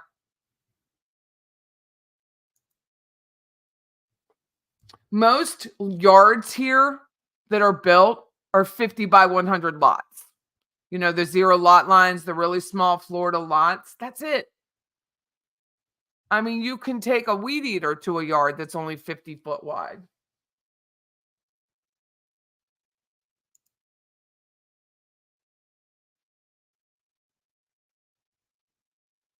Francis Farmer, they did. And I appreciate a thorough jury. I'm not bothered by it. Patty, they said there were guns in the feed room. She shot him from the front. They did not have a pool, Tater. They did not have a pool. They did have a pond, and they could have swam in that pond. Patty, where in the house was that large pool of blood? I think it was the dining room, right?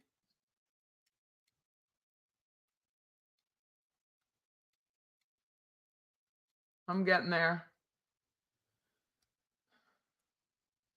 Right here. I think it was the dining room. Let's see. Hold on 1 second.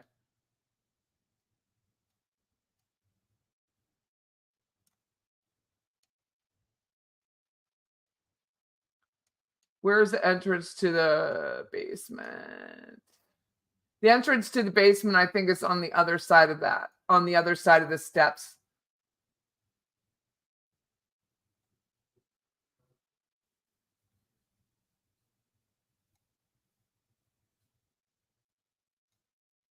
I hate that tub.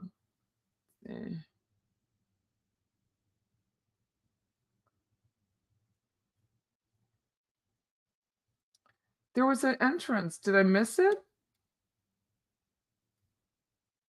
Because the theater was downstairs.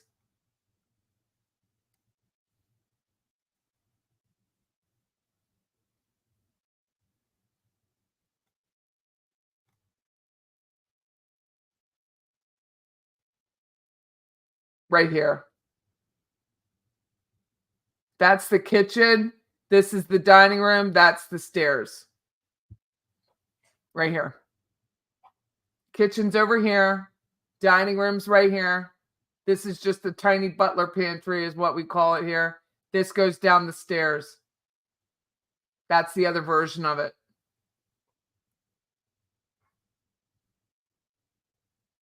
I wonder if she blocked this door.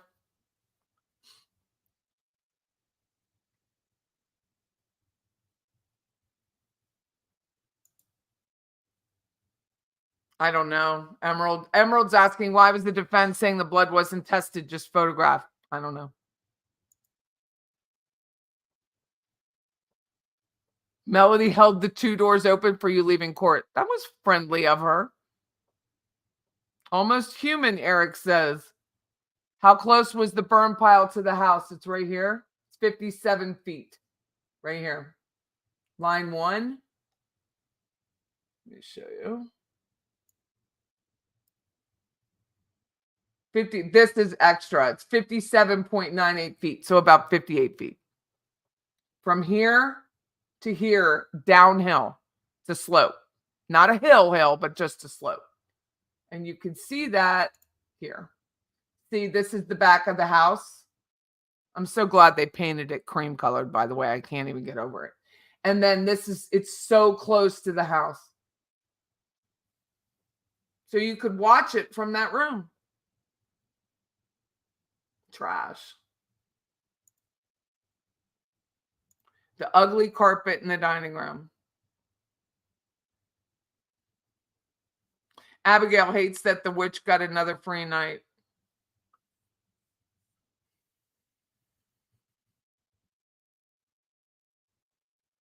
Our doors at work slide together, so there's a huge opening. They're all on a rail and lock in place when in normal use. It's nice.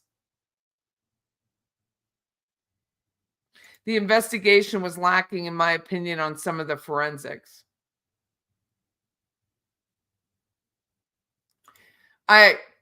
Callan, I think it's what it says. I believe he got himself out of the house. That's what I believe. I think he was still alive when he ran out of the house. She shot him in the house. You day 2 of trial, timestamp 5/24. Let me look it up.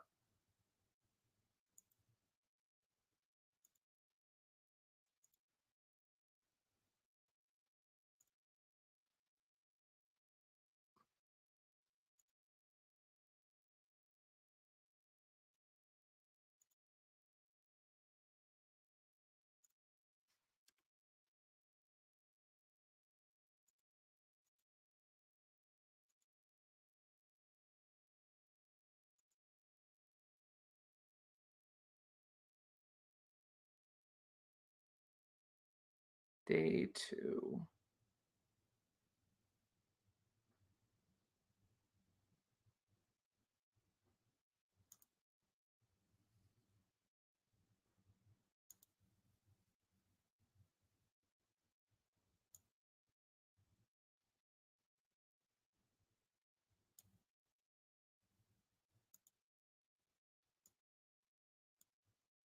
Pardon my face in the corner. What did you say it was? 5/24.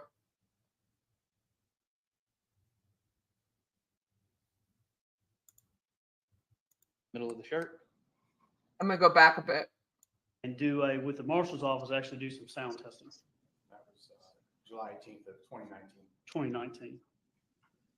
About a year later, I believe, and then y'all came back out and had some equipment to actually do a test fire and then measure the loudness of those gunshots. Is that right? I'm going to stop here, Judge. I'm not going to go into the test fire until tomorrow, probably. I'm just going to, can I tender it to them for their cross? I think it would be easier for me to do it all at once. If that's okay.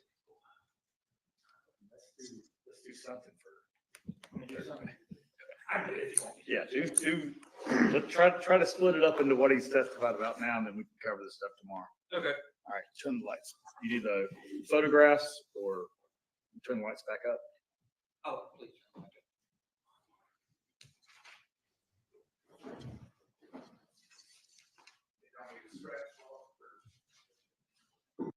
Isn't that harder on the jury to be like, let's remember just a few things myself, to be honest with you? Would you say it was 5/24/35?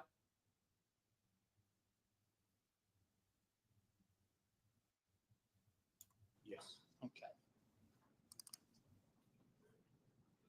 And on stage 209, at the top on the right-hand side of the shoe, that's the spot where you tested? Yes, the biggest thing. Yes, sir. Okay. And not putting words in your mouth, but that was sent to the crime lab, right? The shoes were, yes. Yeah, but you're probably not been enlightened as to what the results were on that. Oh, it was long You know, crime. the Sorry, ones my that bad. We tested. Let me go back to it. Come back. Sorry. They came back positive for blood, but not for.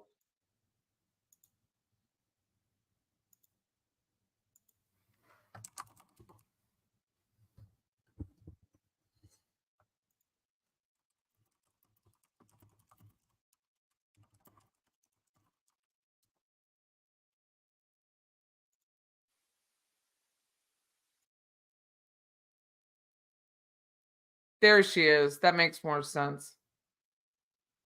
Here? Yes.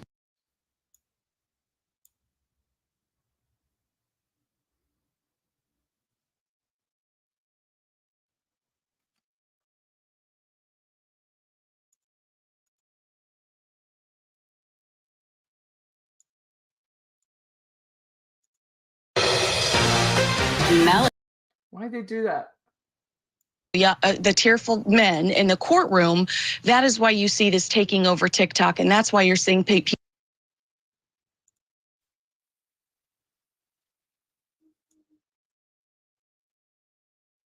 is the bar.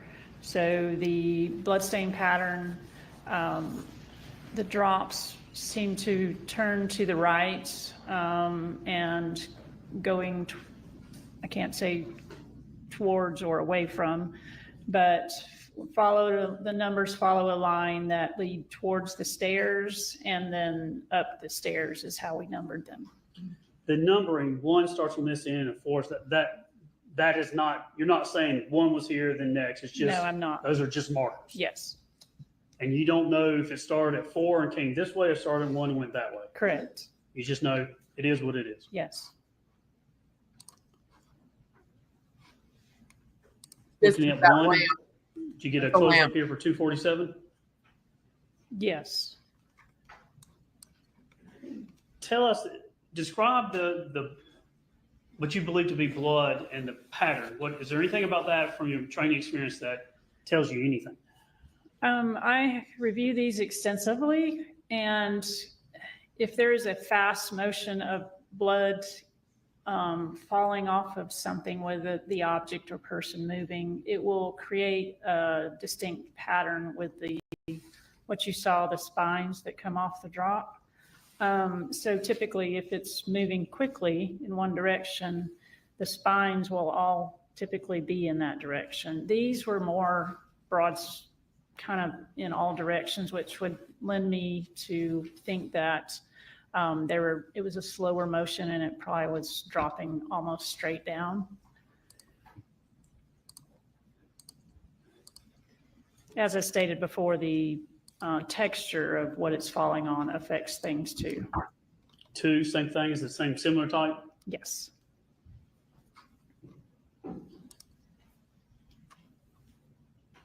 This is 254. What do we see with this evidence marker 2? Evidence marker 1, now evidence marker 2. Ian? It's just multiple smaller drops. No real directionality in them. Again, just you think just straight down Seem almost? to be, unless there's a distinct speed to it, they'll generally just look more round. Now 3, this is evidence marker 3 or EM3. Yes. Anything distinctive about this one? I've looked at that one, and as far as a height goes, that can make a difference. The higher or the more blood volume, it can cause a bigger drop. So the spine's extended further out. Anything about it being bigger than the other ones? The size relation? Yes, so possibly more volume. And then 4 by the corner there. Right. Similar, it was a little bit bigger drop as well. There's a void in it.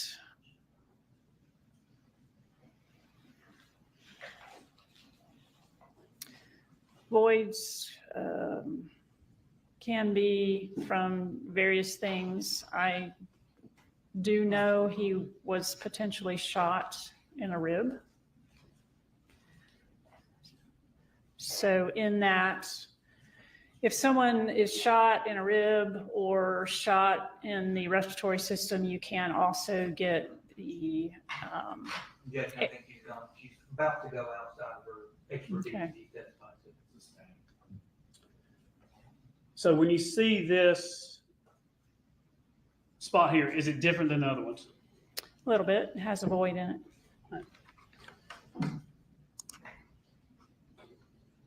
And it is located closest to the steps, is that right? That one was, I believe, at the other corner, the one near the hallway that went down to his bedroom. Let me back up and see.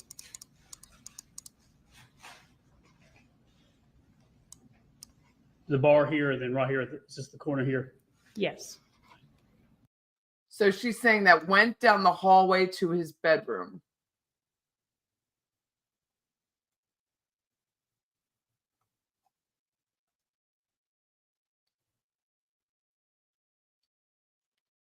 So this is there. That's the bar.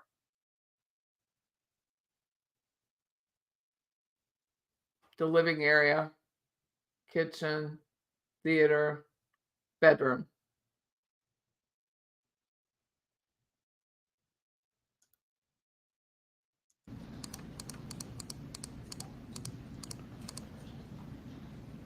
All right, 260, we've got some markers here back on the steps, just showing things you saw on the steps that you thought could be consistent with blood. Correct.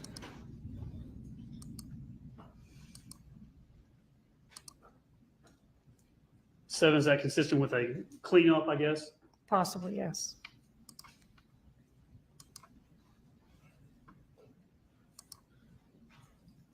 And then spots 8 to 9 up the steps. Yes.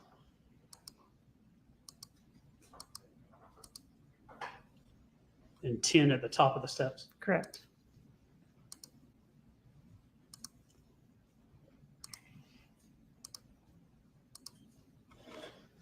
I'm beginning at Thrasher 279. Drawing attention now to this ottoman. Did law enforcement, was it pointed out to you that something was on the floor?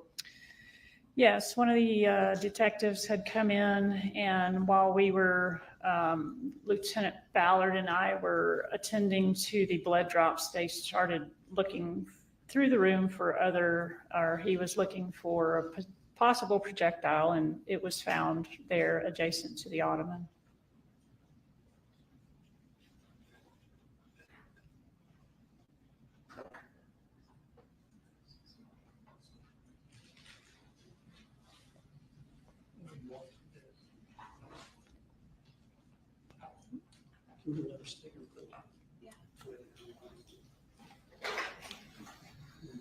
Do you want to? That's what I think, Did you Martyr. look at projectile? Yes. The states, Thrasher 289, we just look at that, any gloves or anything? Want some gloves? If you have some, if not,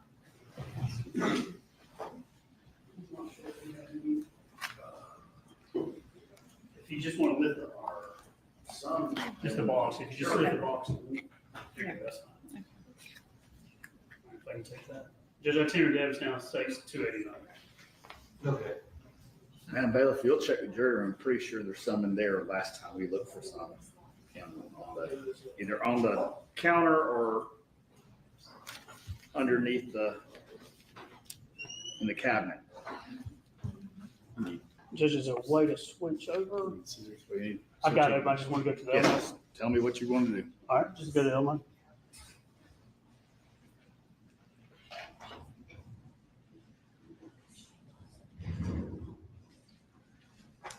There may be some gloves in the cabinet, they were saying. No.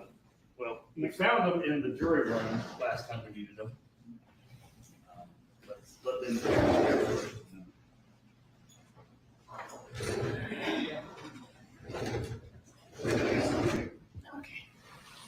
All I want you to do is, if you take the gloves, I'm gonna hand it to you. If you can just lay it out flat, like just Okay. in the center for me, and that'll tell me. Put it on. Oh, thank you.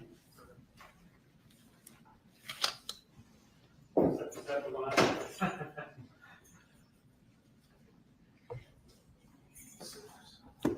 I think we're good, Judge. We're just trying to go see this. That's perfect.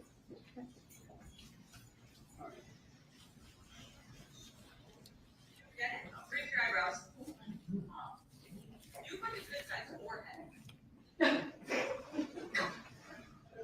All right, so this is.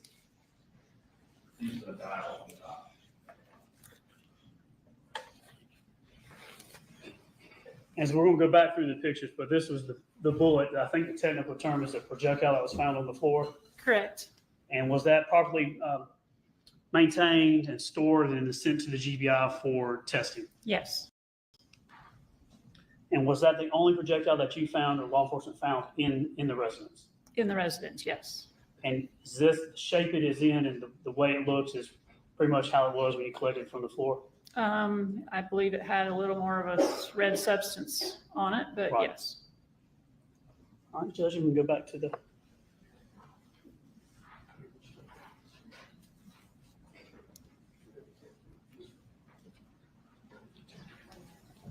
What's that?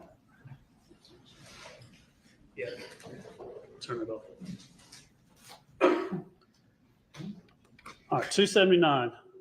right here where I have the mouse, the cursor, is that the projectile? Yes, Oh, really? 280 a closer view, yes, 281 even Missed it. closer, Wow, Yes. she really missed it. 282, yes. 283. And food. She missed the food. And then 285.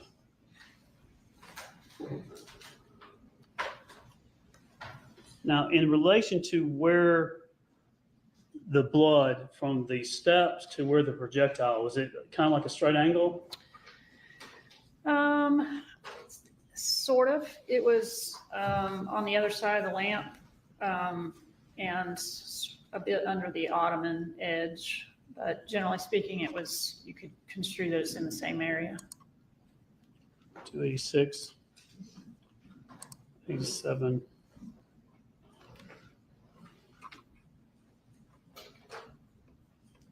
Just another view of it.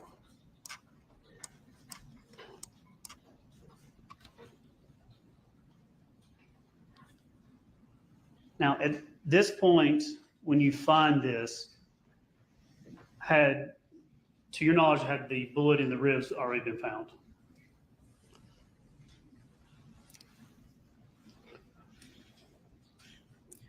I would have to know.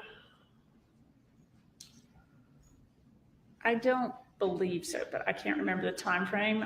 If I knew the metadata and the timestamp, I might could give you a better idea. But you were not involved with the outside part, just the inside? I did assist with raking some around the burn pile. Now, when it goes to the blood trail from the steps down to the projectile area, I think you said there were 3 cleanup areas you noted, Yes, and then the rest were the droplets that you noted that we've seen.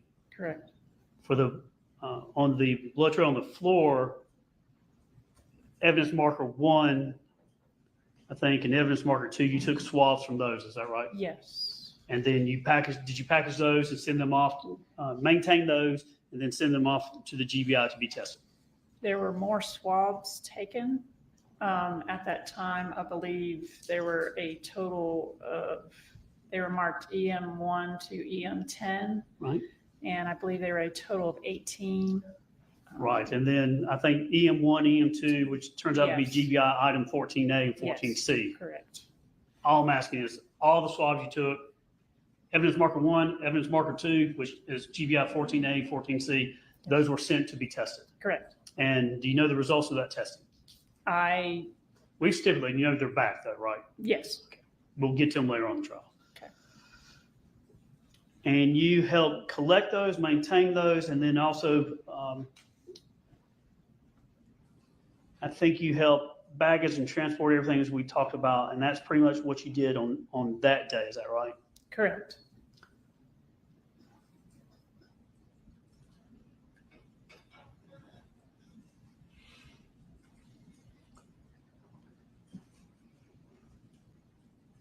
And then I believe on July 25th of 2019, about a little more than a year later, you came back. And what'd y'all come back to do? There was known to be an area on the property that was used for just, I think, what I would assume would be recreational shooting targets type shooting.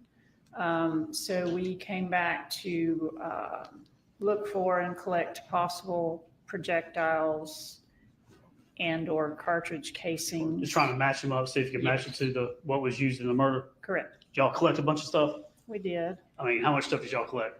I don't recall the quantity of. But a bunch of different casings, projectiles, and things like that. Yes. And did you send all that to the GBI to be tested? I don't recall, but if it's in the records, then we did. Right. So some of the stuff you did send for testing. Okay. And I believe that's all you did outside of maybe helping with the burn pile, but that was really, I think, Investigator Shaw's task with that. Yeah. Judge, you might just have one moment.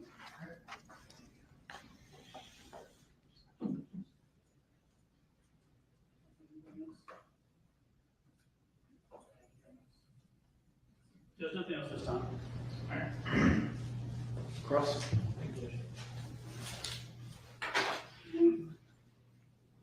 Good afternoon, My name's Michael Ray, I represent Ms. Farris. I'm gonna go ahead and bring these up.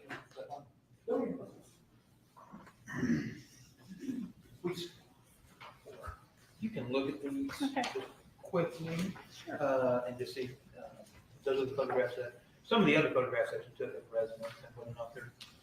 So you want-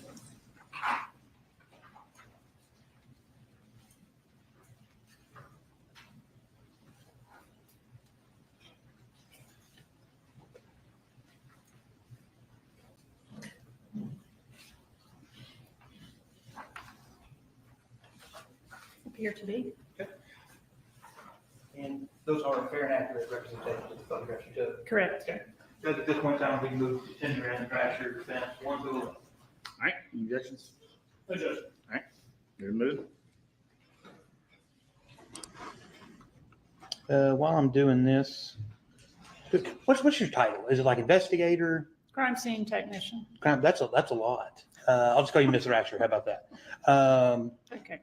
With this house, it's a fairly extravagant house, right? It's fairly what house? Extravagant. The furnishings on the inside. Yeah. I mean, it's expensive. Sure. Okay. Trying to figure out which one's mine. There we go. Measure. And we'll get to that stuff in just a second.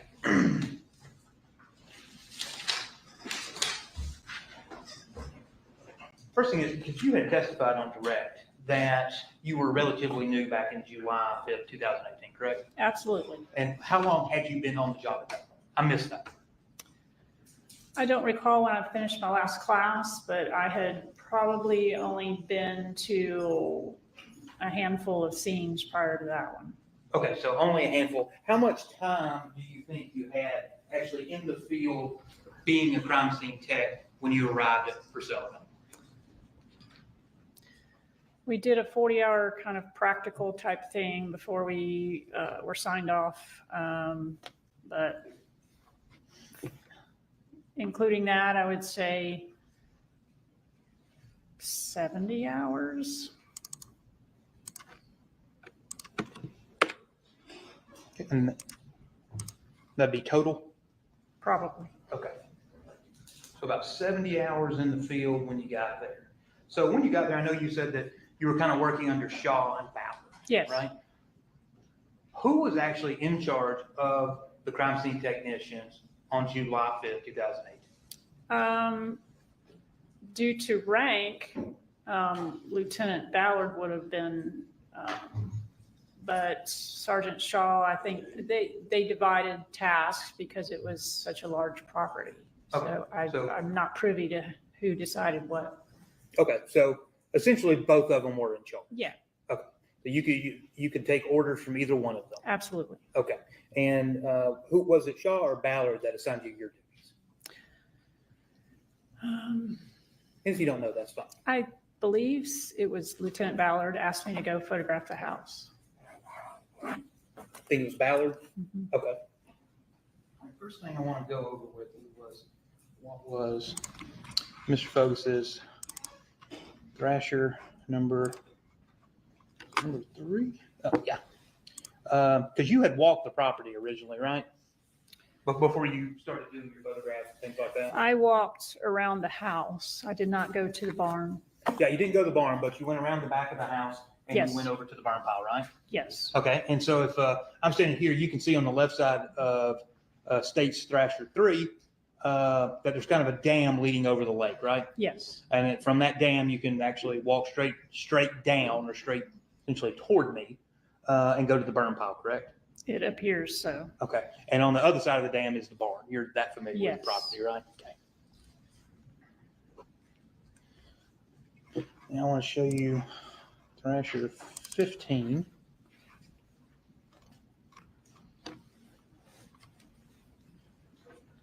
Okay, so the blood drop at the top of the stairs that you talked about. Yes. I've kind of got well, it would be a cursor, but now it's a hand. So it's somewhere around where the hand is clicking, right? Yes. And that is that solitary single drop, right? Correct. Okay. Did you actually swab that drop? I can't tell you for sure. I don't, from the way I remember the evidence being marked, we use the evidence markers and on the property or the evidence items. So to my knowledge, I can't say yes or no, but me in particular, no, I would say. If it was, I don't know if it was ever swabbed. Okay. You definitely didn't do it. No. Okay. And do you recall, because I learned through this case that, and if you're not familiar with it, just say I'm not familiar with that. They've got these, I guess they look like little pregnancy tests, and they kind of come up with lines or a plus, and they can use them for preliminary blood testing. Blue Star OBTI. Okay. Did you do that on that solitary drop at the No. top of the stairs? Okay. And you didn't do, since you mentioned it, you didn't do any Blue Star testing in the house at all? I did not. Okay. That was someone else's job. Now, let me. I'm gonna come back to 16.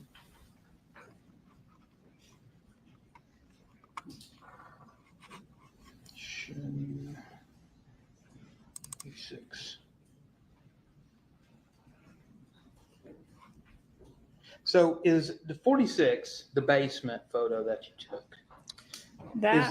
Yes. That photo in particular is not. It's not your photo. It's not my photo.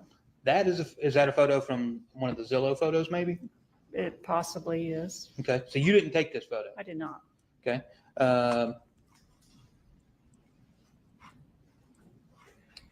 It looks similar to some of your photos, correct? Okay. Yes. Such as the ottoman, the blanket on the ottoman, the little blue table thing here. Yes. All of that is in some of your photographs too. Yes. Correct? Okay.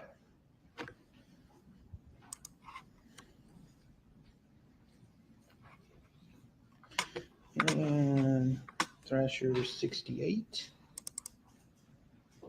Okay. This is leading upstairs. Correct. Okay. Whose stuff is this? I do not This know. here at the bottom. That was a picture. That's my task, is taking pictures of the scene as I found it when I walked in. Okay. So you don't know, this ain't yours. That's not mine. Okay. You don't know what it is. No. Okay. Now you would also, so your number 130, you're taking photos of Melody's car, right? Yes. The Toyota. Did you also take any photos of Gary's car? That was the only car I took photos of. Okay. Do you know if any of the other techs took photographs of Gary's car? I do not recall. I don't know. Okay. If you don't know, that's perfectly fine. Now, number 194, I think. So that's the blood drop at the top of the stairs, Yes. correct? Okay. And this is also the top of the stairs, and this will be Thrasher 195. Okay. So, and I'll just look all of the stairs. You didn't take any swabbings or anything from any of the suspected blood drops on the stairs. I did not. You did.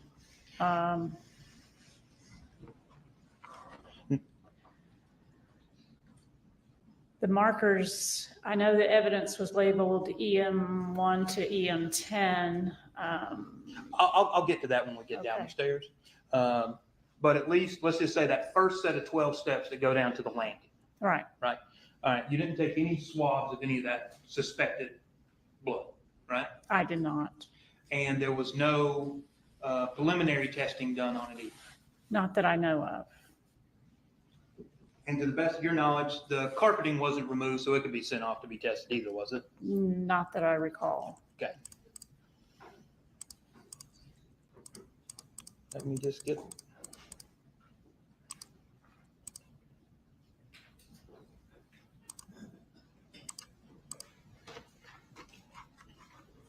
One thing here you can see in this photograph, and this is 213. See how the floor, how on this side and over here, that one could be shadow, but it looks like the floor is kind of dusty. Possibly. I mean, there is debris on the floor, and they have a dog. Okay. Exactly. And how many dogs? I think Mr. Fogus had asked you, how many dogs did you see in the house? I saw one. Just one? Okay.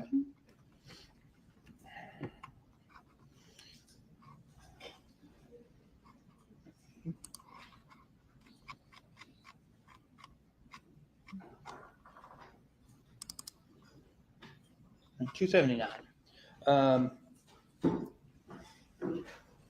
First off, that little dot right there where the mouse pointer is, that is the projectile, right? Correct. Okay. Who first told you about the projectile? We started looking, as I stated earlier, Lieutenant Ballard and I were attending to the blood drops. Sergeant Kuykendall came in and started looking, and he was the one that found it. Kuykendall found it? Yes. Okay. And do you know, did Kuykendall move that ottoman at all to find that bullet? I don't know for sure. He could have. Could have. Okay. Because Ask him. it's right on the edge of the Dog carpet into and that. almost close to being underneath the ottoman where it is Yeah. from this photograph of 279, right? Mhm. Okay. I'm going to come back to these real quick.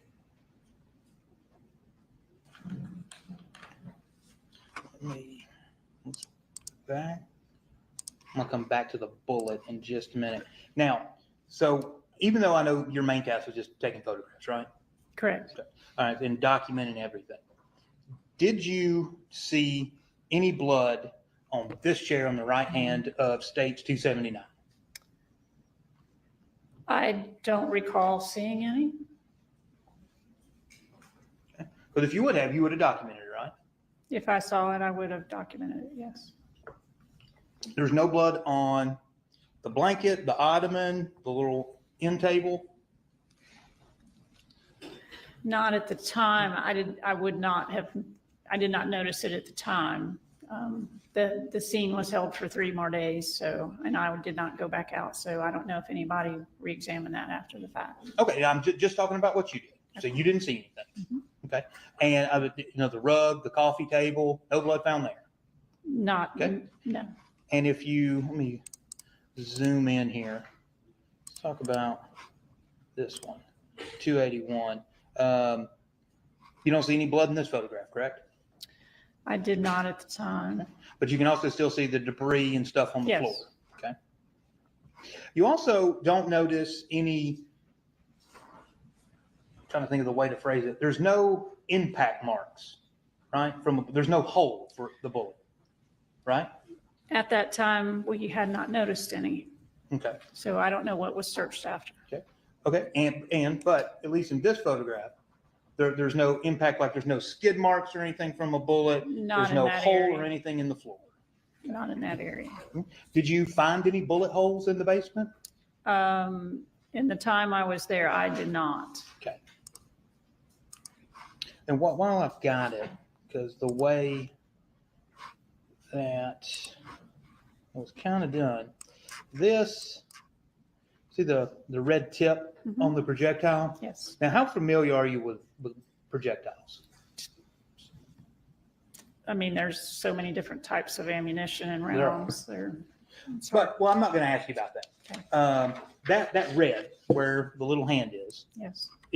that's not like tissue or blood or anything, No. right? It's actually a red polymer, correct? Right. Okay. It's actually part of the bullet. Yes. Okay.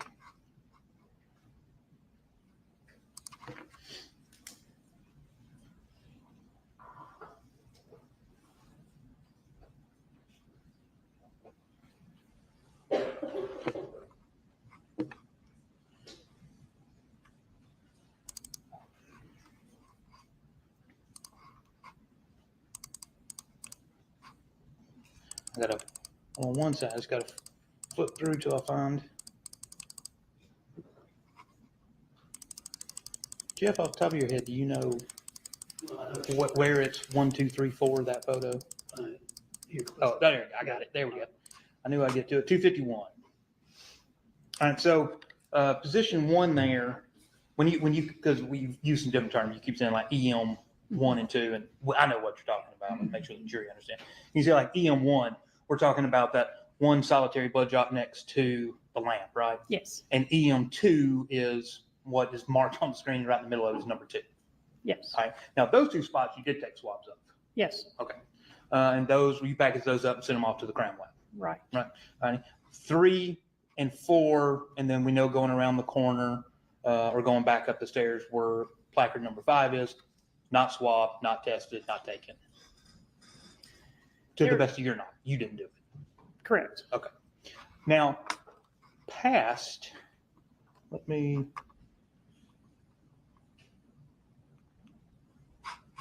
past number 1 here, if we go, actually, let me do it this way. That down. It's number 15.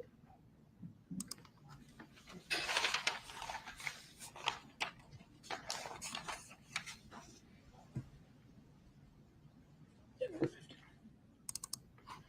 15. 17.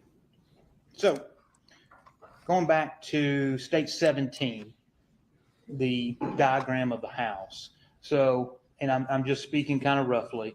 So around here, kind of in the middle to the right, where the little hand is, that is where that number 1 blood drop was found next to the lamp, right?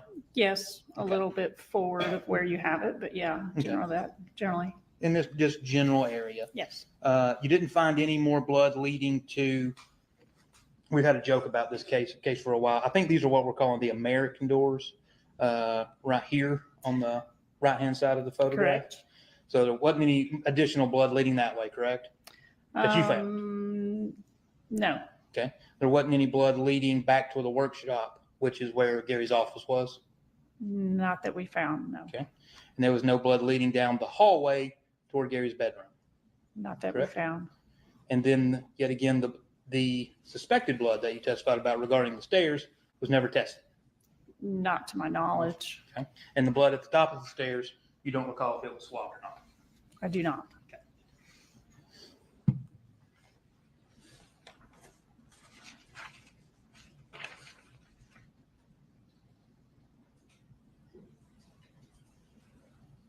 Let me pull up my stuff, and while I'm doing that, when y'all went back out over a year later, Yes. who sent you out there?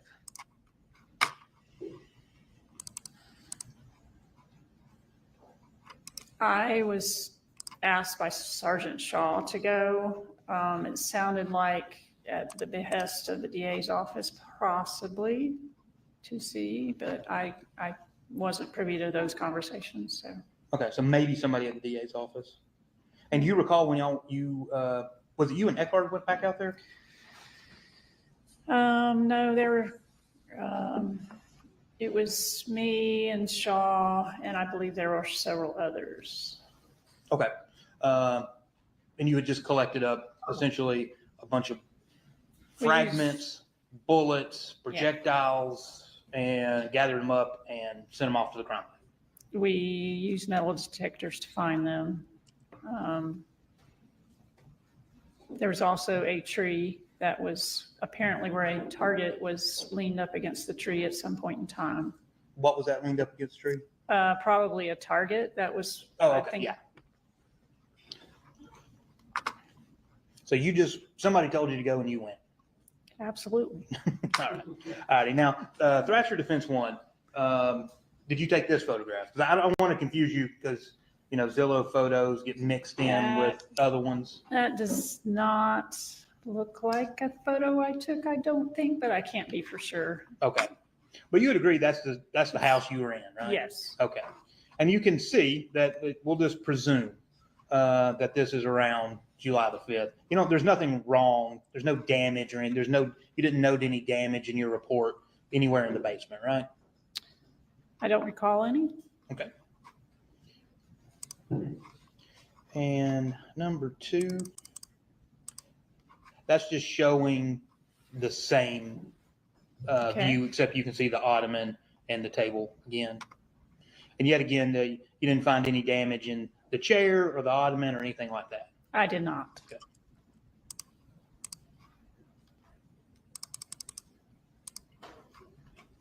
Yet again, same thing in 3, 4. Wait, let me go back. That's the house. That's the room that's downstairs in the basement. God, she has ugly taste. 279. First off, that little dot right there where the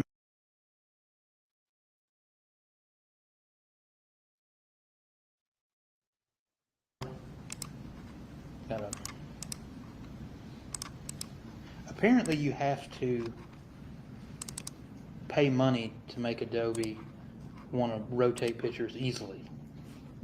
That is not a free feature. Pay for anything extra for that. There it is. Those are the doors. And this photo too. And one thing is on that coffee table that was there. There was all these candles and things like that, right? Yes, I think there was a remote in that dish, maybe. Yeah, a dish, and you can see there's like a vase there. Yeah, those are the doors right here. Those big sliding doors.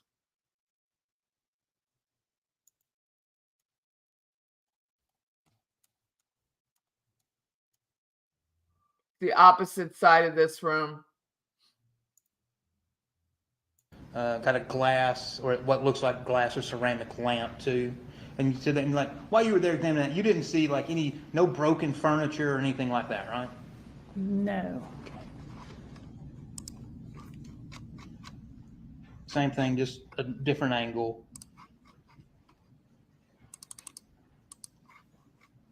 Now here, this is leading to Gary's office, right? Yes. Okay.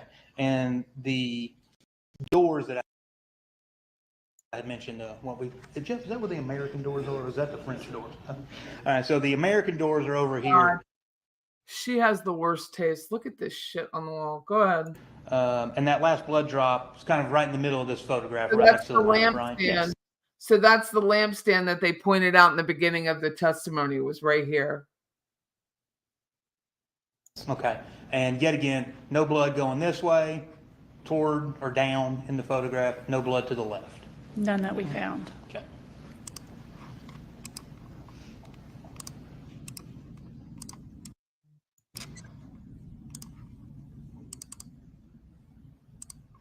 Now this photograph, do you recall, and I'll ask you why in a moment, but do you recall if you specifically took this photograph?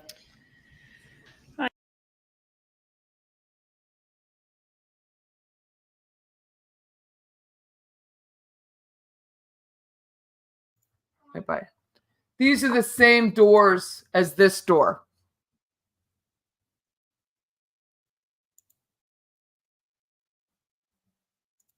That's the door. That's the door.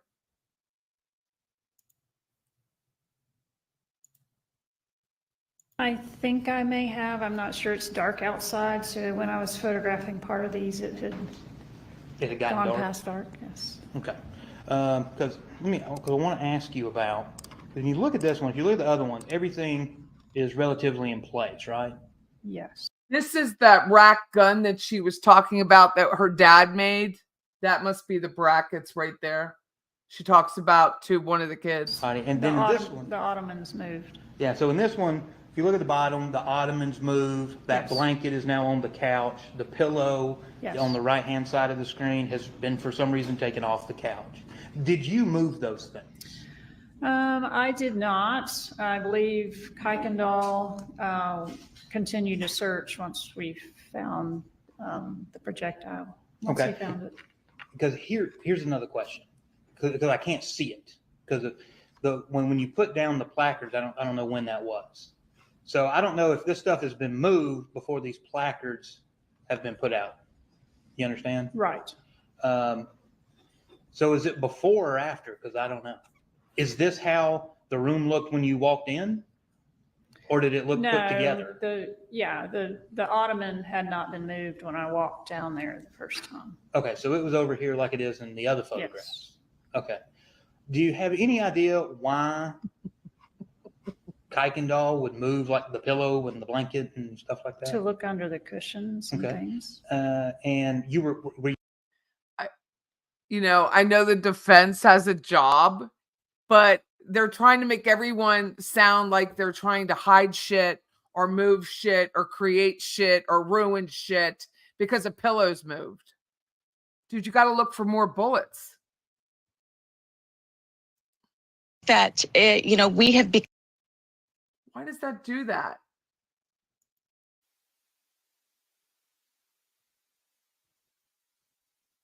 Why does that do that? Anyway, I'll end it today. So annoying. So annoying. Her decor was like she was 80 years old, not 58. I was her age at the time of that.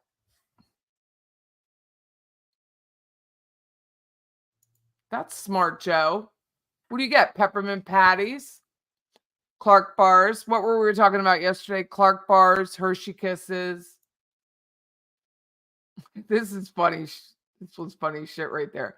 I don't like any of her taste. It's a cross between Nouveau Reach and Double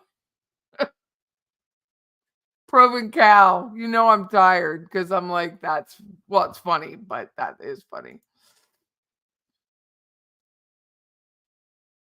If anyone would like to join this link, that would be fantastic. Oh, Leslie says it's raining in Nashville. Not good for the kids. I really hope the kids come so we do not have leftover candy. I have taste, Frau Patty, because I don't. Oh my God. Like, it was dark out. Could you not turn any lights on or have a flash on your camera? I like to look around. I want to observe. The light on the wood, could it be from the bleach? I have no idea. I don't know. I'm way too tired for these questions. I don't know. Melanie's house looks like Haverty's blew up. I am way too tired. Oh no, next to the bar, that was blood. That was blood. Oh, what is the purple line indicating Patty's Playhouse was at my mom's and missed that? Oh, this line? Okay. So, tennis girl, this is the house. This is the house. This is the GIS map I found for Cherokee County. So this is the property. It's a 10-acre parcel, Purcell Lane driveway. This is the driveway that now goes to the barn. This is the driveway. The current homeowners paved this. If you look behind it, it wasn't paved. It was grass. Pray in here. So it was gravel right here. See, this is 19 when the house went into foreclosure. This is 18 months after. You can tell because there's no foliage on the grass, on the trees. So off this corner of the house to the burn pile is approximately 58 feet. Then you take this, that fun lawyer called it a dam. This is the dam that keeps the water from overflowing. So they build this up and it's a path that goes to the barn. So that's what the line is.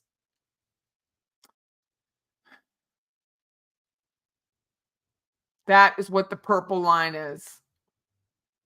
What year did they purchase the house, Roseanne? I'm completely fried. I have no idea. Back in the day. I think it was 13. I think it was 13 they purchased it.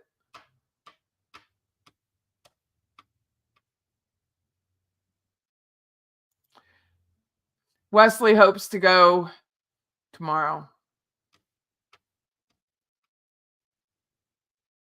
Melody had his wallet, and that's what she used the card for at Walmart. Well, then you don't. $450 on the man's wallet. Where did they live before they lived in the hobby farm? Down in Atlanta. I haven't looked it up. I don't care. I really don't. Look at my hair. Do I look like I care at this point?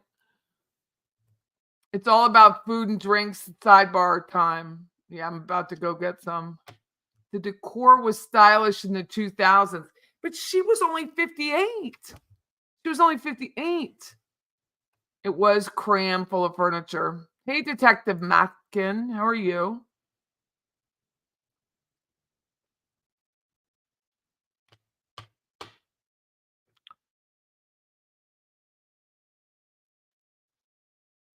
Chair in front of one door. I have no idea. EB sent me an email. Thank you. She didn't use, I don't know if she used self-checkout, but she had to show the ID because she bought liquor. That is a fact.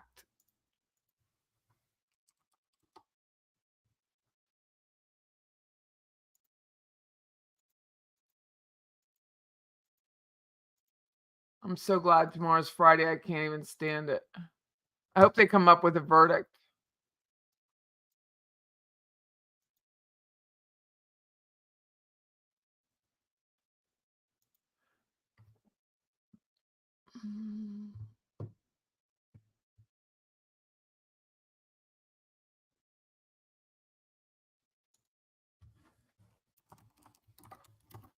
Cannot stand it. I hope it's Friday. I hope I can sleep past 3 o'clock in the morning. That's what I hope for.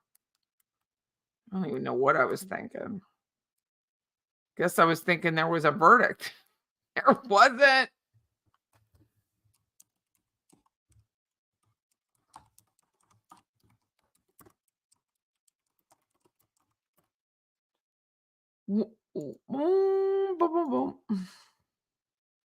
What is the question? Let me see. Guten Abend. You know, Wesley, the only language I took in school, which really wasn't very bright of me or a good business decision, was German. Leslie has to get up at 3 a.m., 5:50 flight to Vegas. Well, I hope you have a good time. Is this fun? Is this a fun trip? You know, I went to Vegas for my 50th birthday and I slept the entire time. I had the most comfortable, lush room I've ever stayed in, and all I wanted to do was sleep.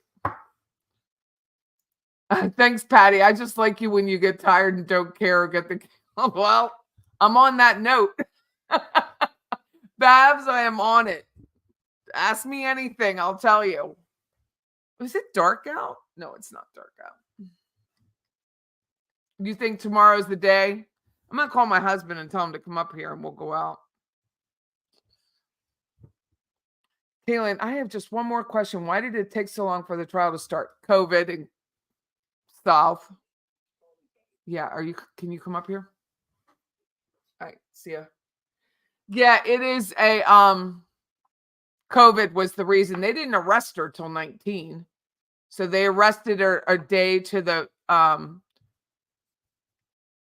burn pile was found. So they arrested her a year later to the day. And then COVID was 2020. That's why it took so long. Everybody blames everything on COVID. Maybe we'll get a verdict by lunch and I can get some pasta salad in town. What's this Queenie's place, Wesley? Tennis Girl says if we don't get a verdict by tomorrow, I think we're headed to a hung jury. I don't think so. I think they're being extremely methodical. I will be paying for Southwest Wi-Fi. It's better to work so I can watch from the plane. Are you actually going for fun, Leslie, or not?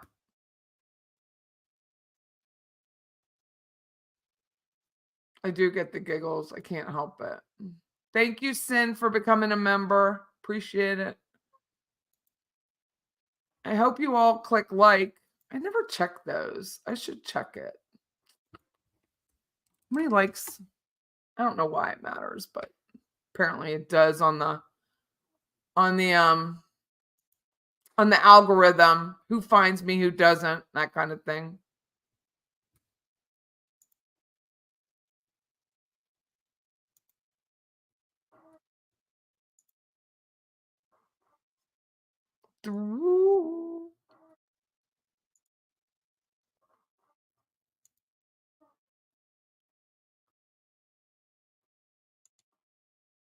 It's a restaurant in Canton owned by the family that owns Going going coastal. It's for work and it's all conference Zoom calls. I get to stay here for now. I see. Queenies. 389 likes. That's amazing. Oh, dear. What would I eat if you knew prison food was for the rest of my life? That's a good question. Well, I would start off with fried eggs over easy with bacon, fried, put in it so the eggs are dippy, and a bagel. I think that would be my number one meal. I have the palate of a 12-year-old.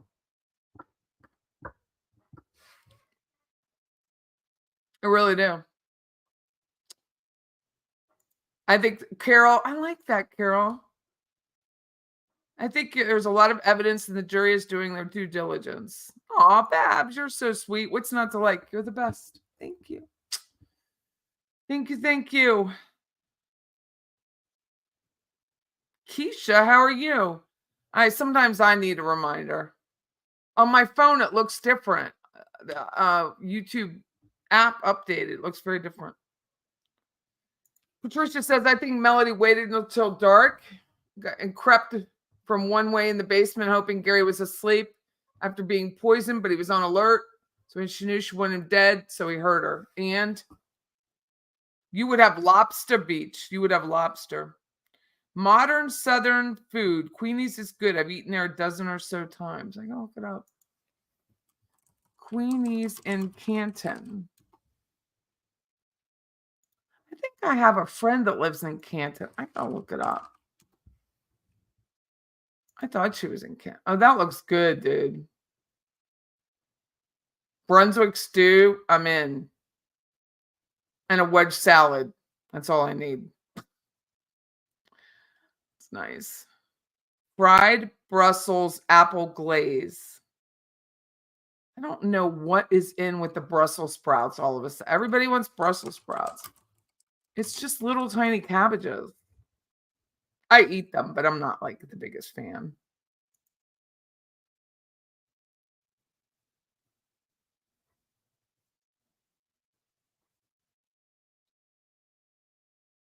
She does live in Canton. I didn't make that up. I gotta text her then.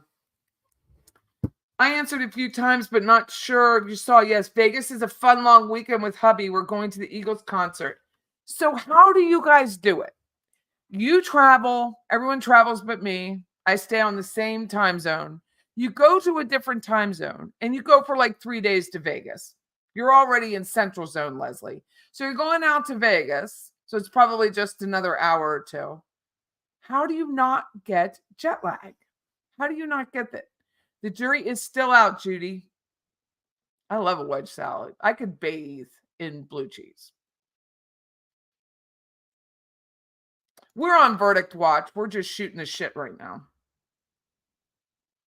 The Eagles, I'm so jealous. Says no way. Thank God I went to bed then. Damn it. I wonder what. So if you're new, I was just pointing out the distance. That's what this is. The distance from the house to the burn pile to the barn. Patricia, she's got it all laid out. Stood up and she shot him in panic and got him in the ribs. He grabs where he was shot and ran outside to get away. And in the pitch black, he went towards the burn pile. She followed and tripped him into it. Oh, you got to pull the blinds and turn off the lights. No candy. In our neighborhood, you sign up for it. You sign up for it. And we never get anybody, so we didn't sign up. Now we're all picturing me in a bathtub filled with blue cheese. I love it. I love Roquefort. The moldier, the better. Do. But I still would choose eggs as my last pre. Because you only get powdered or nasty eggs when you're in jail. I'd want real eggs.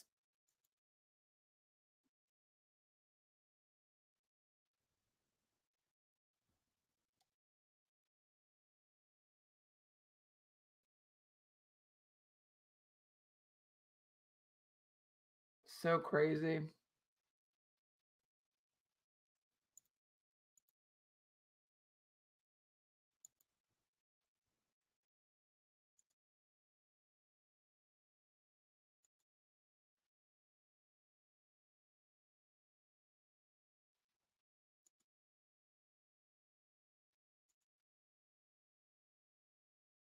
So this was 18, end of 18. This is 17. Look how empty this pond is too, and brown and nasty. They were living here then. So this is winter of 17, and that's that dam, and the burn pile is still in the same area.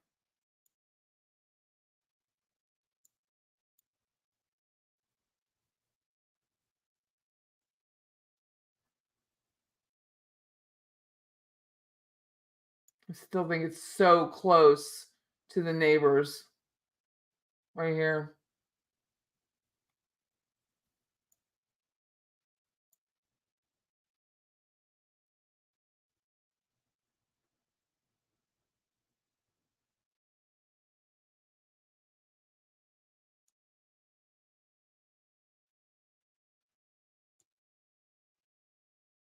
Right? She could have done all of that moving at night and no one would have known, and it was lightly raining.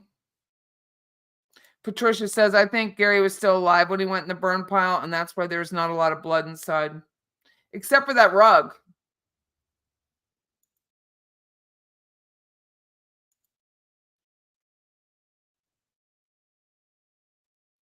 It was hot and dry that summer waiting for rain, which is why that pond is empty. Leslie says your husband doesn't have energy, so he'll go to the room and rest. I'm going to go nonstop. I like to watch people gamble, because if I had a vice, that would be the biggest vice, is gambling. And just to watch people gamble, I get the same feeling. So I like it. Leslie says it's 2 hours behind us, so it's 3 hours from me, but it is Vegas, so anything goes. I wake up early, drink a latte, play the slots, maybe nap before dinner. I have Cosmos all day. Like you're on a cruise ship, Leslie. Where do you guys stay? Where are you staying? I won't call you at the hotel. Patricia says, I went to see the Eagles live last year at Anfield Stadium. It was magical. You're allergic to mold, so you can't eat blue cheese.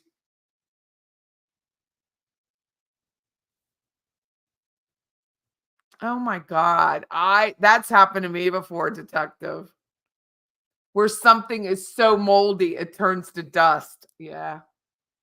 Can't say it hasn't happened.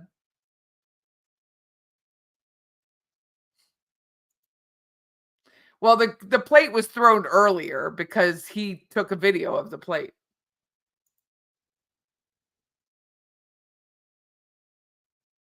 No, but it was rainy that night.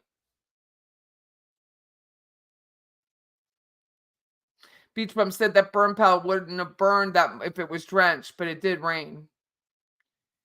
Leslie says, I have a rule, take cash and do not go to ATM. I know if I don't return home with that cash, it's okay. 8 years ago, won $2,600 at Cromwell, spun 25 instead of 250. Good for you. Do I like truffle oil? I don't like mushrooms, so I doubt it. I don't do fungus.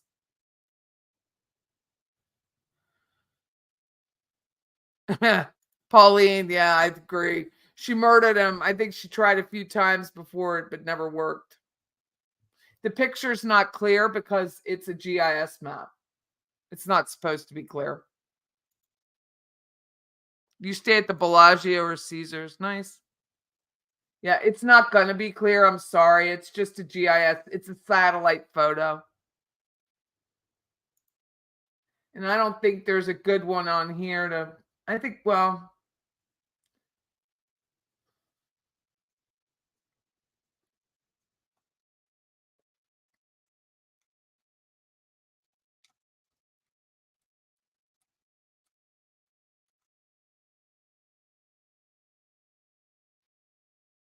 this is the lake and the burn pile's over here. Can't really see it from here.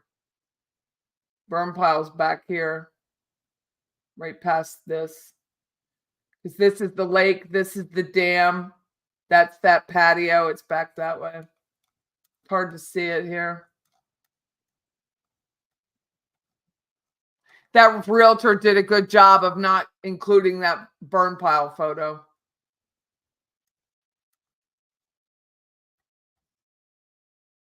Do you want to see something?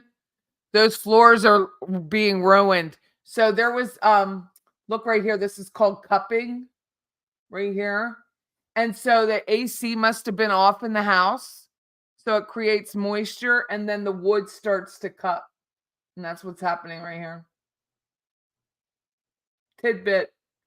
And this is where she had a rug with, oh my God, drives me insane. So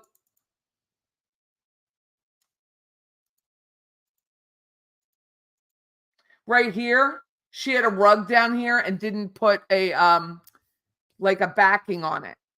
So the rug stained the floors.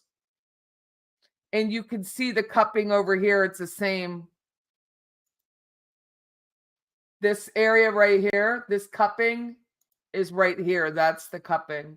And so you've got stained hardwood floors because they didn't put one of those backings on the rugs. I could just tear this house apart like I do every other one. But that's what that is cupping. So if you see it in your house, you have a moisture problem.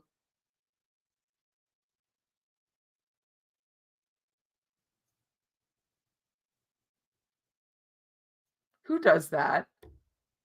Who puts a microwave in there like that and that doesn't fill the spot? Look at that. Is that for baking dishes or something?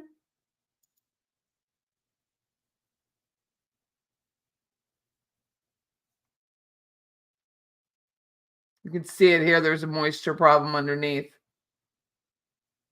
from that basement.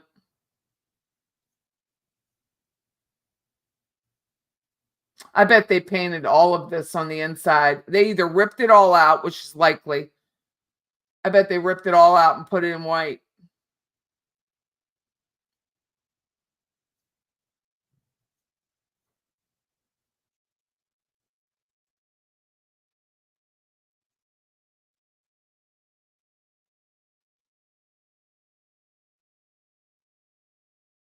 This goes to the basement.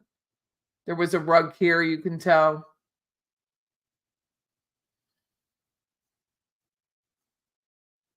They could have replaced, oh, it was a foreclosure, so they didn't replace the rugs, but you could see how dirty it was. Here too. Very dirty. Along the baseboards. So she was a cleaner of what was probably visual, but underneath she wasn't a cleaner. Look at that.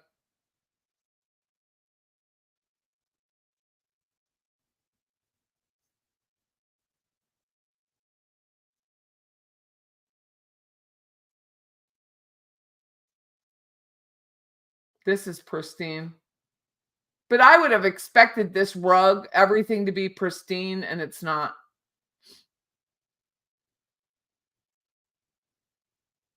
This is a window seat with storage. This is hinged.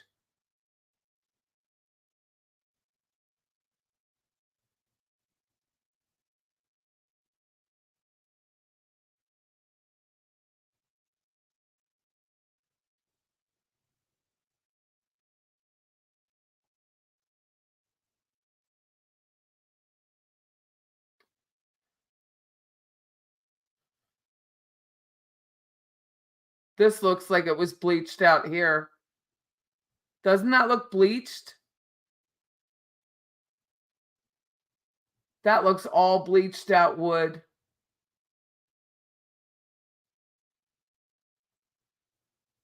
Underneath.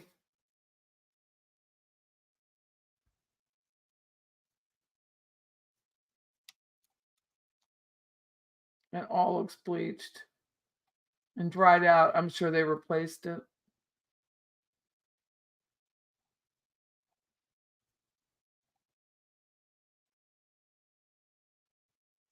This was going to be a sauna. They never hooked it up.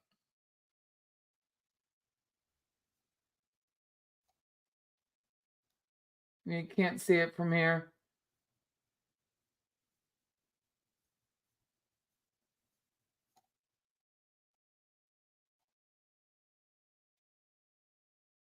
That's it.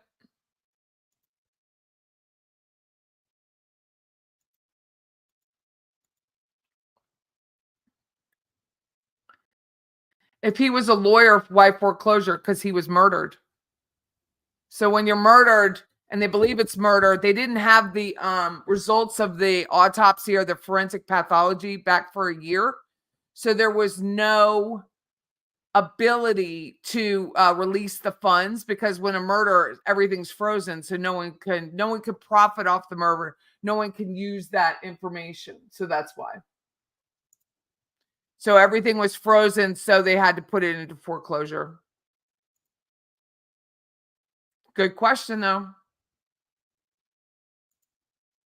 If she had, like, if it was a quick, like, if it say it was natural causes, they wouldn't have frozen all the assets, but it was a murder.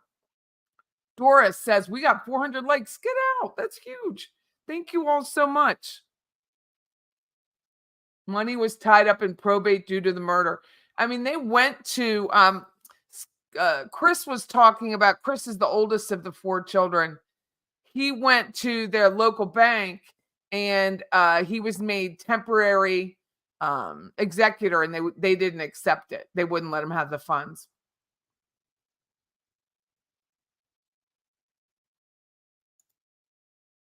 If Melody ever entertained at home, I bet she'd notice if the ceilings were clean. You mean like me? What was it, a couple days ago? I was laying on our sofa and I was looking up and I was like, oh my God, I had like hair growing out of my ceiling fan, and I went and picked it up, cleaned it up right away. Amanda testified she paid the $5,000 mortgage. Someone gave her bad advice to do that. Yes, they did. I guess they thought she could do it.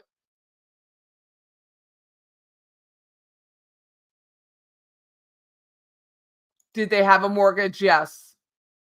Probate in USA, it doesn't, the right of survivorship does not matter when there's a murder.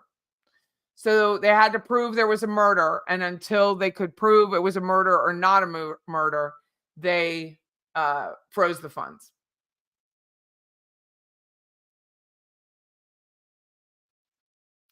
Rusty was nowhere near the burn pile, so he did not help her get him on the burn pile.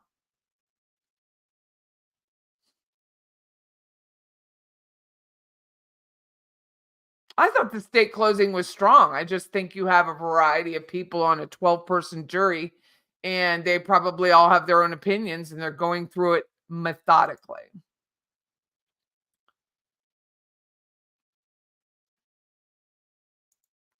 Yeah, right of survivorship stops when a judge freezes your assets. It doesn't really matter. Bye, Wesley. Back to work for you. I was laying on the couch. Yeah, no extracurriculars. I was laying on the couch. I was probably watching YouTube. And we have like a low back mid-century couch. It's brown velvet. And I was like, oh my God, what is on my ceiling fan? Just like that. Went and cleaned it up. The dog is calling to go outside. Bless it. Go take care of your doggy. How did Amanda pay that mortgage? Probably had savings. I think just 1 month. And I think that was part of the problem with Amanda and the brothers, is because, like, Scott didn't have a job. Your dad's murdered, likely. Now you can't get a job because you're under investigation. No one's going to hire Scott Farris at that point until he's cleared. And it's just a problem. And so she's paying for insurance. Melody's free. It's a mess. So she wanted everyone to chip in, but not everyone had the money. Dad had the money in his account. They just couldn't get to it. 411 likes. Doris is keeping count. Don't make me nervous, Doris. I get very nervous when I think about numbers. Thank you very much. You're watching from Edmonton, Alberta. That one of the few places on my bucket list. But I don't have it. I let my passport expire. I want to go see Banff. I want to see Banff. I bet Melody is thinking right now, after all, tomorrow's another day, and Rusty is thinking, frankly, my dear, I don't give a damn. Rosemary, yes, I'm still on. No, they didn't come back with a verdict. No, I'm just waiting for my husband, Chris, to come up here. We're going to go get a bite to eat, and then I'm going to go home and lay down with my dog. That's what I do. Margaret says, something just dawned on me. Why would she use Gary's credit card to purchase minutes for her burner phone after she kills Gary? Thank you. Why not? Would she need the burner phone after that? It's a great question, Margaret. And I think that's what part of what the jury was looking at today, because they wanted the cell tower information for the burner phone. So they wanted to know how long she had it before, how long she had it after. She had to use his credit card because she didn't have access to money. So she used his credit card to go buy $450 worth of stuff. One of the things she bought was a bottle of wine.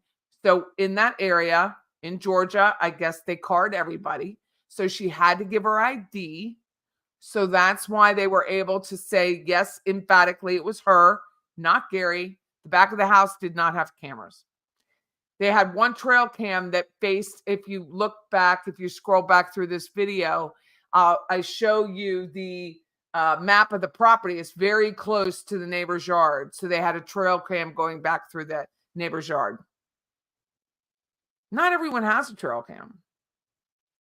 Do we know her connection to Alan? Seems curious. All we know is from that guy, Dave Thomas, who was testifying that Alan was a mutual friend. That's all we know.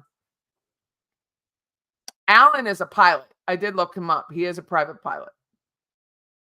Hey, Simona, I haven't seen you in a while. How are you doing? I thought this state was strong, but I had already deemed her guilty. So who's me?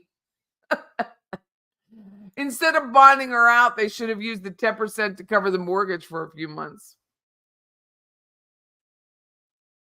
I think Rusty needs to distance himself from Melody.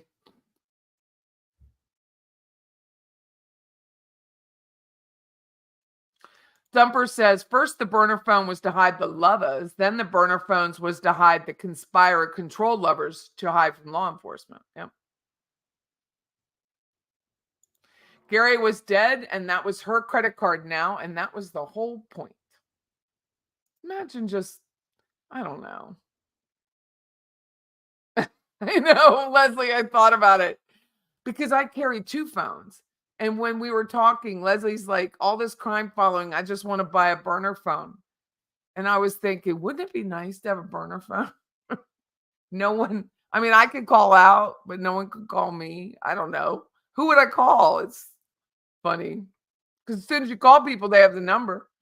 Margaret M., she didn't even have a clue she was going to get caught. What would she need to use the burner phone for? Great point. Rosemary, does it look like the jury is ready to evict? We had no subscribers in the courtroom today, but we will have subscribers in the courtroom tomorrow, so we'll know. How many members do I have? I have no idea. I really try not to think about the numbers, Doris. I really try. But I will look. I figure the second you start thinking about the numbers, you're screwed. I have 4,742 subscribers. I have the best subscribers. I'm so glad I thought of that. That was good. That was good because I do. And I got it from, that hullabaloo from the triad was going on. And if you scroll back in my live Sunday chat, you'll know what I mean if you're new. And I was like, STS has the best guests, but I have the best subscribers. And it just kind of rolled out. And that's what stuck. I have the best subscribers. Funny how neither of them were forced to turn in burner phones. How is that even possible, especially if they will get an appeal? I don't even know what you mean by turn them in. Yeah, who would answer? I don't answer unknown numbers. That's what I was thinking out loud. Members call my cell phone my business number that I put on. Patricia, she's like the anal twat with the Emmys who accused of a man he didn't know, whose widowed mother he was hanging around of trying to kill him and of stalking him. I know. Dude, let me explain something. My mother died alone of COVID in a nursing home. They wouldn't let me talk to her. They wouldn't let me do anything. All I had was rage. Like, it was pure rage. I was like, I was just hands on hip. I'm going to fix this kind of thing. Of course you couldn't, because you couldn't do anything about it. But I understand how Scott was standing at the end of the road wondering who's coming in here, knowing his mother was having an affair, knowing that the guy didn't feel good, knowing that all this was going on, and you find your dad on a burn pile. On a burn pile. You get a little upset with that, guys. You do. Do you think Melody knew her conversations? I think she assumed her conversations were recorded, but even then she slipped up. She slipped it up. She slipped up today on the repeat call. If she was smart, she would have used a 38 bullet that was in Scott's apartment, but that's not what she used. She used a different one, Martha Jane's brand. The jurors are still deliberating at home with Halloween. They were let go for the day and they'll be back tomorrow. We do know from the voices today, it's a male foreman on the jury. Yeah, I think he pretty much assumed right away, since she was the only one home that night, Melody, that mom killed him. Yeah. Beach Bum says, I'm shocked she looks older than me, and I can count on one hand how many times I've been carded. I think, oh, really? Maybe it was just the thing that they had to do it. Soul says, so sorry about your mom. Yeah, it took me a while to really come to terms with the fact that I was a nurse. I moved to Florida to be near them, and I couldn't get in and take care of her. It's horrid. But I mean, I just know that when you feel like someone you love has died in a horrible death, which my mom did, and was alone and not on a burn pile. How do you think I would have been if that happened? I'll be right back.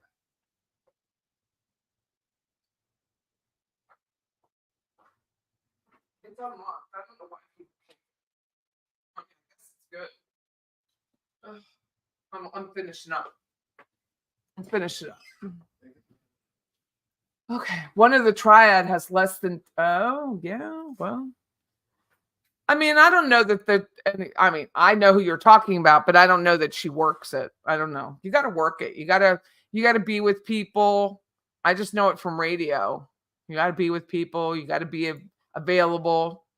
Thank you, Rosemary. It's been on 4 years now since she's gone, which is crazy. But I think we can all understand, if you had any tragedy in your life, that you get a little bit assertive when there's something tragic going on. You would be admitted. Yeah, I almost needed to be. That's my husband. Okay. Your mom was in a nursing home through COVID. Did she make it out, JJ? Is anyone in chat going to CrimeCon 2025? Where is it?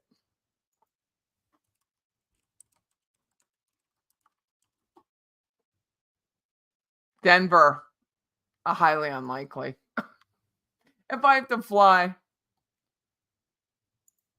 Oh, I saw that for the rape. I saw today that cardiologist, he sobbed in Colorado, got 154 years. Couldn't happen to a nicer guy. How many members, not subscribers? Hold on. So many questions.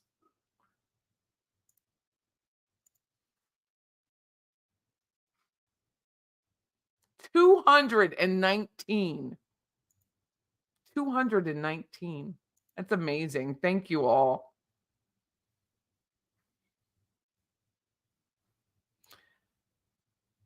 Tennis Girl says, CrimeCon will be in Denver, September 2025. I went to the Nashville one. It was in May, and it was fun.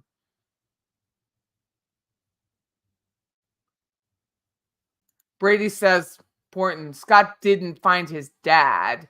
He found a skull that was disturbed to be a dad and a rib of his dad with a bullet in it. I would be a lunatic. I would be too. I would have been screaming all up and down that driveway. I just can't even imagine the feeling of, I mean, what was the word I used with my mom? Was just pure helplessness.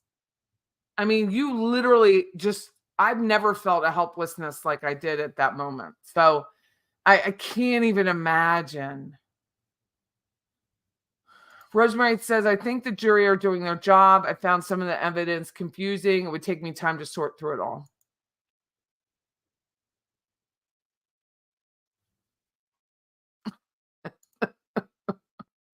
Chocolate digestive. So in UK, right, a digestive is a cookie.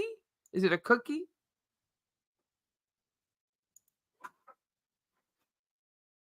We don't know that they didn't. I mean, I'm pretty sure the investigators had them checked, but it was a very wooded area. This was July.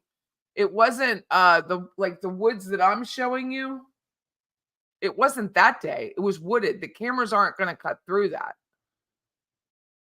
Target doesn't care if you're 95. They card in Virginia, they sell beer and wine.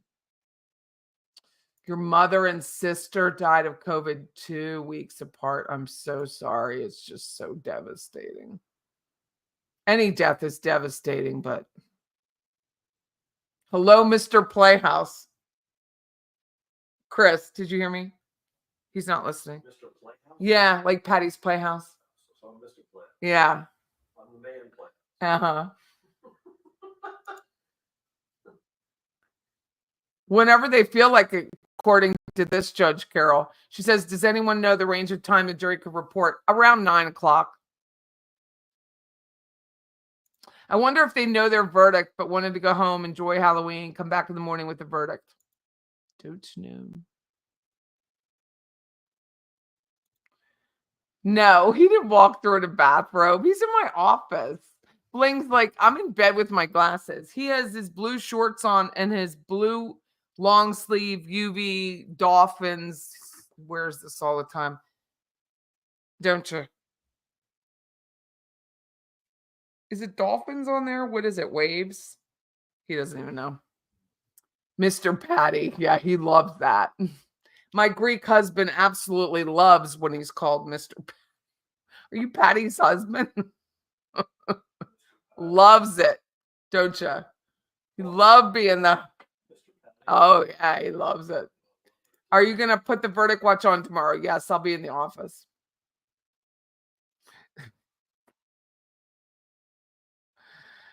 You almost typed Chris. Well, that's his name. I call him Christopher. He doesn't like it when I do it, though. But I think Christopher is such a great name. Melanie knew her phone was going to be checked by police, but didn't think they would find out about her burner phone because all criminals don't think the law enforcement can find out anything. Lisa Mona says Melody led Scott to the pile saying she saw something. That's true. Thought it was a goat. That's where she got the goat story.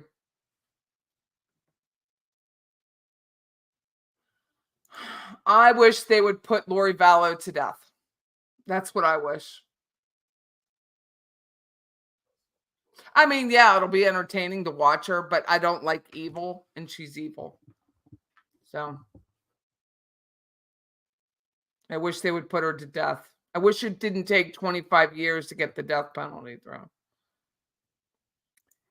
Doris says, I can empathize with Scott. I would have protected the home front too.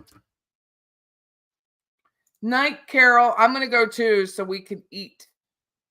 It's been a day. Hey, Frenchie. No camera activity. Okay. So I was just in an area like this one where the house was today. I had no signal till I went to the main road. And this was years ago. Not everyone has a cell tower in the area. Not everyone has that. So there was no signal. See, Mr. Playhouse, the road makes sense.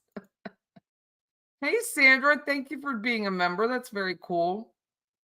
My best friend of 30 years died of COVID at 47. Lord have mercy. I'm so sorry.